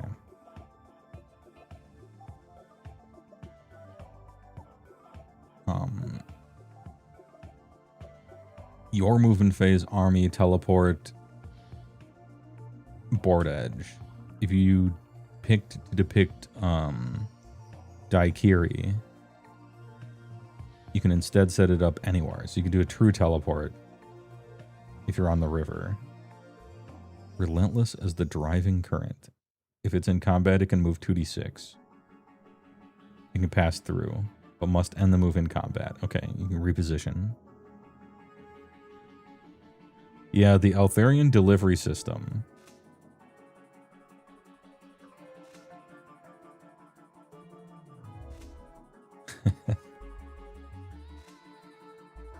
Alright, Spirit of the Mountain, the non-hero version. Longer range blast, 12 instead of 10. Unless I'm misremembering, which I might be. I am. I was thinking of these guys with their darts. Stoneheart World Hammer. 2/5. Ooh. With the force of a landslide. Add 1 of the attacks characteristic for each instance in a mountain. Okay, so you get to double up. So I'm seeing the visions. If you take mountain every time and you take a bunch of big mountain guys, they slammer jammer.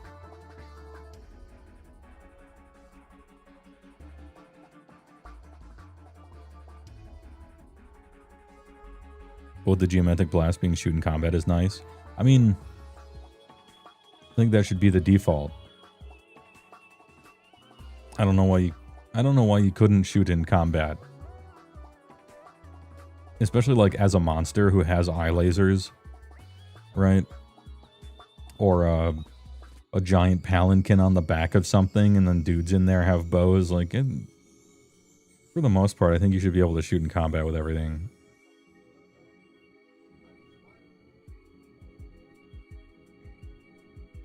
But I appreciate it and I want more of it, I guess.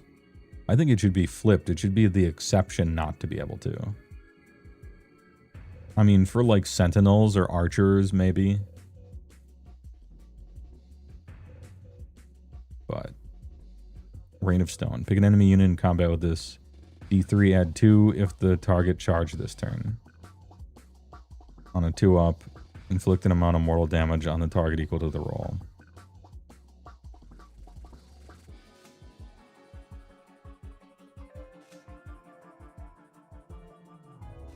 I think I hate the way this is written.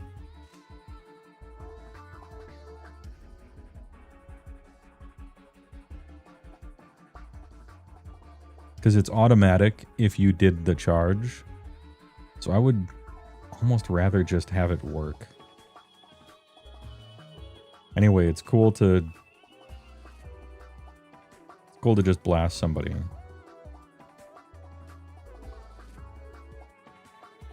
Then again, you're pointing to this specific die roll to look for the damage, so maybe that's fine.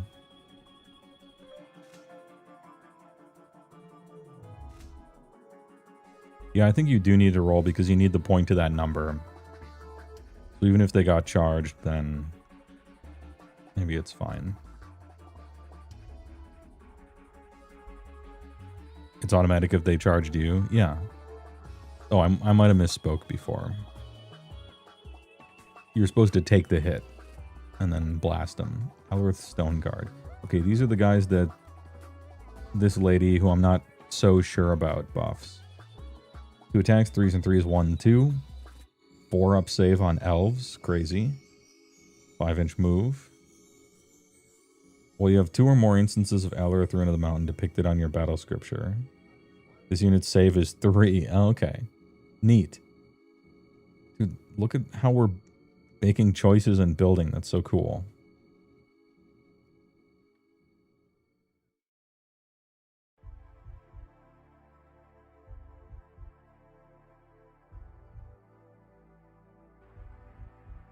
So do we use these guys? What do they get from Lady?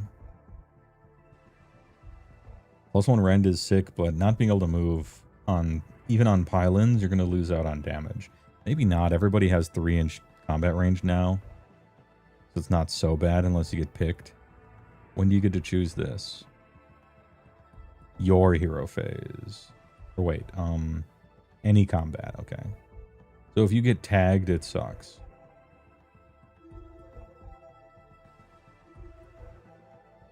I mean, that's worth. I don't know if you're trying to be a Stone Guard gamer or not. My guess is no, but they build themselves into little power dwarves. It's weird that elves have dwarves that are so good. 2 health, right? So 2 health, 5-inch move, 3-up save. 2 attacks, 3s and 3s, 2/2 with their Dwarven Wizard. 5-up ward, maybe. And -1 to get hit, maybe. Do elves have the best dwarves in the game?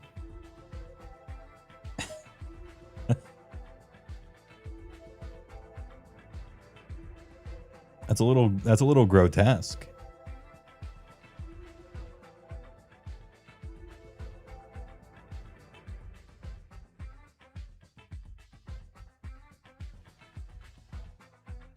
All right, and now we get to the bullshit. We get to the bullshit that's always broken.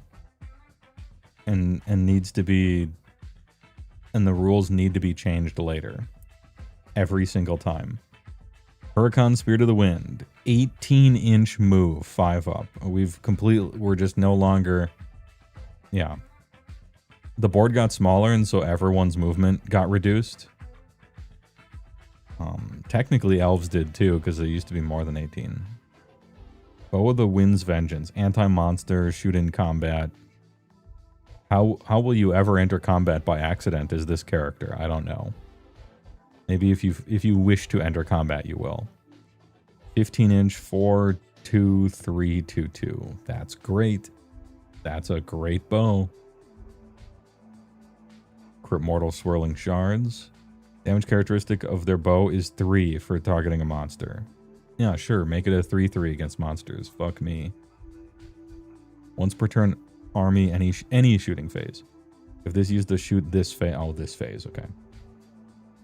Move d6, add 2 to the roll for each instant of rune. All right, let's calculate this. How many runes of the wind can we get? 6. So you can shoot and move 12 on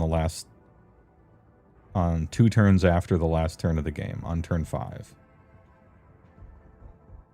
So you can move 18, shoot, and then move 12.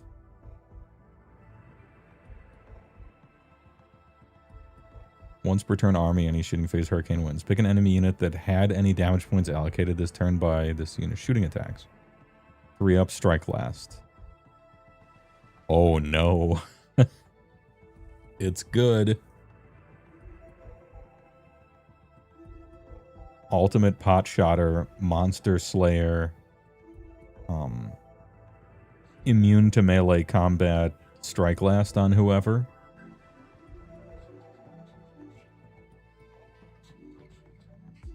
Kind of good. And a 5 control. All right, wind chargers, the goobies. The gooby boys. 3-14-4. Wind charger bow. Anti-cav rend, crit auto wound. 12-inch shoot'ems. No crit mortals on their blades. We have 2 or more instances of the wind, add 6 to the range of their bows. That's sick. Okay, that's cool.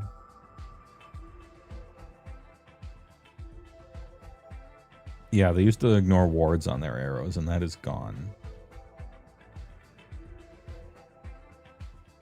These bow cavalry read very strong to me right now. Did they used to be better?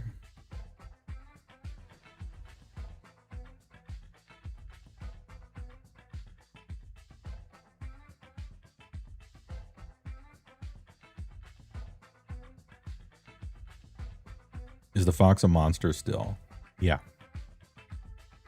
5 up ward always. Monster fly.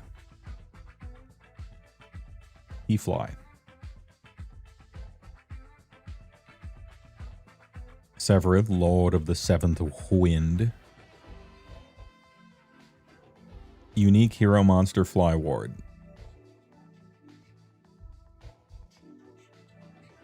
$10, $18, $4, $5. That's a big difference, right? No, not too much, just 2 health. And this one's just always 3-3. This one's only against monsters. Damn, nice bow. Call the wind. Well, a visible friendly hurricane unit is wholly within 12. You're treated as having 1 additional instance of the wind. Sure, okay, so now we can get 7.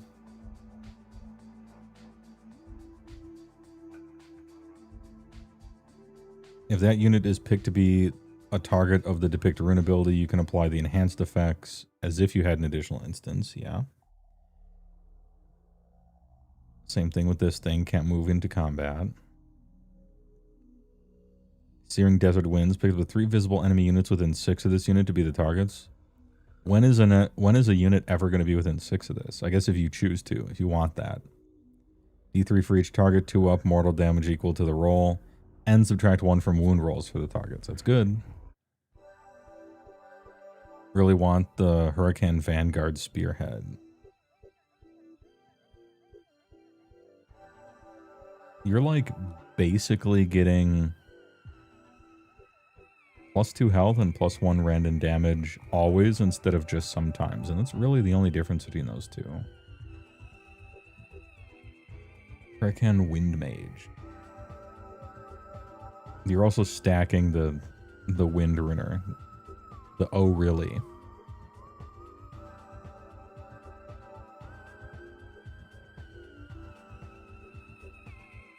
Wind Blast Vortex. A Spirigillum. Oh, word. Little Final Fantasy X there. Wizard 1, Fly. 3 visible hurricane units wholly within 12. They can use run and still shoot and or charge. It just works.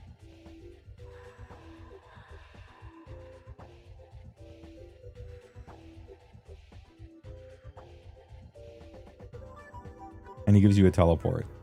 I'm going to be perfectly honest with you. 18-inch fly is better than a teleport. Even if you ignore the move after shooting. Although this is any unit. So it's not Hurricane, guys. Yeah, he's on that Goku cloud. It's also kind of hard to cast, too.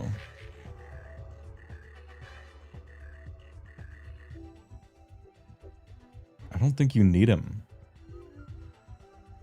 Maybe you take him in a non-Hurricane army. But then you only get like half his abilities. I don't know. I think the one thing Hurricane didn't need was even more movement because they just have it all. They got all of the speed. They're literally like more than teleporting whenever they move. And then we get to these things. The Sanctum. Or friendly unit with a health characteristic 10 or less is wholly inside the ring. It's not visible. And abilities that would target that unit must target the manifestation first. So you're immune. So you put up the Sanctum and you are not targetable, but you can target everybody else. That's good. We're gonna pet. D3 for each enemy unit within 6 on a 2-up inflicted amount of mortal damage equal to the roll.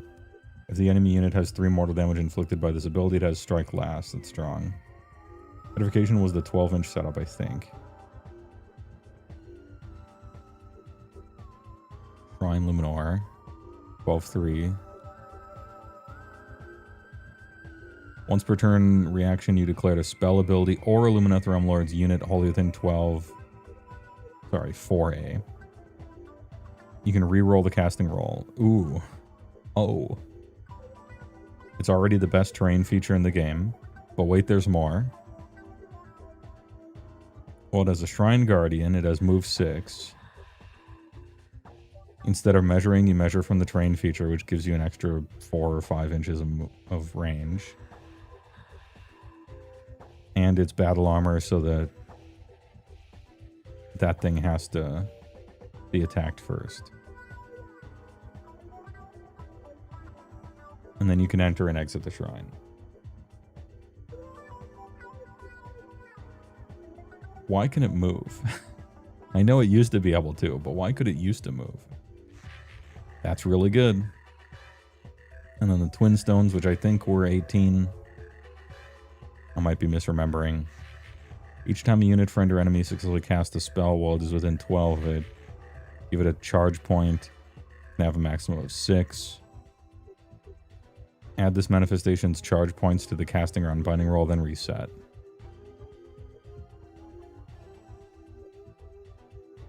Alright, if it was even possible to fail a spell, it's really not now. Got it. That's cool. These are very wizardly... They're just very wizardly feeling endless spells, which is cool.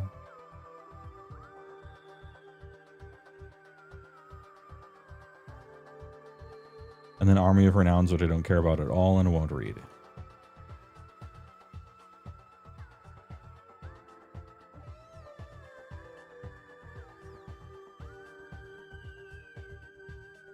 But maybe I will later. Floating island drifts about. Yeah, and I get that. I'm just thinking mechanically. I like the idea of terrain features as power armor. And I think we should be more overt with it. Like the guy, you're essentially piloting a robot.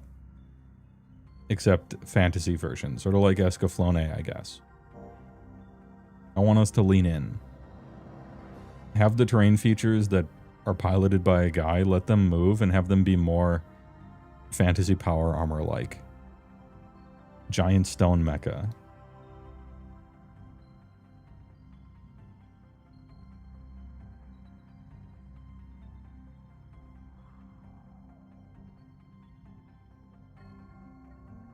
Okay, so this book does a lot of things that I wish the whole game did. A lot of people are probably going to want this to be nerfed. I want the opposite. I want this to be the water level. Because Lumineth consistently always seems to be floating on the top of the water level in a boat. And there's so many, like, if I choose this, I can keep choosing this and it buffs my stone guy army. So you can build a stone guy army by keep choosing this. Or you can mix and match and go for this thing. And if you want to do that, then there's a thing that helps you. And there's a few other choices that also help you to do that. And so the battle traits, you're building around your battle traits as if you chose a commander and we're building a commander deck around it. And that's the best possible world for battle traits. And I wish that were the game of Age of Sigmar.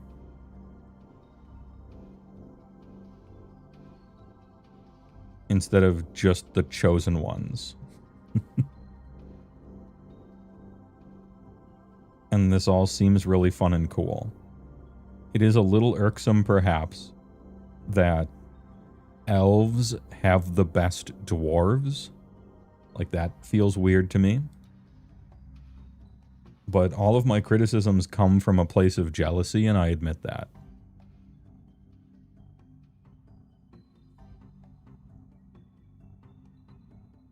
And I'm also glad that this came out before my video, so now I get to rewrite a bunch of it, and the video gets delayed even more. But that's better than me releasing the video, and 1 week later Lumineth comes out, and I'm like, oh, well, alright. Hey, alright. Oh, this also means, it doesn't mean this, but it could mean this. It's not evidence against this. There, that's what I'll end on. Remember when I was talking about the hopium parachutes that we could have for 4th edition? Remember the tinfoil hat Matt Rose rant? Where I invented a tinfoil hat world in which the maximum copium was allowed? And I'm like, Matt Rose has a plan. He has to bring the entire game down to 0 so he can responsibly build it up. So as to break the cycle of adding complexity until the game explodes and then redoing everything.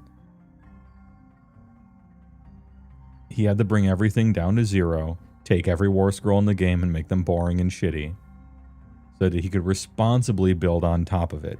And then in 5th edition, the battle tomes will be great, and the game will be great. And then they release Lumineth, and look, it lines up. It lines up with the tin. Counterpoint. It's elves that have always had favoritism bordering on the grotesque. So that's, I'll take that counterpoint. But the hope is alive. And so are you.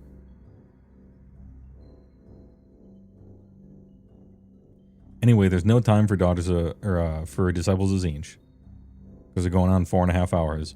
I'm probably going to stream over the weekend, if you don't mind, and look over the Disciples of Tzeentch book. So keep an eye out on Discord for that. And then Monday, we'll do call-in show, help you with your commander deck. And then next Friday, SJ Arcade might be well enough for us to do the console list. February, dude. Content month. Commander stream is likely Monday. Yeah, I'm gonna type about it in Discord. Oh yeah, and somebody remind me about Turnip 28. What if LRL is so hated because of favoritism that foils the plan? That will require a sturdy constitution of Matt Rose. How strong is his vision, and can he ignore players' whining and jealousy? and give them the Marvel vs. Capcom that we bought in first edition and second edition and wanted. Only time will tell. Anyway, I'll see you guys tomorrow or Sunday. TY for watching, and thanks for the subs and the bits. And the generous raid by Poor Hammer. Dude, things are looking up. Age of Sigmar's back. But only for elf players.